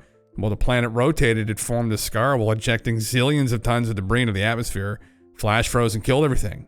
Or it's carved by water. Probably water. Grok is amazing. I think Nick's on to something here which is forbidden. Funny, it looks like the kind of damage left behind by high voltage. Nick Petrakis speculates the Valles Marineris on Mars could resemble damage from high voltage arcing or plasma. Scientific theories, as noted in web sources, suggest the Valles Marinera likely formed from water erosion or tectonic activity, not plasma. Interesting. The canyon's massive size makes it the largest in our solar system. So he says, let's dive into the speculative plasma discharge theory proposed by Nick, where Valles Marineris is imagined as a scar left by a high voltage plasma event from an orbiting source. I'll explore the plausibility, estimate power levels, etc. So understanding the plasma discharge hypothesis. Interesting. Yeah. We'll assume a fixed point in orbit discharges plasma or electrical energy downward, carving the Valles Marineris as Mars rotates beneath it. Interesting. So what kind of energy source would you need? So it rotates once every 24.6 hours. Its dimensions are massive. It's primarily basalt rock and regolith with the density of similar to Earth, I guess. Assume the source is a geostationary like orbit above Mars, fixed relative to the surface. Let's see. Mars' thin atmosphere and lack of a strong magnetic field makes sustaining a stable plasma discharge from orbit challenging. The energy required. Oh my heavens. Okay. Oh, that's a lot. Joules per kilogram, 11 million. Oh, that's a big number. We can't. 10 to the 26. Okay. That's a lot of power. Yeah. So whatever did it. Plausibility. It's implausible for any known natural or artificial source in our solar system. Even a hypothetical orbiting plasma event would struggle to sustain such energy. Interesting. If power is limited. Plausible power levels. To carve the Valles Marineris via plasma discharge in one Mars rotation, the power would need to be absolutely massive and possibly high for any known source. What about the sun? The sun could absolutely obliterate the entire fucking planet. What are they talking about? Yeah, it's highly speculative and unsupported by evidence. Interesting. Yeah. I have it on reasonably good authority that the canyon was created when Skinny Bob abducted a comatose Jim Russell and dragged his gargantuan wiener across the surface of Mars in display of unprecedented power. Brother, that could have been what happened. Yeah, it may take more than a couple swipes, to be honest. So it might take maybe a couple, not just one. But it's just being reasonable. But yeah, it could also be another fucking possibility. Yeah. Yeah. It was an alien with a magnifying glass. That could be the other fucking option there as well. I mean, here's one. Let's get crazier with it. Hold on. We can ask Grok 3. Can I ask Grok 3 about this conclusion here? Let's see this. Yeah. Yeah, let's see. How do I just ask Grok like this here? Here we go. We'll ask Grok right now. Okay. Explore what could cause this scar with a plasma discharge. What about a brown dwarf star? Roughly 4 times the diameter of Earth and 20 times its mass. Could it, passing by, possibly cause this? This gets into some electric universe fucking shit, but Grok 3, how good are you? Yeah. I don't know if you guys have ever seen this before. It's magnified steel and looks like the Grand Canyon.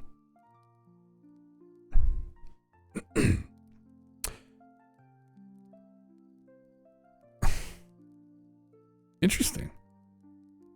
That's actually very interesting, isn't it? As above, so below, brother. I mean, literally. That's very intriguing. Where did I go with this? How can I expand this out? Holy shit. Okay.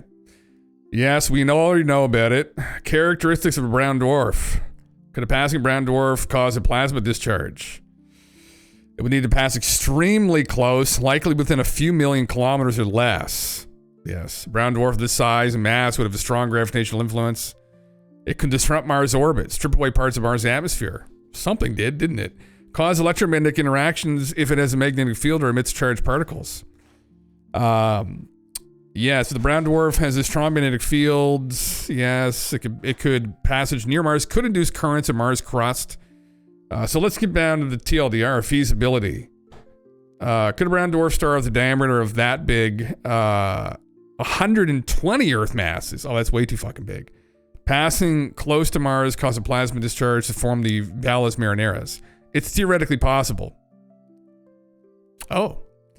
But highly improbable. A close pass can induce plasma discharges through the magnetic or electrical interactions, but the energy and precise required to cover a 4,000 kilometer canyon are far beyond what such an event could achieve. Oh, interesting. The characteristics seem inconsistent with typical brown dwarf's physics, making it an unusual or a young object. 100, that's way too big. I meant to say 20, not 120.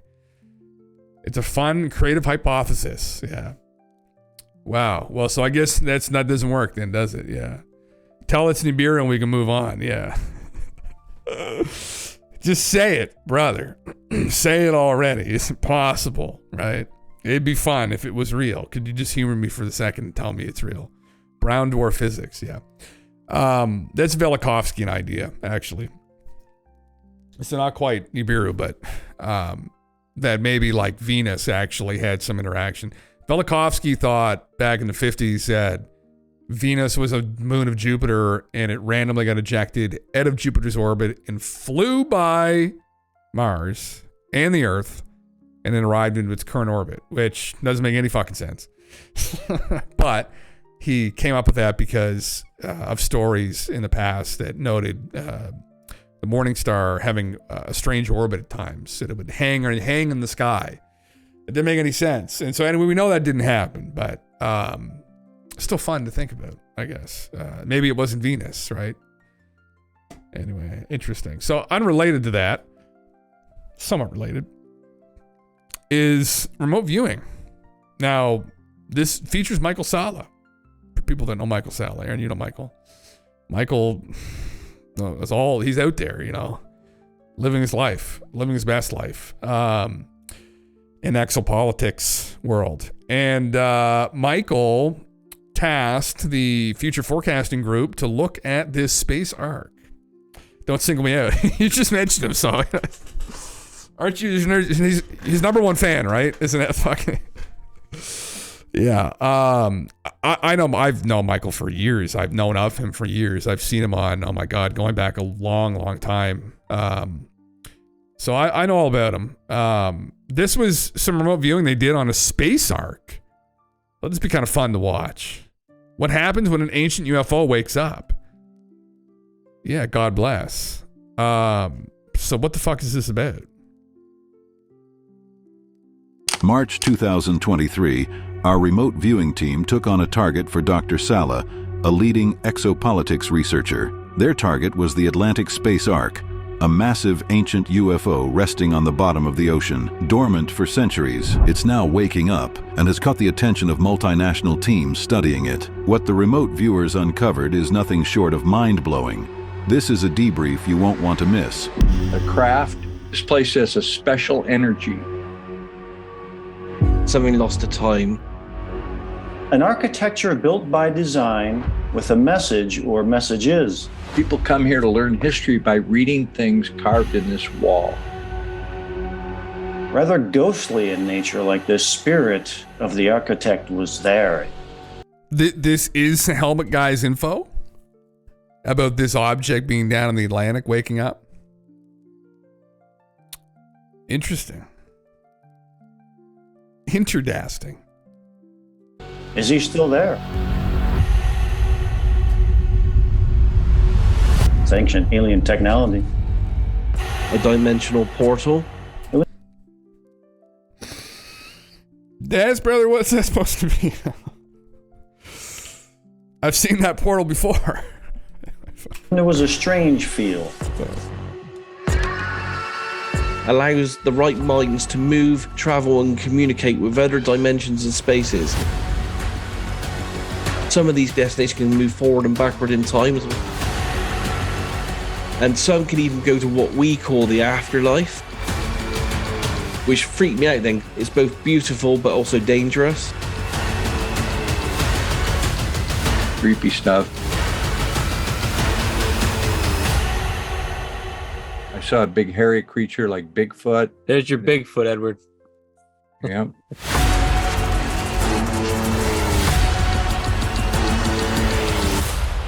Watch the full video today with our exclusive membership and continue watching if you want to see the viewers' Boys, in-between session comments and their overall already. sentiments. Holy Christ. Get to the fucking thing. Come on. So the target was essentially an ancient spacecraft lying at the bottom of the Atlantic Ocean that's being accessed by these multinational teams that are being sent down there to study it, find out what's going on. And so that I found was intriguing with, I think virtually all the remote viewers identified some kind of structure. Some mentioned portals, others mentioned kind of like ancient hieroglyphs, and that this was a holy place, very religious. And so that pretty much matched what my source, I used the acronym JP for him, had described. Yeah, that's a fascinating target. And you said this is coming from a person. He said he's active Army. He's a soldier that was on the ground at this site. Correct. Yes, that he flew out. He flew out on a craft from an Air Force base in Florida to this platform floating in the Bermuda Triangle. They flew over there on an Osprey, multiple Ospreys actually, and then once they landed on the platform, they went through some kind of elevator shaft down to whatever the depth is. I don't think the Bermuda Triangle is all that deep in that part of the world, so they went down through some kind of platform into this ancient spacecraft. And we're thinking this of extraterrestrial origin or lost civilization, or what are the thoughts on that? I believe the kind of consensus was that it was some kind of ancient extraterrestrial spacecraft. They saw sarcophagi in there, and so they thought that these sarcophagi were filled with the bodies of the crew in some kind of stasis. My starting off point here, which was my anchor through the whole. Yeah, fuck, that's crazy, bro. Yeah, interesting. Okay, well, I guess we'll have to see what these guys saw. So again, that was after the fact that they had that conversation with him. Before, these gentlemen have no idea what they're looking at. So they're blind. They're double blind because the tasker as well, I don't think, knows what the fuck they're supposed to be looking at. They just carried forward the number and then, gave them the number. And then ultimately there's someone else who's managed Michael Salla to look at this, right? So Michael would have paid them to look into this. And then afterwards, they get together on a fucking Zoom call and they say, does any of this line up with reality? Yeah. Oh, well, no, I mean, no, listen, I mean, I like legitimately, I have no fucking idea, right, man? So, I mean, Michael, yeah, no, I meme on Michael, but I actually am not like, who knows? I have no fucking clue, right? At the end of the day, we'll see what these guys brought up. Like, that's the thing, right? So, I think this is fascinating shit. Who knows, right? I don't know. We'll find out of these guys now, I guess. Session was that I was in this underground area that was hollowed out. It was damp. There was echoes in there. It was shadowy, and it was hollow inside. Yeah, that's exactly. So it, inside man. of this structure, very still, but there was some sense of movement in there. It was dark inside there. It was man-made. Felt claustrophobic to me. Felt like a catacomb of some kind. Not a lot of light. There were shadows. Looked just like this. This is exactly what I was seeing. So I want to know what am I doing here? And it felt like I was in some kind of a labyrinth or a bunker or something like that.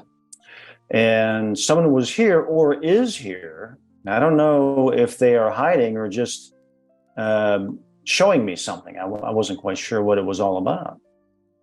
So what would they have to show was my question. If they had something to show, what would they show? And I had these ideas, artifacts, personal belongings.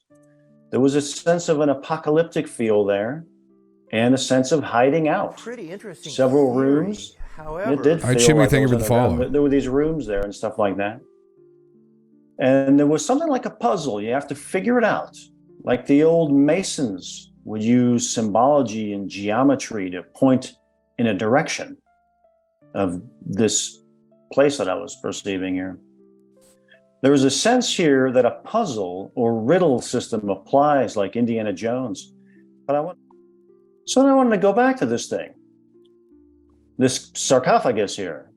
And with the notions of here lies, they would say the here lies, and here's the stele with all the symbols and all that stuff in there. This is in a room, it's like a catacomb or a mausoleum, felt like too. Well, just right there, I just wanted to repeat again that the military witness JP saw a number of sarcophagi there, and he presumed that within the sarcophagi there were bodies, but these were bodies of crew, but they could equally as well be the bodies of people that were both, associated with that spacecraft, but maybe leaders in earlier civilizations that made their way to the craft. So I think that motive of kings and royalty and bodies being buried there, that could refer to these sarcophagi. And then here I am in my initial spot. It's damp and dark. Below, it's moist and it's humid. And there's the symbols on the things and the steles and statues and all that kind of stuff. The walls of this spacecraft were filled with hieroglyphic and kind of ancient writings that were telling elaborate stories. So it was like this spacecraft had been used many times in the past, and whoever had used it left writings on the walls that told a story. So it's kind of like very similar to kind of like ancient cave art, walking into some ancient cave. But of course, the difference here being that this is a ancient spacecraft, and apparently whoever was in it was able to write on the walls in some way or tell their story on the walls in different languages. Fucking ancient alien graffiti on the inside of this bitch. What are they doing? Time wheels, stargates. Is this tasking? I forgot about this. Is this tasking about a stargate? I wonder. How could it be a stargate, though, I wonder? A notion could be moving from star to star, main point being our sun, or more likely the starting point or starting point. How could that be possible, though, I wonder? A disruption or eruption of the magnetic field of the sun and earth, creating a type of time wheel in the fabric of time-space. And these were just super generic terms. That sounds like the time dilation that Dr. Solomon. Yeah, I forgot all about this stuff. Yeah, the time dilation, the stargates, those are important elements of what was in that spacecraft. When you say time dilation, does that mean they were experiencing time differently in terms of they'd think they were down there for X amount of time? I mean, and when they'd come up, a different time period had passed on the surface? Michael paid them a lot of money to do this. So like they gotta play ball, I'm sure. You know, they gotta play with his balls a little bit. Actually, time moved differently down there. Like they said, like when you wave your hand, you would wave your hand, but your hand would kind of like you would see multiple hands there, and they said it was a cool effect. Like the soldiers were just doing that because it was such a cool thing to do. You just wave your hand, and you see the hand kind of moving like through, I guess, a kaleidoscope or something. So I wanted to explore the ancient Phil, and then this is where I did a time map for myself. So I knew it was in the deep past, eons in the deep past, and I knew it was thousands of years past. So I tried to chart this. I felt that there was a key time around about 5,000 years ago, but I actually felt that the core time of this target was beyond 10,000 years. Felt ancient, and it had a sense of something lost to time, which I asked why it was lost to time, and then I instantly had the visual kind of shape here of a dimensional portal. It felt like it was the doorway or an energy dimensional portal. Then I tried to draw it in a bit more detail here. So yeah, it was almost like, a gateway type thing that you would. Feminine organs, AOL. Yeah. Yeah. Holy fuck. Send me through that portal, Daz, brother. You got something on the mind right now. Essentially walk through here. As the shape, I mean, that's an ovoid, clearly. Yes. My target talked about a spherical portal, that it was like you would walk into it and out of it, but it was a sphere-shaped portal. And then I had a visual. Was it wet, Michael? Did he say anything about it being moist? Was it moist, Michael? Imagery of a doorway, an energy portal doorway, with this circular energy thing. And it felt like it was a natural stone structure with symbols around it. But it was definitely a doorway, and it had a light and energy source. And it had an old ancient feel to it, but also a spiritual kind of energy feel to it here as well. And this energy port, or this energy source or doorway would be, I'm going to make this bigger if I can here. Yeah. This is another visual imagery I had. So you would go in one end here, and then you would move, and come out the other end, and they could do the same. So it was like a wormhole time portal feeling to this. It was like two connected gateways or two connected energy sensors. Would Steven like that portal? This portal here? Maybe. Yeah, I don't know. I think Steven's not about that first portal life, but not judging at all. So I asked where the portal led to, and I had this almost like a star map here. And what it reminded me of, actually, in my head, was the Betty and Barney. I don't know if you've ever seen it, Betty and Barney Hill's star map. Yeah. And I wrote here, at the bottom, so many places on this, so it led to all these different destinations.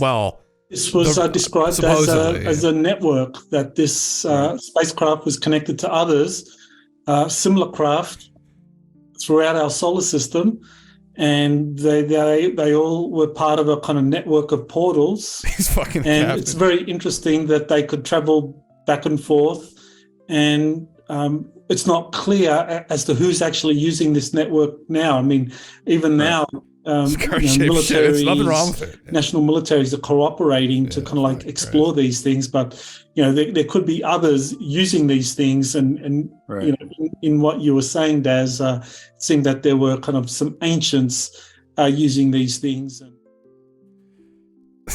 Man, the whole wormhole Stargate thing, listen, I love Ancient Aliens. I've always loved Ancient Aliens.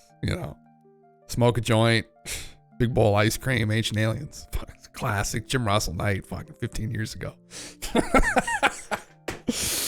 But when they get to the fucking the portals and Stargates and shit, I'm just like, yeah, maybe, I don't know. Especially when they go to the ancient sites and these doorways open up into portals. I'm like, but But you know, to be fair to them, some of the ancients, some of these cultures speak to this, and so I have no idea. I'm not a fucking physicist, although I know wormholes aren't like completely solid. But yeah, Dad just sits there writing mad fan fiction while masturbating furiously. Are you not into a little bit of portal slop? There's a lot of slop. This Stargate slop. Stargate slop. I have a hard time with Stargate slop sometimes. I don't know, it's just an intuition where I'm like, no. But I could very well be wrong, right? It's really that William guy off Ancient Aliens who has the winged disc on his neck that for some reason he just rubs it the wrong fucking way every goddamn time. Every time he would come on, I'd just fucking cringe. I'm like, fuck. Like, I just get angry. Like, bring back David. Like, where's David? Where's David at? Right? I don't want to see this William guy, like all the Stargate slop. I want the fucking balls. I want the stone balls of the gods. That's what I fucking want. Yeah. Shine Mountain Complex. You've seen it on TV. Yeah, fuck man. There you go. Yeah. So in David Wilcock's 2012 Enigma, he talks about how Stargate was slow drip disclosure. All UFO lore is Stargate stop by definition slop. Oh my fuck. Oh my David. Oh, the Wilcock slop is the worst. Yeah, I can't subject myself to it. Yeah, man. I forget what his name is, William something, but I always have a hard time with him on Ancient Aliens. Looking at the land, not my vibe. Peaked, structures here. It felt like it was tropical at some point, but then again, I get the sense that climate change, there was a major change in the climate, and now it's different. And I see what looked like something that's more man-made or, not natural in the land there. So it feels hidden. Yeah, something hidden there in the land, under the land there. Well, I wanted to kind of like point out there that one of the other missions that JP has been on is he's seen these kind of like giant dome-like cities very close to the Ark. So, and they're hidden underwater. But at some point, when all of that land was above water, they would have been flourishing cities, kind of like that Atlantean connection. Here's the hieroglyphic type thingy here. Yeah. Fuck. It's just all goopballs regurgitating what they know about the lore, no different than the Russell slop. And you're here for it. That's essentially it, though. Yeah, that sums it up. Yeah. Thank you for not being too goofballed. Oh, no, I'm full-blown schizo. There's a difference. Russell slop is pre-digested for our benefit, though. Yeah, I chewed on it for a long time. So when I spit it down, you know that it's not going to give you indigestion. That's the problem with the Stargate slop, is that it's not been pre-chewed. It's very rough, and there's no chewing allowed. And you should just end up choking on it. Yeah. Russell slop is a collective of inquiry where we form like Voltron to filter through the noise. It's a collective. Russell slop is process lore. When you want to fix, you just walk up to chat, grab a slice, unpeel the plastic, enjoy. Yeah. Like a penguin feeding her young on baby birds. That's, yeah. I've chewed on it for years. Well, but see, the thing is many of us here have chewed on different parts of the slop. And so we all collectively end up spitting into each other's mouths like a group of baby birds. I don't know who the mother is, honestly. I have no idea. But we're all just collectively spitting it around in each other's mouths. And then we're hoping that we get somewhere with this. Yeah. Yeah. Russ single slices, digging the hungries. Yeah, that's why it's 1 foot, it's one arm. You get the torso. I get the torso. Who gets the crotch? Or is that all together? Sloppy seconds. The mother being gone for too long. Yeah, she fucked off on us. Yeah, we're all alone. Skinny Bob. Yeah. We're waiting for the big download, right? The final dumping of the slop comes from the mama bird, which is Skinny Bob and the aliens. And that will be the one that fills our bellies, right? Maybe it'll be Stephen Greer. I have no idea. He'll be the one to fill our bellies finally, but I'm hoping I don't throw it up because yeah, it's part of the torso. Oh, I am. Oh, fuck. All right. Well, Jim logs off Twitch and tells his partner, me and the boys were spinning in each other's mouths for 6 hours. Good times. Yeah, that wouldn't surprise her one bit. She'd say, just another day at the office, right, babe? Fuck. Yeah, it's like my last job. Fuck, essentially all that happened. Anyway, yeah. The egg will be full of slop leaking down the sides. Yeah, maybe that'll be it.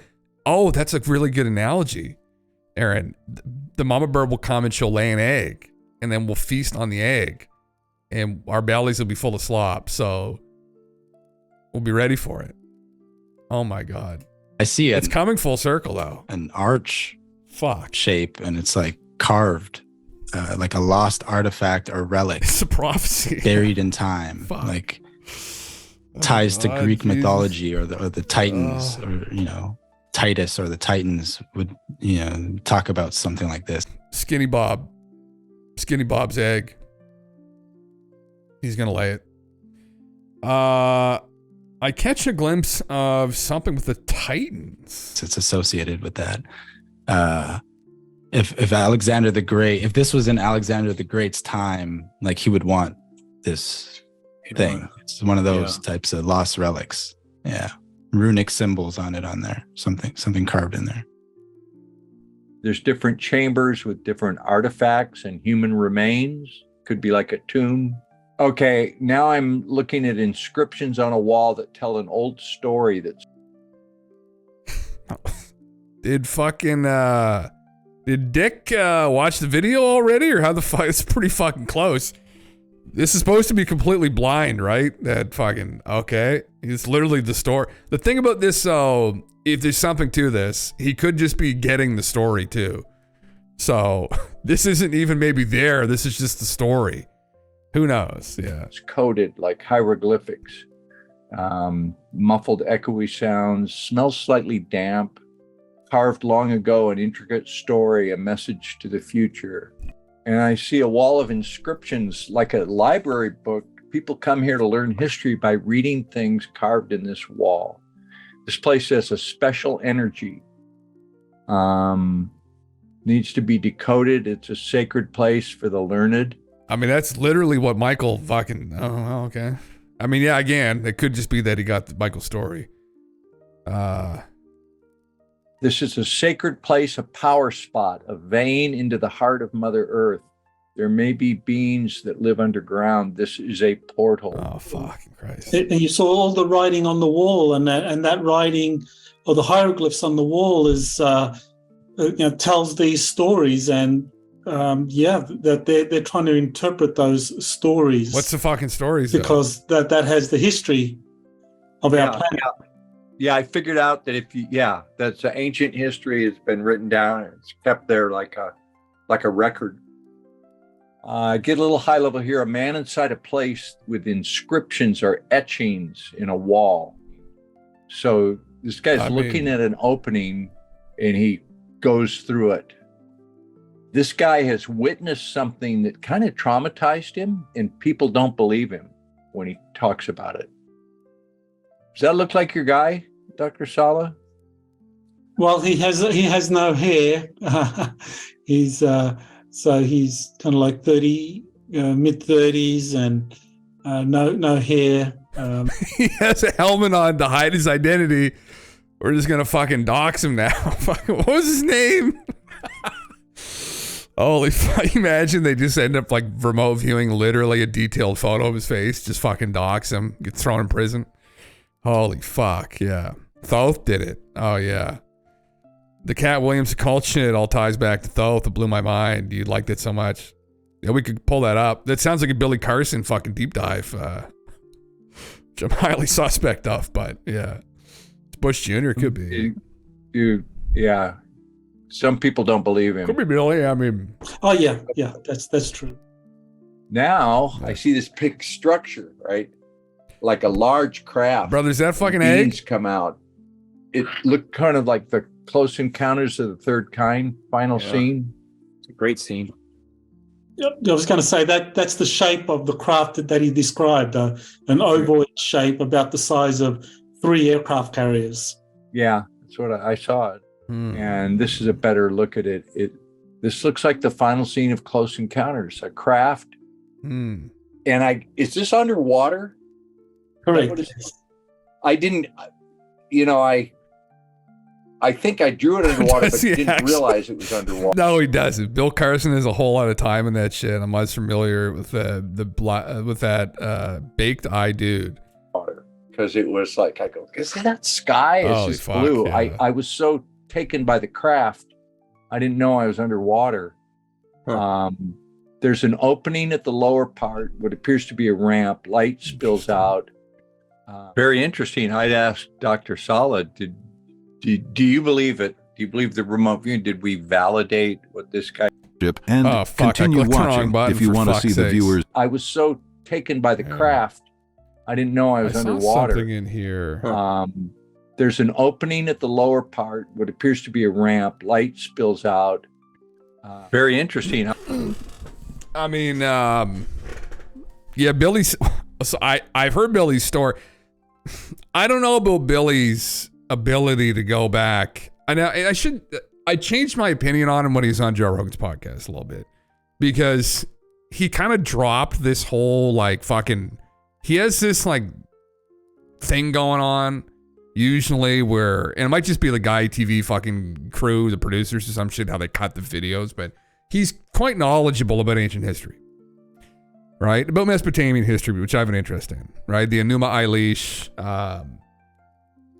and I was impressed by that. But it's some of the conclusions he comes to, and he speaks with a lot of convictions about things. Like, he'll talk about, Nibiru. He'll talk about Nibiru, yes, the planet Nibiru that's in the Sumerian stories. I'm like, brother, there's no planet Nibiru in the Sumerian stories. That's Sitchin's interpretation, but we don't go with that completely because it's... a lot of it doesn't make sense, at least officially. So, in the actual translations, there's no mention of a planet Nibiru. Actually, even in Sitchin's translations, there's no real mention of planet Nibiru. So, maybe there's kind of one, but not really yet. Billy got his Jimmy's Russell, another podcast.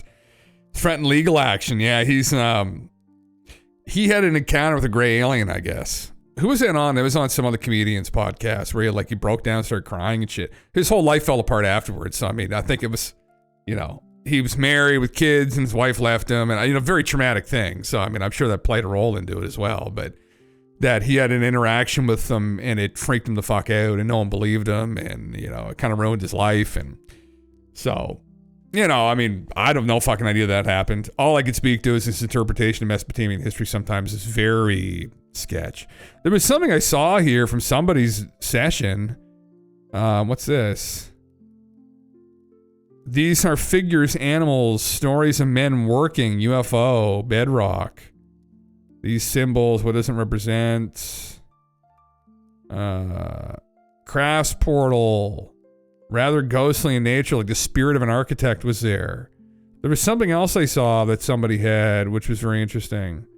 Tribes, cross species. He entered another dimension. Was this his mind?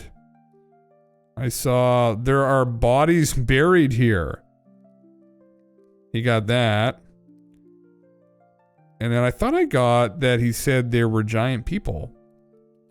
Did I miss that? Am I missing something here?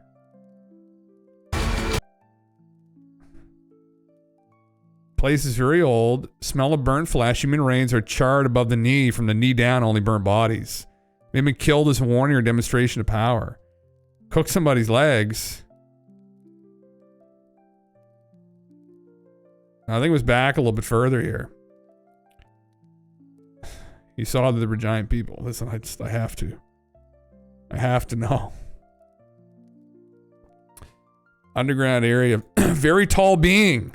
Walking circular, craft is parked. There is one very tall being. Brother Anunnaki. There you go. Yeah. Cognitive dissonance is quite scary. It can send you in an emotional tailspin. I speak from experience. Fuck. Yeah. One thing about the session, they were consistent as hell. It's all the same thing, man. Yeah. It seems to all be the same meme. I don't know. Did Michael Sala, was it worth it for him? in the end, I guess we'll never know, really. But intriguing. Very intriguing. What was this shit about? I mean, I got some other stuff up here too, but well, fucking, this is kind of unrelated to other things. Yeah, you timestamped it. Oh, thank you. Yeah, clip for you. Cat makes a statement and then leads into yours truly. Oh Christ. Even if you're just following Jesus, okay, so you believe that he was perfect and that this was how he grew up and got it. When it comes to him going to get information, he went to this specific place that we're talking about to get information and to get taught. And that's not a hidden fact. Like, it's been that way. When Jesus disappears out of the modern day Bible at the age of 12, where does he go? He ends up in Egypt. And so but he was there to learn the Egyptian mysteries. Interesting. The ancient mysteries. From who? From Thoth the Atlantean. Then from there he left and went to Tibet to learn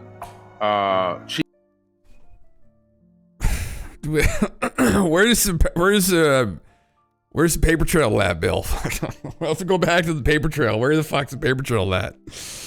I'll need a paper trail on that one immediately. Yeah. What are we on? Oh, fuck only knows, brother. Welcome. Either they landed on the story or that stuff's all really there. Yeah, it's true, man. That's the frustrating part. We with no fucking idea, right? I mean, Dick's was very interesting. That was literally the story. So it's one of those things. It's like, who the fuck knows? Yeah. Lit a bunch of philosophies. Hit play. He quotes all the Dalai Lama. Okay. Qigong and Reiki. That was confirmed by the Dalai Lama.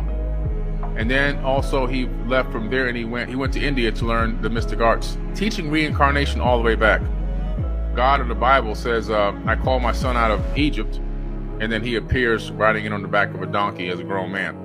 This is literally mimicking what he learned from Thoth the Atlantean's teachings. Thoth, Thoth, and he's known as a wisdom keeper. The long beak nose. That's him. So religion started with Thoth? Yeah, so they took his teachings, his spiritual teaching, to the first baptism that was taught is in the Emerald Tablets. He talks about being baptized via elevated consciousness. It had nothing to do with splashing water and dumping your head in the pool and all this other kind of stuff. That was also another twist of the information. So I wrote this book called Compendium of the Emerald Tablets. In that book, I put the New Testament where Jesus is speaking and the Atlanteans' words from the Emerald Tablets side by side. And you see that Jesus is literally mimicking what he learned from the ancient mystery schools, which he learned directly from the Egyptian mysteries from both the Atlanteans' teachings. So he's not saying anything new in the New Testament. All those words that were spoken by him were information that he was taught. I like Billy's beard. Billy's got a cool beard. Yeah, I mean, you know, supposedly in the lost books, you let this play way longer than I intended to. Oh, really? He's a lizard wizard. Yeah, sounds like might pop up. Well, I mean, so this whole thing about the Emerald Tablets, right? This is a meme that goes back a long time. This is another thing that maybe I'll bring up, but might not be a good idea. Just a second. How the fuck do I open a new one? I don't want to close this out. Ay, Papi, help me. Here we go. Talk to me about the Emerald Tablets of Thoth. They've never been recovered. I spelled Thoth wrong anyway. Yes. Yeah, here we are. The original Emerald Tablet, a short hermetic text likely written between the 6th and 8th centuries AD that influenced alchemy for centuries. The most famous line, that's above so below. The idea that macrocosm, universe, and microcosm, you, me, everything mirror each other. Alchemists loved it because they thought it contained a secret to the philosopher's stone and transmutation of metals. Plural. 20th century work written by Maurice Doreal, probably around the 1930s. Claims to be an ancient Atlantean text written by Thoth himself, describing deep cosmic truths, ascension, and the secrets of interdimensional travel.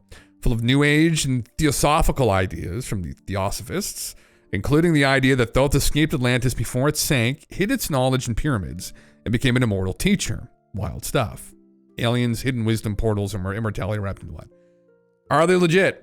If you mean the original Emerald Tablet, sure, it's real in the sense that someone actually wrote it. But it's mostly cryptic, hermetic philosophy. If you're talking about Doriel's Emerald Tablets of Thoth, that's pure 20th century mysticism dressed up in ancient Egyptian cosplay. Why do people love them? They mix all these things together. So now, is there a possibility that someone survived this cataclysm, ended up in Egypt, helped the people there build the pyramids, and then encoded ancient knowledge within them? Possibly, yeah. That's a Graham's argument, and that there's a lost root civilization that was involved at some point in some of these cultures beginning. And the Egyptians speak about it in Septepi, not necessarily building the Giza Plateau, but that they were walking among them at some point, their gods. So, possibly there could be something to the idea. And like, in the early 20th century, Plato's meme about Atlantis was running rampant. We had people like Edgar Cayce talking about it. Theosophists talked about this idea.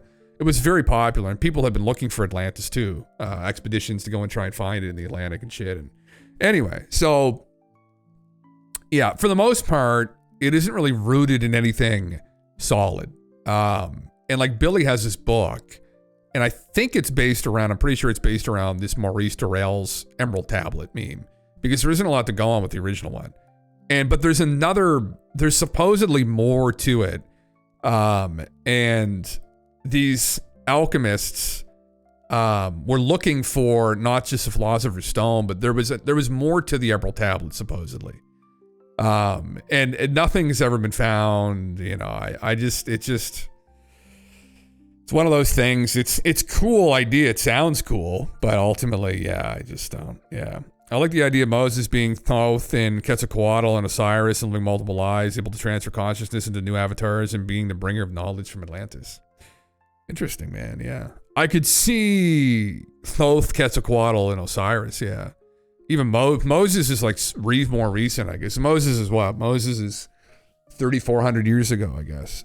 But I guess when you factor that back, some of those Egyptian gods too, they maybe harken back to the time.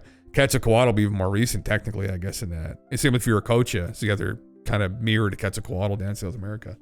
But yeah, who knows, man? I mean, Quetzalcoatl, Viracocha, that's what Graham argued in his recent work, that maybe was this visitor who, and it's literally the story, they appeared on the shores from the water that came after the sinking of this. But that would push the stories way back too, right? Because those stories are not that old, but it would push it back like, 12,000+ years old. And who knows, crazier shit has happened. Maybe some of these legends survived and they were passed down, and who knows. But yeah, I mean, it's cool. I love the idea that there was potentially this lost ancient civilization that existed. And that maybe some of these survivors some of the gods on the walls in Egypt may literally have been some of these survivors.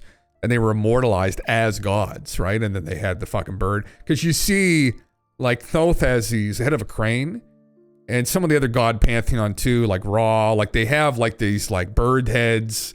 And you see this mirrored in Mesopotamia as well with some of these gods that have the same kind of depictions, really, where they're wearing these like decorative heads. And they're birds. And they're winged in this depiction here in Mesopotamia. I forget the gentleman's name is, but... the god, but it's, they're not always depicted with the bird heads on. Sometimes they're depicted without it. But in Egypt, they're strictly depicted with those headdresses. But the idea is it's a headdress, and that maybe this was a group of people that were immortalized, that were involved in setting up the area, and that they were from this other place that Plato recounted, right? That the Egyptians originally knew about, but for whatever reason didn't. Well, maybe they did put it on their walls. This is a crazy thing about this shit. And this is like an audacious thing to say, but there's a potential that some of this stuff is so old that it's not just us now that have misinterpreted texts, writings.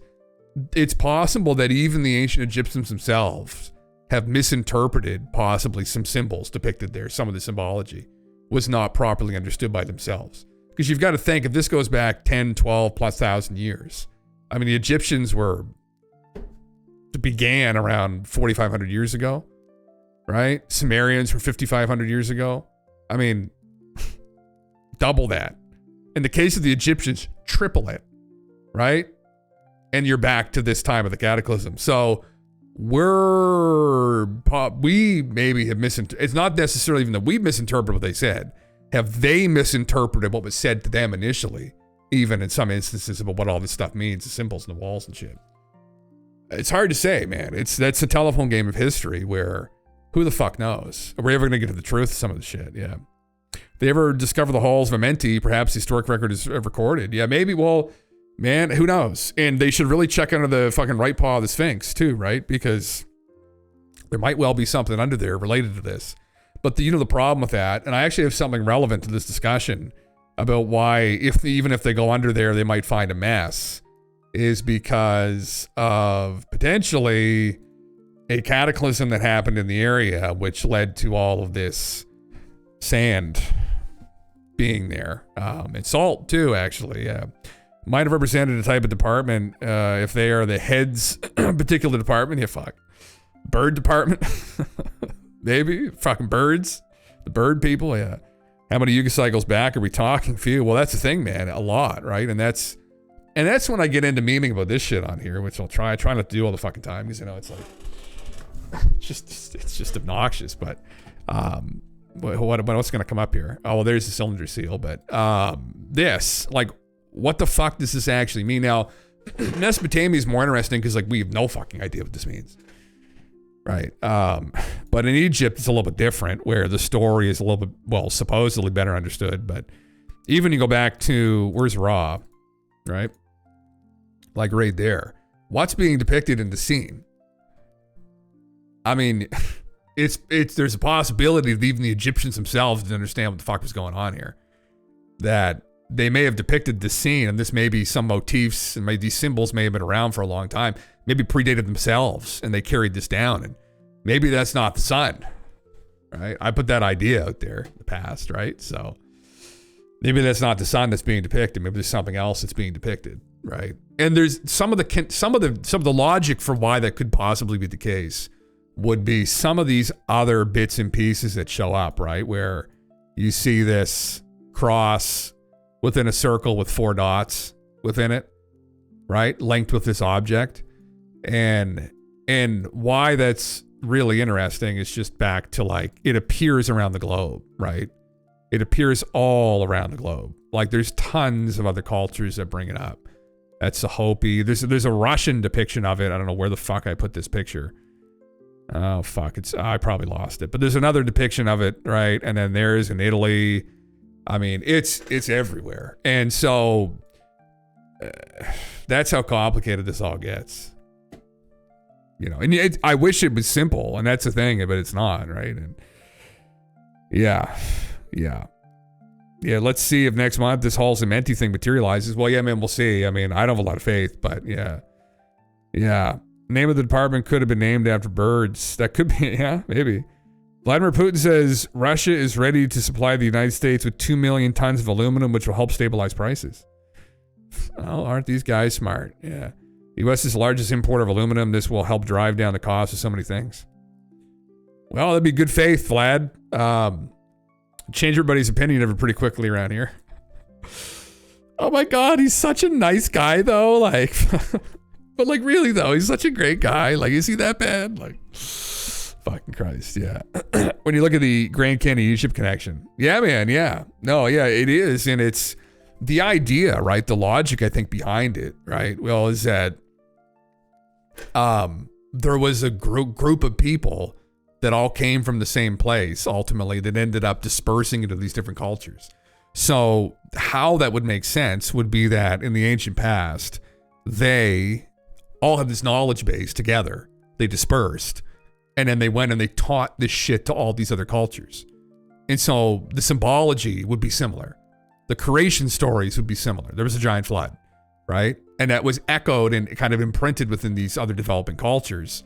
There was a great flood. And what happened? The gods came, they helped us, they taught us about agriculture and mathematics and astronomy. And if that happened, you'd see strange things too, where if they were advanced, maybe they taught advanced astronomy to some of these cultures. Look at the Dogon, someone did, right? And so, and then you see these cross correlations show up too. and with the symbology, and the whole thing fits like a fucking puzzle piece when you look at it from the top down. It really does. And it's just trying to find evidence of these people, and that's why I was memeing with the giant bodies, because that might be them. But anyway, yeah. I just taken mushrooms that needed to be cooked. What did I miss so far? Pretty much everything. But brother, they're talking with giants again, brother. Fucking yeah. Something with Egypt scans are going to reveal some new shift to us. That's it. That's it. So Hall's Mementi. Yeah. Yeah. You be Poland to give you aluminum. Yes, comrade. Yeah. Fucking Christ. I remember back when kings were considered gods, so the departments could have been an entity that anyone in charge could become the god. That god, maybe, yeah. Why the flood to wipe out the giant abominations? Well, that's, the Nephilim, right? Yeah. The interbreeding that happened between, them and the Watchers, yeah. Found a documentary filmed in New Zealand with the giant redheads. Whoa, fuck, did you actually? Seriously? Holy shit. Oh, do you have that? All roads point to the giants. Well, they kind of do, right? And it sounds schizo at first, right? And I, again, had the same reaction where I was like, fuck. But then I really looked into it and I was like, oh, I had no idea that this is so prolific through history. I was like, oh God. Yeah. Yeah. Fuck me. The prime species in that movie, Fantastic Planet. Well, they were just ahead of the curve than us. And I mean, I think the argument here would be that they weren't Homo sapiens. They were some other group entirely. They were not Homo sapiens. They preceded us, probably. Yeah. Yeah. Oh, fuck yeah, man. I'd love to see it. Yeah. Oh, it's literally everywhere. It's one of those memes, like, I just said that offhand, but because I'm fucking terrible when it comes to, like, honestly citing a lot of this shit. But I've heard that as well, that it's just endless. Everywhere you run into this, like, it doesn't stop. And this is interesting. So I was going to pull this up, which is this. Where the fuck was this post that I just saw recently? So this guy is this theory, right? His name's the Ethical Skeptic. I don't know who the fuck he is actually, but that's his. He's got an Egyptian pharaoh there as his profile picture. But is this theory about the ECDO, which is an Earth crustal displacement theory, essentially, that periodically something to do with the inner core, the core of the Earth flips, and it fucks with the magnetic poles and the magnetosphere. And when that happens, there's some kind of reaction that happens geophysically to the planet that then causes cataclysm. And he had this interesting theory. Now, again, it's getting a different set of eyes looking at things to try and ascertain what the fuck actually happened. And when he looked at this, he noticed that it looks like there's some form of erosion that's happened at the bottom, the base of the pyramid. And, when you look out in the desert, you say, oh, well, how did it be? Was it always a desert? How did it become a desert? How long has it been a desert for? What caused it to become a desert, right? And he looked at the pyramid. This is a great pyramid. And he said, it looks like water erosion. And more specifically, salt water on the outside of the pyramid. And we say, how did the outer casing of the pyramids, the Giza Plateau, how did the outer casing get removed? Some people say earthquakes removed it. Some people say that it was stripped. This gentleman put forward the idea that, in actual fact, what happened was there was a giant flood over all of northern Africa and possibly over the entire fucking planet. And that this is evidence of these giant waves washing over the area. And that you can see where the watermark is on the pyramid, because that's where the outer layer of the pyramid still remains. And that you can see that the majority below here was submerged for some time. And then you can see the area that was slowly stripped away. So, yeah. Or they moved the moon closer and caused tidal waves, brother. I mean, whatever happened. Here it is here. They cleaned up this detritus without asking the first questions of diligent science. This makes archaeology a pseudoscience. That would make it a pseudoscience, yes. Wave crest parabolic water line through troll line. Heavier than ocean water solid, showing partial recretion resting on the Mohs 7 backing stones and accumulating in a parabolic mound that tapers with the triangular pyramidal face height, as this hypothesis predicts. The base of the Khafre pyramid, which is a great pyramid, this was all cleaned up without the first question being posed by archaeology. So he's saying that, again, they didn't consider this possibility. Now, why wouldn't they have considered this a possibility? First of all, they probably didn't fucking know because they're not geologists. Secondly, if they had come to face that, the flood myth was one of the Bible, and people in the early 20th century, even before that, were trying to distance themselves from biblical literalism. So they didn't want to humor the ideas of giants or floods, right? And that's also probably where we go with the giants too, as to where why they didn't want to dig any further in that initially. Yeah, there were also burn marks in some Egyptian obelisks and pyramids, coronal mass ejection, some high energy cataclysm. Maybe, man. Yeah. Archaeology become a pseudoscience is connected with Sabrina H's recent rant on YouTube of a scientist pushing papers with no target to keep funding rolling. Yeah. Well, and just, it's a scholarly discipline ultimately. I don't know if there's the real scientific method. Maybe it's to some small degree, but it's mainly like with Egyptology, it's like a scholarly discipline. I mean, they're involved in excavating and whatnot, but people have criticized them in the past of like coming to conclusions they shouldn't have without, other disciplines analyzing the areas first. So, was all cleaned up to support the narrative. Yeah. How long would it need to be underwater from that much erosion? Up to 400 years.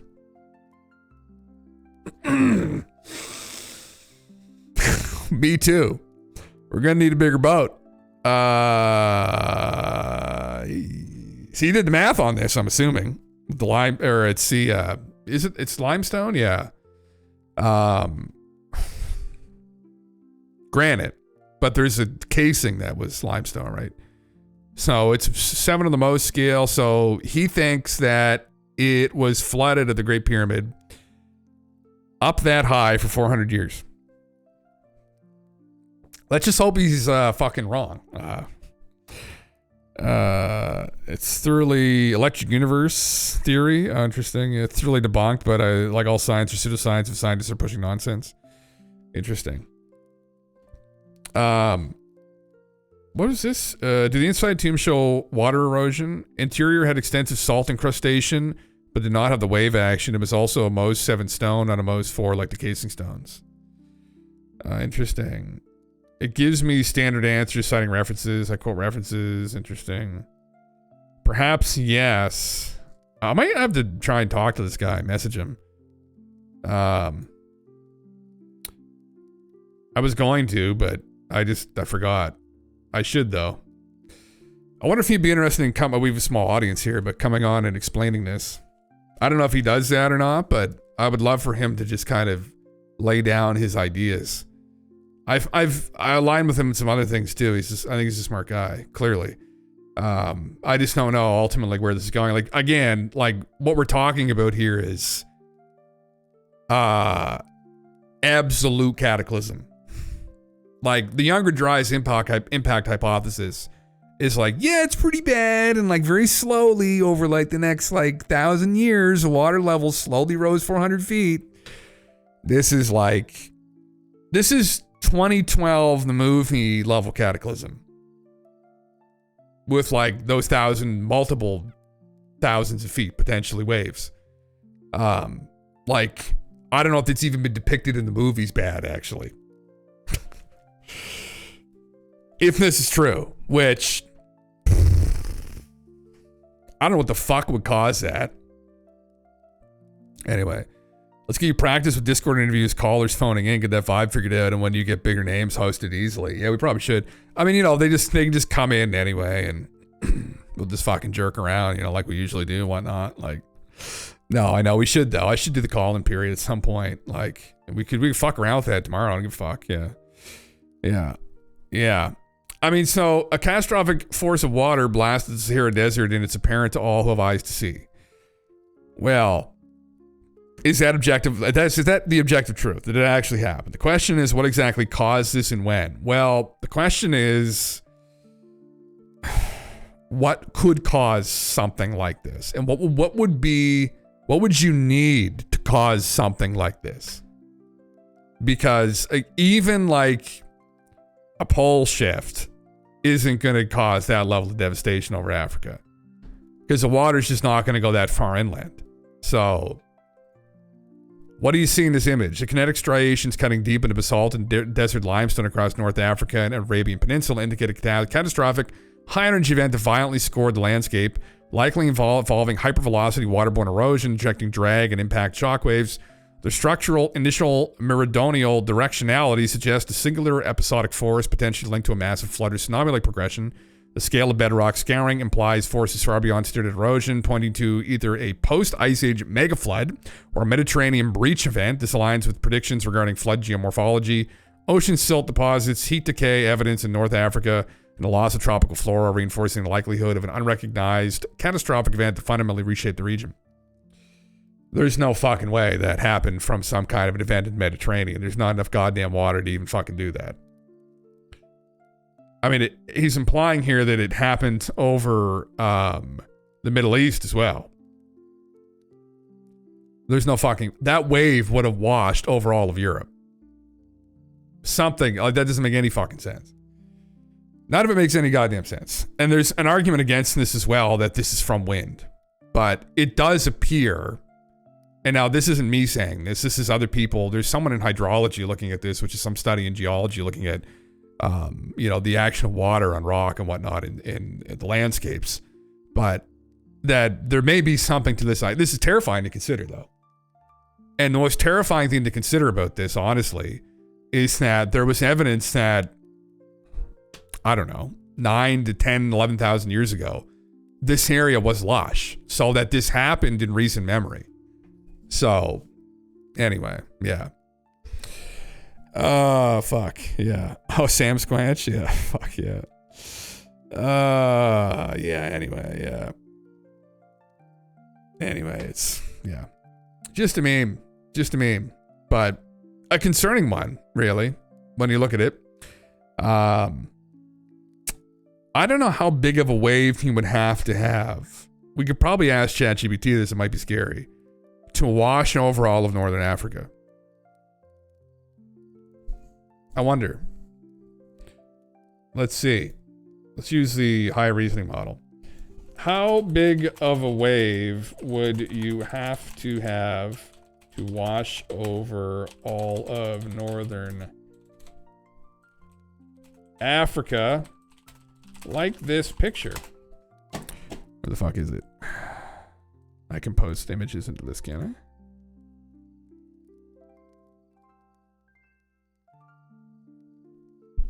See what it says. I'm curious. It's going to be metric fuck ton. It says a moon-size wave. Oh, God. It's crazy that even the asteroid wouldn't even make crazy big waves if it smacked the water. No. Yeah, you'd need... I don't know what you would need. That's the problem. But if there's actual evidence of this, and the only thing that could make sense is that some violent, literal pole shift, physical shifting of the poles, where the planet was violently jerked and all of the water just washed over it. Because, like, you're going to think the Atlantic, but that's not the direction it's flowing in. Entire region submerged. Billy here, assumptions. You need a wave taller than the highest Atlas peak.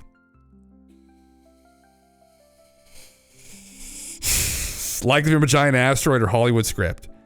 There you go. 4,167 meters. In feet.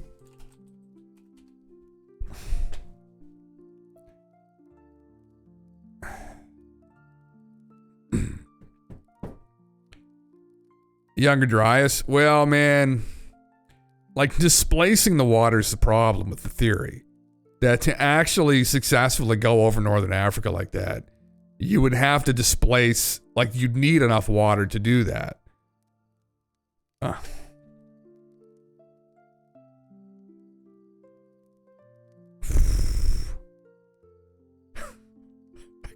actual steps if you're mental. Acquire colossal space rock. Smash in the Atlantic. Secure planet-wide insurance. You need, I don't know how long it actually reasoned for. So it's saying 14,000 feet. A 14,000 foot wave. Give us a comparison here for 14,000 feet. What would this look like? I mean, that's beyond imagining how big that would be. That's like it's in the fucking clouds, for Christ's sake.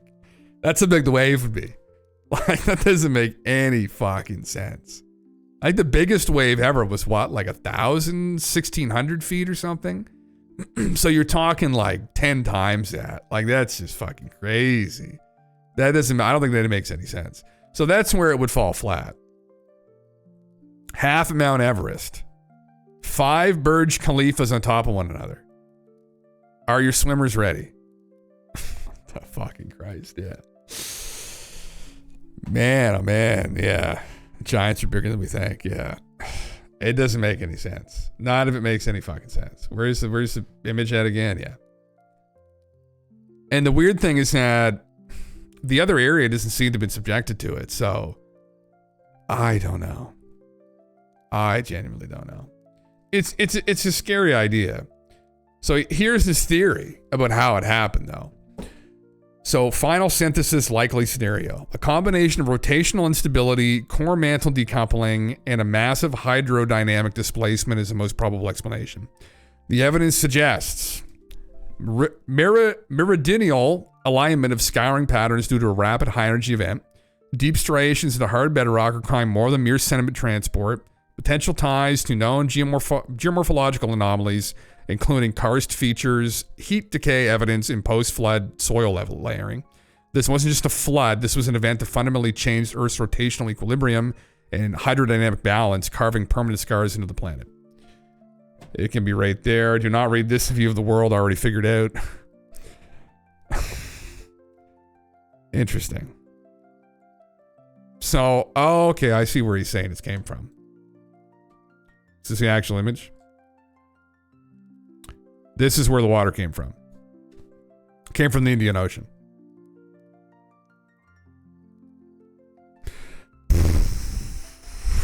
Fuck me. Man. He's coming on a cloud. Wait, that's a wave. That would literally be it. Yeah. Look at the marks in Africa. They look like ripples. Randall Carlson, I think. Yeah. You need a fuckload of water. Yeah, you would need an astronomical amount. Yeah, you would need like a 14,000 foot wave or something fucking ridiculous. Yeah.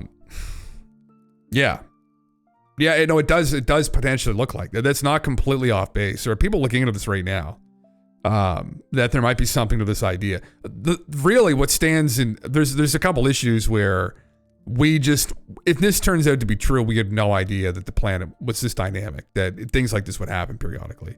And you know, there were people in the past who were more catastrophists who maybe thought that this was a thing, that there was evidence showing some serious cataclysms. And this whole gradualist model didn't want to support that, and we just tried to explain it away any way we could. But the problem is that some of these things have been staring us in the face for a while. And this is a more recent one, but they've been working on it the last couple of years. But that, okay, so it came out of the Indian Ocean. You know what's interesting? Which is unrelated to this, is Sitchin, Zachariah Sitchin, who has a subpar track record among academics, but irregardless, he thinks what happened with the flood was that there was a giant displacement of the Antarctic sheet of ice, and there was some kind of also geophysical event that happened. But that there was a giant, because this isn't completely in isolation. There were people that have come up with similar theories that there may have been a wave that ripped up through the Arabian Peninsula that was massive, that hit the area there. He didn't get into going over northern Africa, but that a wave ripped up from the Indian Ocean, and that ultimately it originated down in Antarctica. So increasing biodiversity. Everything else got fucked. It'd be interesting to talk with this guy. He's clearly had this. He has this very well thought out. He has a team of people that are working on this, and not just him. That I think some of them are accredited, like in these different fields, so they can probably speak to some of this stuff more specifically than even to himself. But the hypothesis proposes a regular cycling of a natural dynamic system. Our Earth just happens to have two mechanisms of equilibrium battling for dominance. The strength of the geomagnetic core determines which one is winning at any given time. We propose that periodically the Earth's core loses its magnetic moment and decouples from the outer rotational body, which includes a mantle and crust. Oh, fuck. This decoupling causes a shift in the Earth's geographic axis of rotation along the 31st East Meridian, the same meridian upon which is located both the Giza Plateau as well as the geography center of the Earth, moving towards South Africa. At this critical transition point, the Earth's inertial moment takes precedent over its magnetic moment, causing this change in geographic location on its rotational axis. The process is facilitated by the lubricating effects of exothermic D-layer material shed from the core. These effects enable the Earth's outer rotational body to shift from today's geomagnetic mechanical equilibrium, Jesus Christ, to a 104-degree rotated momentary conserving geoscopic 1.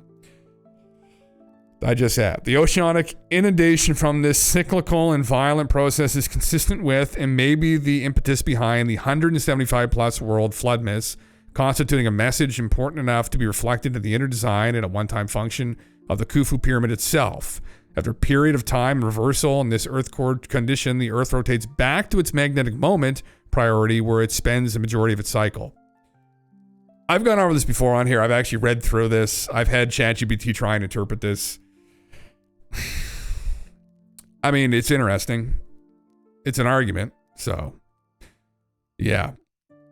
Man. Why do compasses point north if you look in until they actually point south? Tyson deGrasse, next to them would be flat earth, and good Lord. The thin little crust slides and sloshes a metric ton of water around. Yeah, well, that's essentially the TLDR. It's half good, but on crack and steroids. Yeah. It's what some people would say. Not good. Big bad. And I believe this gentleman has this happening again sometime soon. FYI.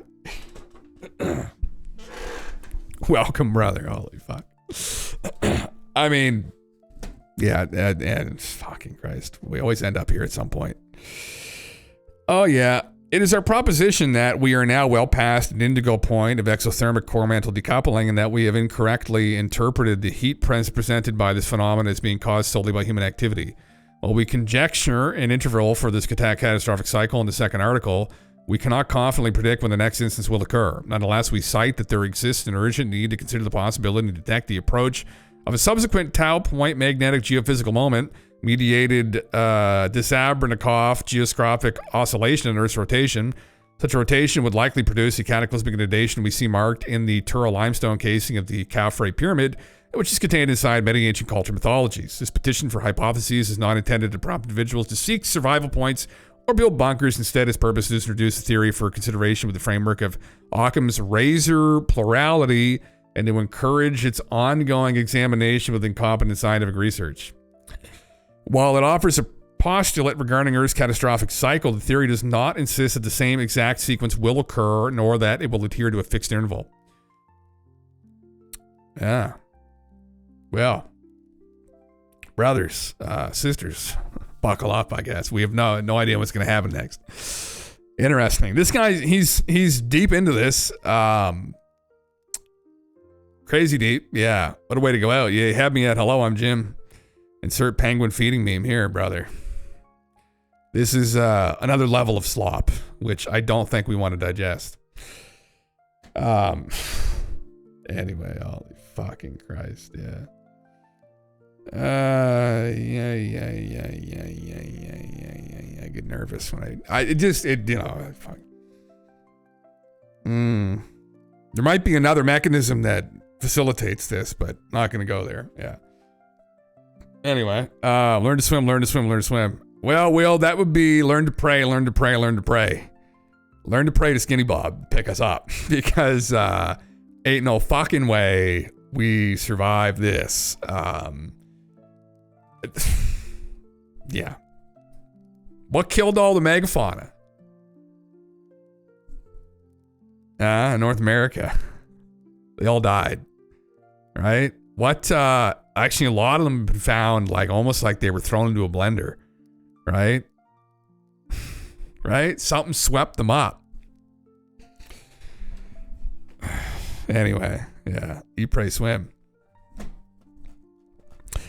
Yeah, things might get... I mean, listen, I don't know. I genuinely don't know. I mean, I have an idea, but I don't know. And this was... I had not heard of this before. When he showed this, I said, oh, God. I was like, oof. I wonder what other people like it. I mean, again, what people in geology think of this? That'd be what you'd want to go look at. You'd want someone with a trained eye to look at this and be like, this makes sense. Is there any other way this could possibly be explained? But yeah, anyway, we'll move on from fucking talk about this all night. In fact, unhappy with the makeup and prosthetics used to create the look of engineers' aliens, Prometheus Ridley Scott resorted to hiring actual aliens, brother. I could see that. Yeah. Mammoth stomach contents still in fact. Yeah, they were taken very quickly. Yes, they were. Yes, in the Siberian mammoths. Yeah. People don't, you probably know, Aaron, but some people here I've showed the pictures to, but there were so many mammoths found dead in Siberia. It's fucking scary. And they all died together. They all died. There was like an unimaginable boneyard they found up there. To this day, you can get mammoth ivory pretty cheap for that very reason, that they still have stores of this stuff left over. Right? A lot of keys on pianos are made with mammoth ivory back like in the 1900s, all throughout the 20th century, because of this, because of these finds. And they were flash frozen. And to flash freeze a mammoth is ridiculous. And they consulted with the guy who created flash freeze. I can't remember what his name was. He's an engineer, I think. Like, how cold would it have to get to flash freeze a mammoth? And it was something ridiculous, like the literal coldness of space. So, anyway, something fucked happens here every once in a while. And there's a lot of people that don't want to go there because it's kind of scary. Right? I think that's really what it gets to, though. Right? Where there's a picture here. There's all the puzzle pieces have been on the floor. And people have been selectively putting the ones together that paint a nice picture. But we've left a lot of them on the floor that are pretty ugly. And this is the problem. It's very, very slowly, but, we're putting together this picture that looked okay for a while. And it's safe. The mountain building happens over millions of years. And then you put together these other pieces and you're like, oh, Jesus Christ. What do you mean it happens in a week, a day, 3 hours? At some intervals, right? Anyway, yeah. Space tornado theory or cold funnel, yeah. I didn't know Whitley Strieber wrote The Day After Tomorrow. I had no fucking idea he wrote that. Finn told me that. No clue. But yeah, that's one of the ideas. Yeah, or there's something that strips the atmosphere in that area away completely, like some giant impact of a comet would also just completely strip the coldness of space would descend down if it wasn't big enough of an impact that it could completely open you up to the coldness. Supposedly, we talked about this with ChatGPT, some of the theories. So 1,000-mile-per-hour winds, yeah, leave that piece down there. Yeah, man, that's or fire tornadoes. It's another fun one. Anyway, yeah, let's just hope it doesn't happen this time, right? That's what we all just got to cross our fingers for, and that it's not going to happen this time. I did have something else relating to this. Well, yeah, here we go. Explain to me the climate of half of North America 10 to 12 to 13, 15,000 years ago was a climate like you now find at the South Pole. I mean, that's not an exaggeration. If you believe that the climate, that there's some steady state that we're supposed to find, that's what we're supposed to find us, whatever, what are we trying to do here? Get back to the climate of the 1800s or the early 1900s? People don't know the extent to which climate has changed. So I just mentioned the fact that sea levels rose 400 feet. Well, nobody's in the mainstream is really thinking about that. You know, you have to go to marine geologists, they're talking about it and realizing it.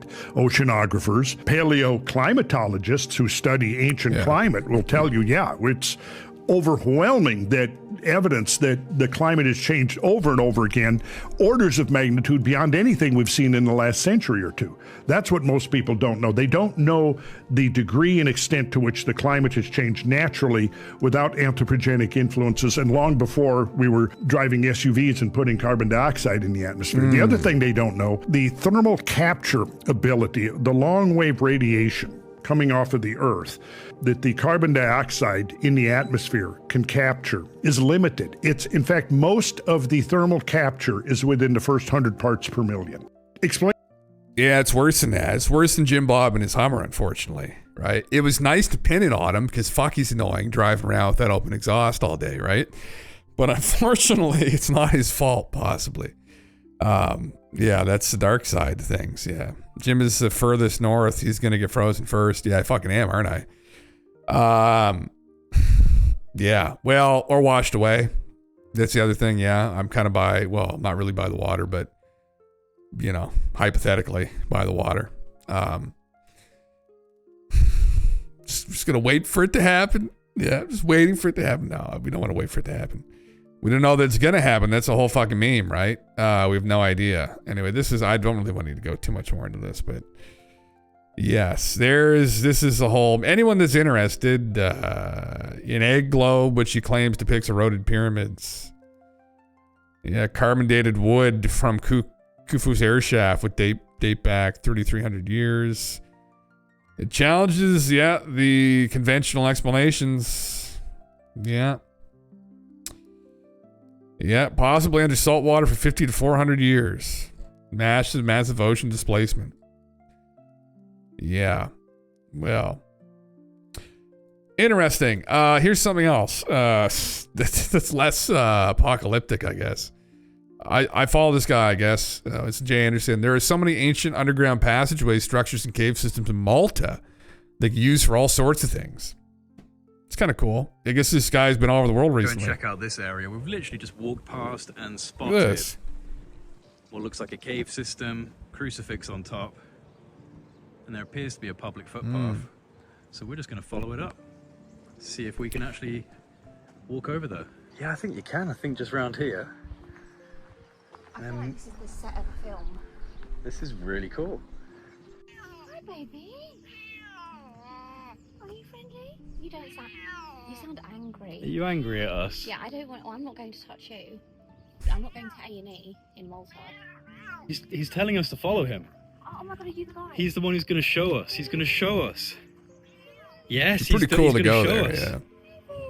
Man. Look, he's like, this way. Rabbit that dug the hole is also a giant rabbit. It could be. Now, as I'm sure many of you know, Malta is famous for its cave systems. There is an intricate network of underground passageways and ancient temples that are underneath our feet. All these little entrances and stone holes and passageways that no doubt lead into some underground networks around the area. So we're going to go and check this out, see if there's anything interesting. Yeah. Now, they have put a crucifix on top of this, which makes me think that there's some significance to it, or it could just be that it's a high vantage point and a good place to put the cross. So by the looks of it, the cave systems are so common around here. This is just some storage. That's all it is, look. Pallets. Someone's fucking freezer. Holy fuck, someone's freezer? What the? If we're finding someone's secret crack. What's in there? Okay, whatever. Some pallets and a suspicious fridge. It's just extra storage space. Up here you got another cave system, and it's they just slapped some drums and old building equipment. Oh, let's see. Imagine how long it took some fucker to dig that out like 2,000 years ago with probably a spoon or some shit. Did he ever think that it would be one day just used to store some guy's junk? Oh my. Fuck. But it's certainly okay. Are we gonna go find out how deep this is? Ooh, probably some fucking guy living in there. Arrived on a raft. I don't need it yet. Is it right? Oh my days.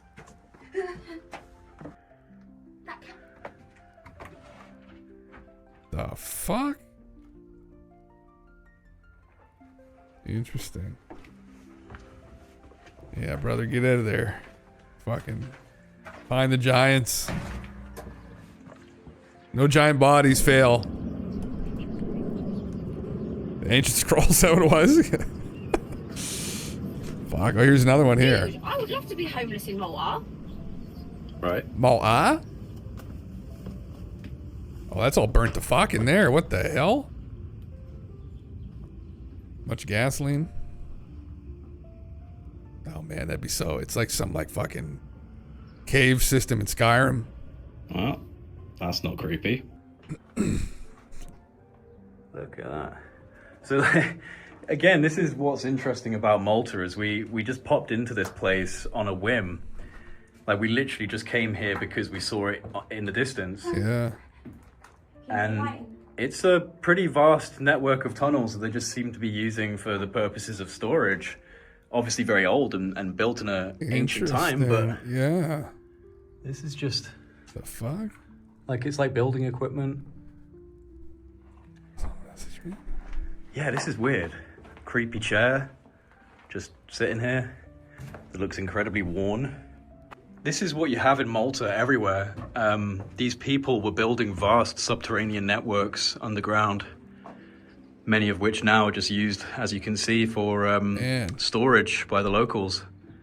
But they still tell a very interesting story about the indigenous people of this place. So down here we've got another example, as you can see. Cock chair in the fucking tunnel. Doesn't matter where you go, you find a cock chair in the corner somewhere. Here's an even deeper element of it that we can't really explore. Just showing you that this goes a lot further. Oh, brother, come on. Go on down there for us. You can get down there. Looks plenty of room. Exactly all of these little paths. Cram yourself in that little hole for our entertainment. Yeah. Yeah, Trocker just lets us around the corner. I've never seen one do this before. I could see that. It's like a vine. It's almost like a parasitic vine. It's literally climbing all the way up this tree. All the way up. Like through here. Brother, we want to see the giants, brother. Interesting. Yeah. The giant caves. I think Golf, did you message me on here for that? That's a second. This is it here. No, wrong fucking thing. The shit. Hold on. Hold on. Just a second. Oh, this is it here. Okay. Oh my god. Redheads Part 1 of Skeletons in the Cupboard series. Who were the Uraku, the redheads in New Zealand? Where do they come from and what evidence is of them today? Oh, that's interesting. Is there like a... Oh my god. I'll have to check this out. I'll have to watch through the whole thing. I'm able to just pull up a description of them and just get a brief synopsis right now for the stream. I'll put this... I'll just leave it up here. I'll put it at the back so I know not to close it. I'll put it at the front so I don't have to close it. There's something to this. Refers to fair-haired and fair-skinned Maori individuals. The term literally means red hair in Maori. According to Maori mythology, some believe that Urukenu are descendants of the fairy people known as Patu Parari. However, historical observations suggest that the fairer complexion in Maori populations could also be due to the interbreeding with Europeans, which began in significant numbers around the early 1800s. James Cohen, in his book in 1930, noted that the fair-haired, lighter complexion strain of Maori likely originated from Asiatic shores. He also mentioned that it was not always easy to distinguish a pure Urukuru from those with mixed European blood, especially as European blood became more widespread. They are described in Maori mythology as supernatural beings with fair skin and blonde or red hair. They believe to live in deep forests or hilly or mountainous regions, and their presence can sometimes be detected through their music or singing on misty days. Interesting. And again, they just wrote this off as just nonsense. Like, obviously we figured this out, so yeah. I've heard this is okay, but I haven't watched it myself, so I can't vouch for it. In an AI summary, it's leaving out the giant part. Typical. Let's ask ChatGPT.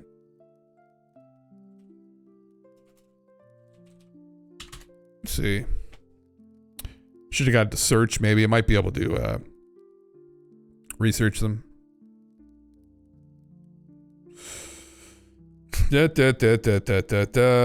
Considering them, I don't know if I need you to do all this logic. This is just fucking wasting my time. Let's just go to this and let's just do this again. Giants. Interesting, huh? That's extremely intriguing that there's a correlation there in New Zealand. It's all over the fucking planet, man. Like, fair-skinned, red-headed Maori, some say they're offsprings of the Patu Parari, fairy folk of New Zealand. They're often depicted as fairy-like beings in some traditions, particularly among the Wanjanu Maori. They're described as giants. So depending who you ask, the Oroku might be a bit of giant blood in them. So giant red-haired people on New Zealand. I mean, man, you can't make this fucking shit up. Bunch of giant red-haired people all over North America.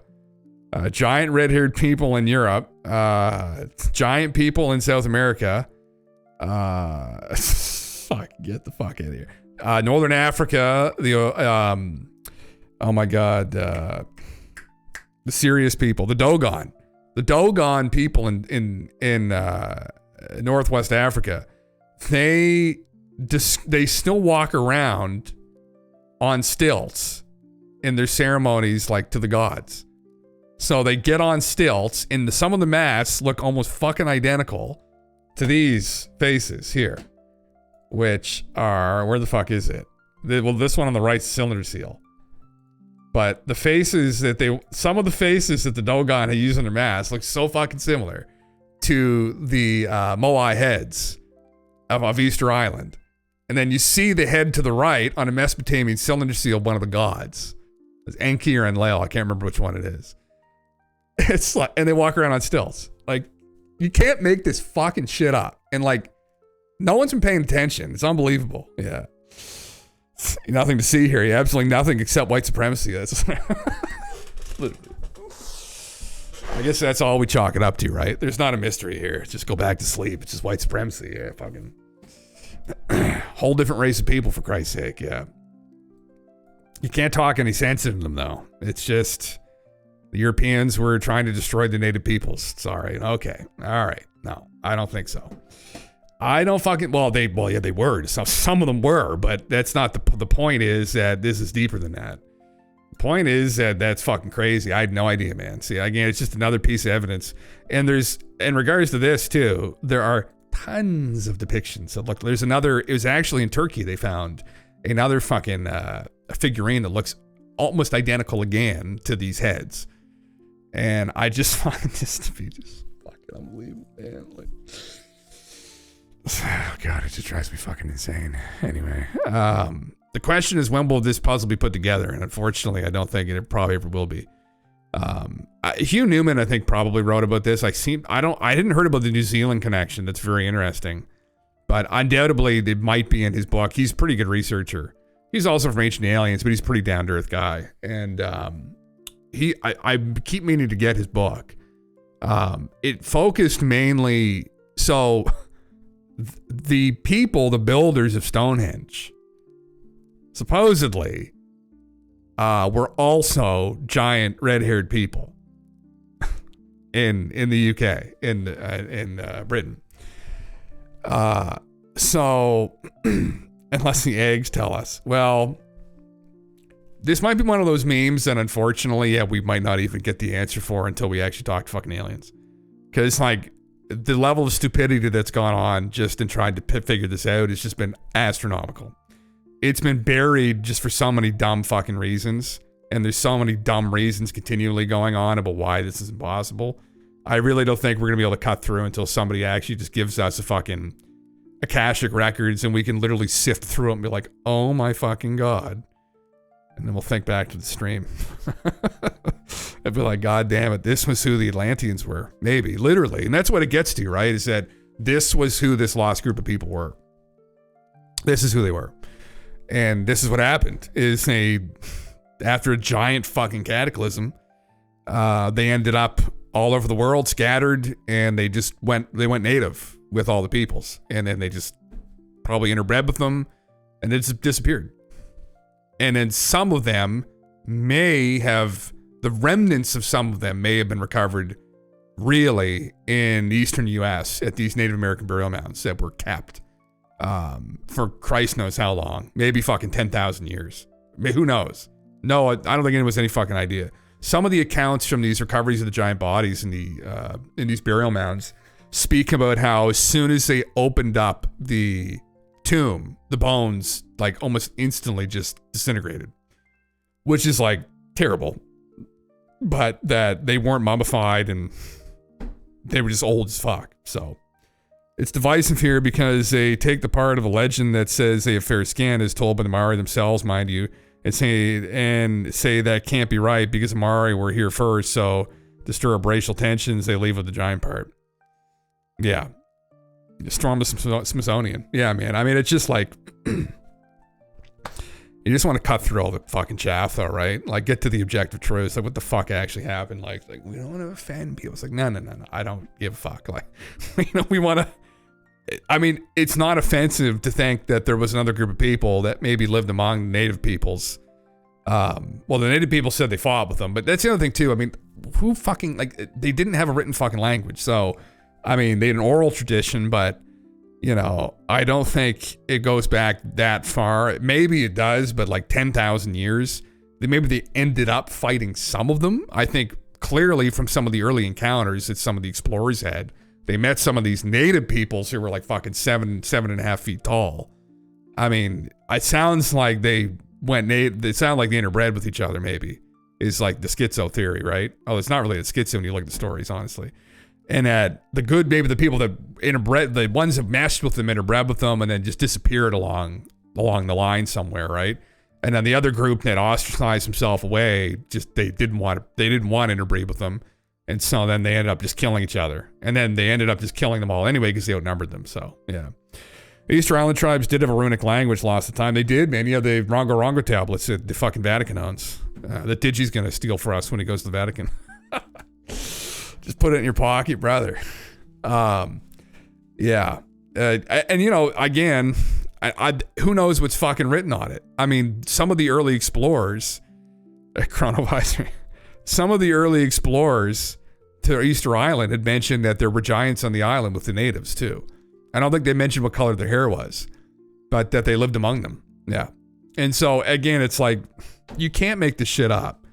It's just, it's on, I got into this like a couple years ago. This wasn't like a thing that I had an interest in really until just literally a couple years ago. Well, fuck, actually, you know, it's probably more than a couple years, probably like 9 years ago, actually. Fuck, it's crazy. But I was initially interested just in catastrophism and like the idea that, well, the idea of like what caused the cataclysm, right? And then it ended up getting into this whole meme, and I was like, fuck, man, like, you know.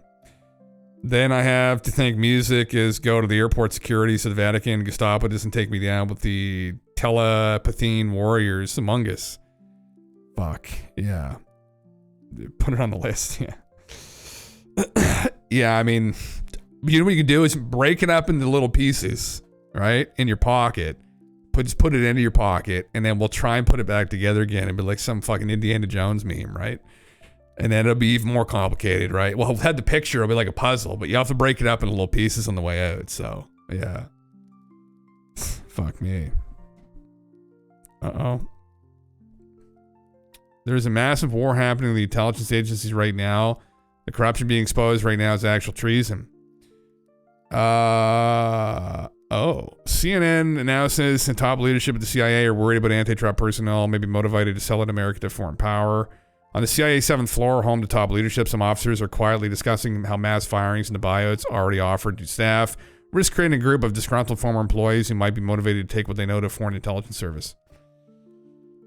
Oh, God. In other words, the people who created the Russia hoax might now sell America's secrets to Russia. Jesus Christ.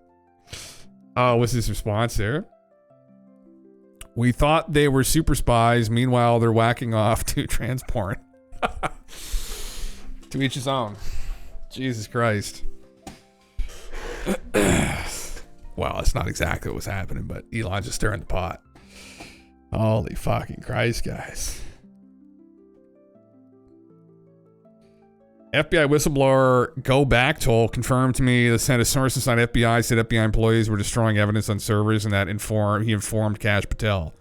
I hope everybody are preventing this. We urgently need disclosure. God, Jesus Christ.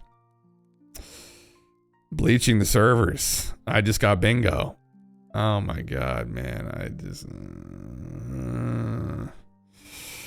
how dirty. It's just so fucking dirty, though. I mean, I'm not surprised it's going to be this fucking dirty, but like, man, oh fucking man. Like,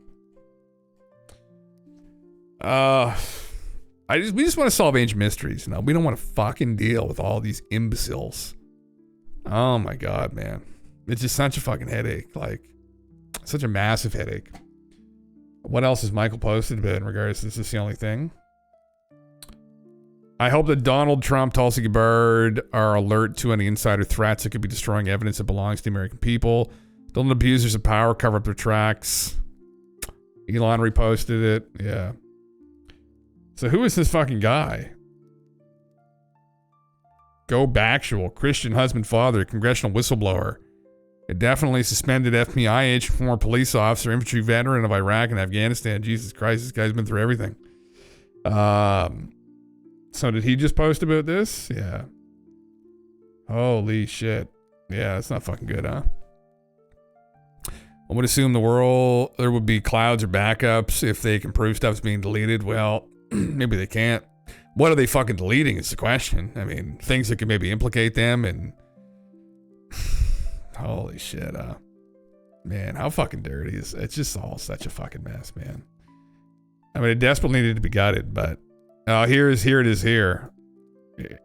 He looks kind of like Bert... no, not Bert... What's the other guy's fucking name? The other guy who has a comedy show. Holy fuck, he looks identical to him. Joe Rogan's friend. What's fucking Joe Rogan... what's his name again? You guys know what his name... You know what I'm talking about here? He looks literally fucking identical to him. What's his name? He's Joe Rogan's buddy. He lost a bunch of weight. He had a podcast with Bert Kreischer. Oh my God. He looks fucking identical to him.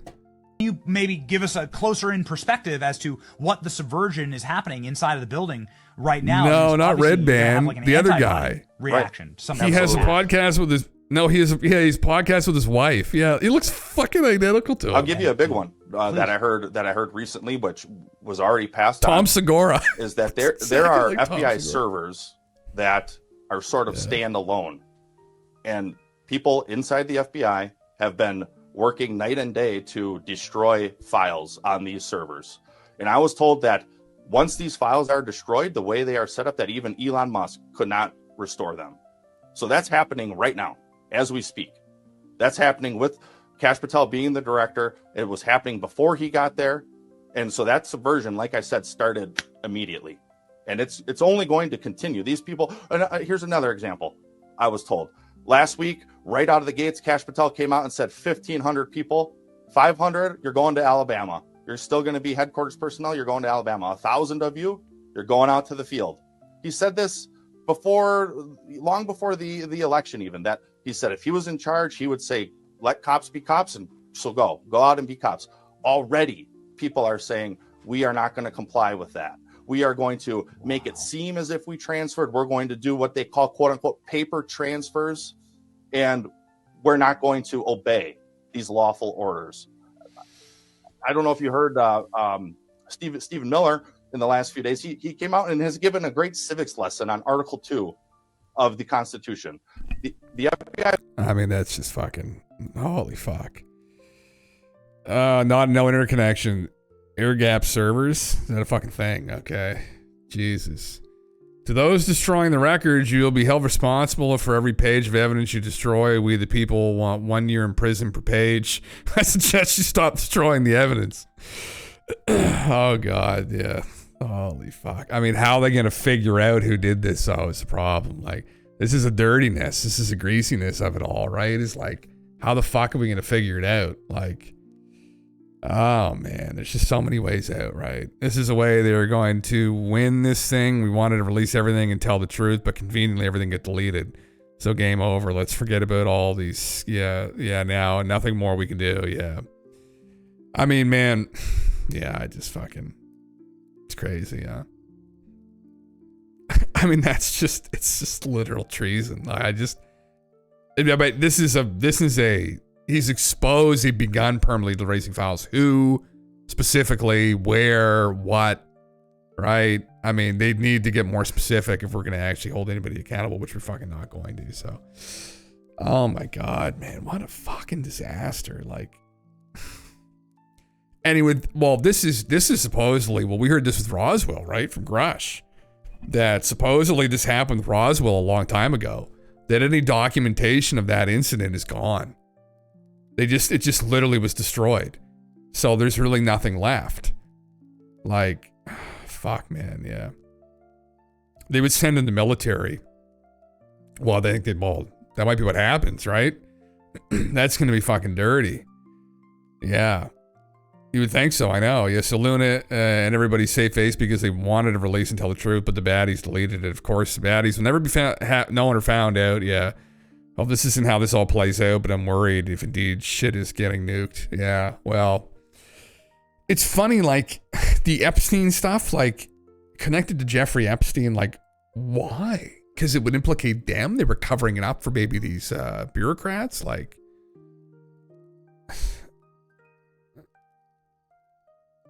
Ray was desperately trying to stall an investigation into the men who Epstein rented the underage children to.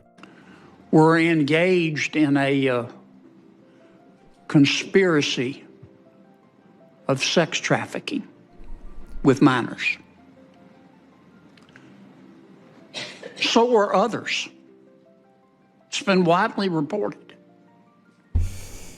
What's the FBI doing to investigate the other people that were involved in these sex trafficking rings? Well, I'm not sure that I can confirm any specific individual. Well, let me put it this way. Let me give you some facts, widely reported.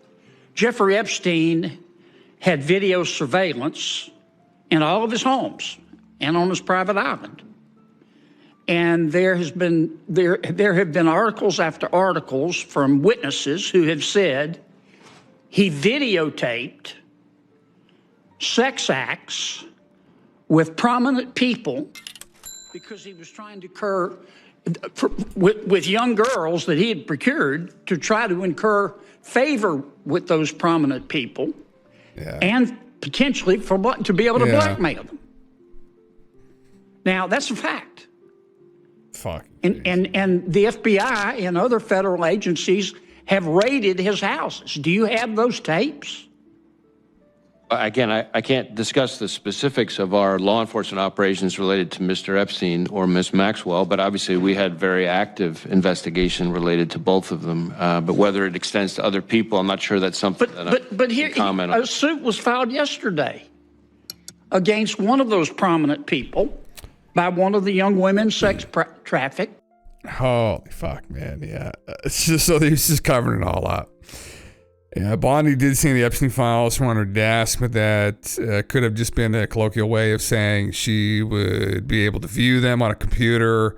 I mean, it sounds like she physically had them if you take her words at face value, but yeah, see what she says, yeah. Wiener's laptop, oh, that was another thing too, right? I mean, holy fuck, man, like, just the grease, the slime, right, that they're having to fucking deal with here, man. It's just unfucking believable, like. What's Cash been doing lately? So ATF welcomes acting director Cash Patel to ATF, sworn in at his first visit to ATF headquarters in Washington, D.C. today.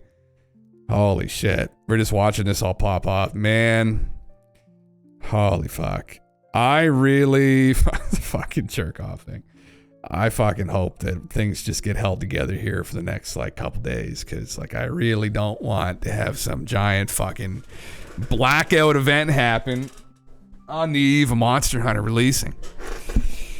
Oh my god, what was that? Yesterday, for people to hear, I was talking about the series that we just finished over the weekend, which was 0 Day, which had Robert De Niro in it, but that essentially is, I shouldn't spoil it. I almost spoiled it. I won't. But It's not. I could see something like that playing out, where let's just say hypothetically, a small group of people within some of these agencies get nervous, and they get implicated or they're involved in releasing a virus that shuts everything down. Yeah. Oh, you started watching it, so do not spoil it. Yeah, no, that wasn't related to it, but yeah. How it's maybe gonna go, I won't say specifically. It's complicated, but it was really good. I could see that the scenario that plays out there is something that could very well happen, but like on a more nefarious level too, though. Like, yeah. Never a dull fucking moment. Yeah, we're only just a shade over a month of Trump's reign. Yeah, 47 more months to go. Holy fucking Christ. I mean, yeah. The pendulum swings, yeah. Yeah, I thought it was good, Will. I enjoyed it, man. I thought it was fucking pretty decent. I actually really enjoyed Robert De Niro in it. I thought it was really good, yeah. If deconstructing the USA is what's required to align the world with truth, then so be it. Well, I mean, maybe, man. Yeah, that could very well be the powers and be like Russia and China taking over North America, though. That would be very fucking bad. You're draining the swamp, but properly this time. Well, that's exactly it. Yeah, this felt a really long time. It has felt like a long month, hasn't it? Yeah. They kick you with the left, and then they kick you with the right, and down the road we go. Yeah. It just feels like it zooms by, man. Well, I mean, I'm glad there hasn't been any legitimately like scary shit that's happened, like false flag attacks and shit like that. Like I'm glad that hasn't happened, where whatever the fuck's going on with Trump and whatever him and Elon and everybody are involved in doing, whatever him and Elon are doing behind the scenes anyway, toe sucking, I don't even care. If they can continue rolling down this road and just uncovering shit, that'd be very interesting. And anyway, yeah, that's true though. Yeah, that's exactly it. Yeah. Fucking Christ, yeah. They at least don't want the system to fail completely. They need us to keep working. Well, that's true though, yeah. The toe sucking. Oh, did you see that, Aaron? Were you in here? No, I don't think you probably didn't see that. People may not have been in here at the very beginning. Oh God. I think it'll come right up. Yeah, this one here. Fucking greasy shit. Like people first thing in the morning came in to look at. It's on the fucking TV monitors. Yeah. Where was it? The U.S. Department of Housing and Urban Development. Fucking, this is the first thing in the morning they came in to see. It was just fucking deep fake of him, like, yeah. Sucking on his fucking toes. You haven't seen this fucking, did you? No, some people completely didn't see this earlier. So they came into this morning, fucking first thing in the morning, they see fucking Trump sucking on Elon's big toe, yeah. Pretty fucked, huh? Yeah. Oh God, I bet Trump sucks in his little Elon piggies like they're a tasty piece of candy. He's getting in between each toe too, cleaning it out properly. I mean, he's doing him a service there. Fucking getting all the toe jam out. I know I spit my kombucha off my fucking desk when I saw this earlier. I was like, no, there's no fucking way, man. What a way to start your morning.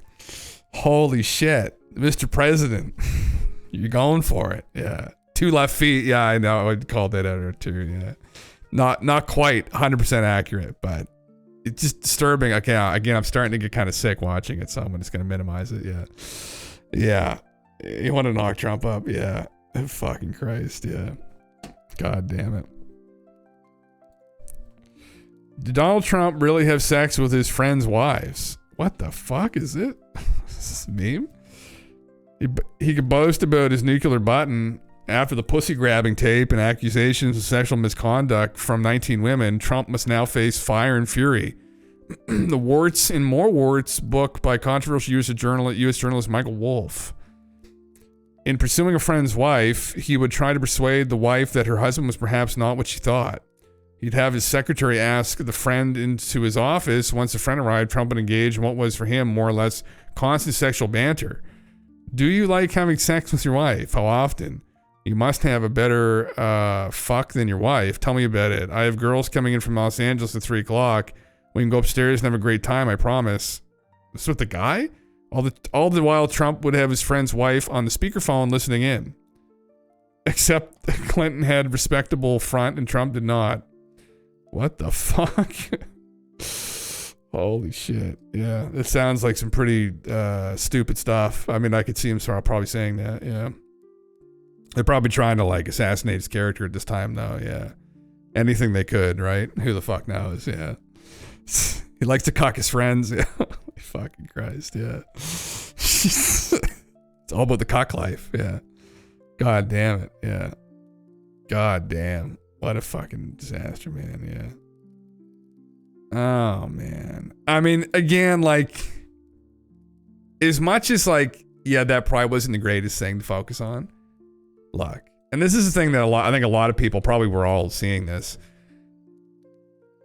Mega creepy. That's not the main concern right now. The main concern is the level of corruption they fucking uncovered in the last 3 weeks. Not once has that been on the front page of these fucking dickheads. Do not want to cover it. They just want to try and smear these people. And that just, that reveals their intentions. That reveals ultimately who's probably behind Drudge Report, which I'm imagining is some kind of an intelligence operation, honestly.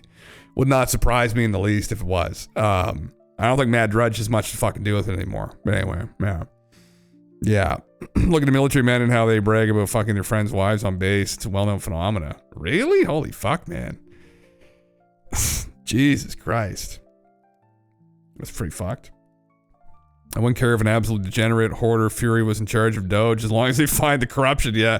Well, that's the thing, man. It's like they're trying to desperately not to focus in on that, right? Because that will start to unravel their whole fucking charade here. So it just drives me fucking nuts, right? Like they just have no intention of fucking. It's insane, man. Yeah. What is there to smear? Courts have already found Trump guilty of sexual assault. Yeah, man. I mean, yeah, fuck. I don't know, Cap. I mean, I just want this to be. I want the corruption to be exposed. That's what needs to fucking happen. Is Elon fucking concerning? Yeah. But that whole deal was not that again. Yeah, I mean, that whole thing too. I mean, he's been set up for a while. I mean, not that I'm a fan of his character either, really, but man, this is a dark, fucking complicated game. And there's a lot of fucking moving pieces in the chessboard here, and it's you know, yeah, some sketchy ass fucking people.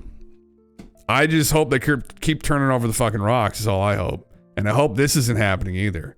But again, I think a lot of the states, you know, the media has kept a lot of the general public living in la la land. And if they have been following what they've been uncovering, man, it should infuriate people. The Haiti thing has been catching more traction recently, where $4 billion to Haiti, okay? 2% makes it onto the shores of Haiti, right? I think 46% ends up going to these fucking outlets, these companies in DC and Virginia. And then it's something like 50-some%, they have no idea where it went to. Right? The Clintons took, I think, somewhere around 84 million. No, 48 million out of that chunk. Haiti took 44. Right? Things are fucked. Things are absolutely fucked. And it's just a desperate game. Where the fuck's a debt clock? My favorite thing. My favorite thing to look at. It's the favorite thing to look at is the debt clock. Things are fucked. And they're just desperately trying to keep the charade going as long as they can until they can fuck off into the sunset. And what old Don and Elon have done is they've put a fucking chink in that plan, right? Fuck. They jammed their toes into that fucking cog. Stop it. Holy shit, yeah. God damn. Dig until they get proof and they fill up Clinton's boats of kids. I didn't suicide myself. Yeah, holy fucking Christ, yeah. The Doge clock's 133 billion. I mean, man, like, you just have a brain aneurysm if you fucking look at this long enough. There's nothing you can do, yeah. Probably hid information that would have led to the arrest of Hillary Clinton. Holy fucking Christ, they shot him. Oh, dear God. Anyway, yeah, that's probably where I'll end it. I'll be back on tomorrow night, so I just hope that this doesn't get worse. I just know that it's going to, though, and ultimately, I'm just here for the fucking memes, so one way or the other. JH tipped $3. We Hendrix, all could thank be you. seeing the biggest and greatest act of the Great Deception at play. Come into office, say we will release everything, tell all the secrets, only to now have the stuff being deleted and never to be seen again. What can we do? There's only one thing we can do. Buckle up. And maybe Elon and Trump will just drive the truck right into the fucking building. Knock the wall down, man. That's all we could fucking hope. I just hope that all my friends who said religion's bad, it was invented to control the masses, but after 9/11 turned around and said there is no government conspiracy after realizing how wrong they were. Oh, Jesus, man. Yeah, fuck. Oh, God. Yeah. Fucking memes, man. Anyway, guys, listen. Thank you, Hendrix, again for the box, and thank you everybody for coming around. And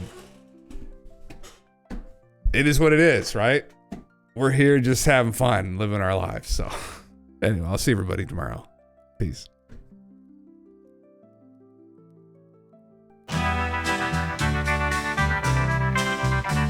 It's 7 in the evening and everything is fine.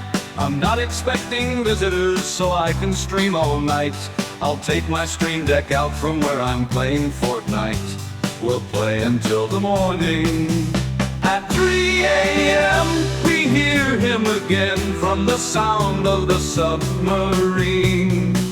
It's Jim Russell, it's Jim Russell, the commander of Island 49, the guardian of the ancient keys, the keys of Atlantis mysteries, Atlantean secrets, Atlantean secrets, the keys. My dudes, let's follow in order to let go. Distorted echoes, the mysterious magnetic fields, Atlantean seas, Atlantean seas. We have to swim through the ocean, the periscopic deception, ancient doorways that tremble before the subterranean castle. He calls us, my dudes, robots and erudites. 'Cause at 3 a.m. we hear him again from the sound of the almond shells. It's Jim Russell, it's Jim Russell, Union leader of Sorceric Knights, and he parts in the breaking dawn.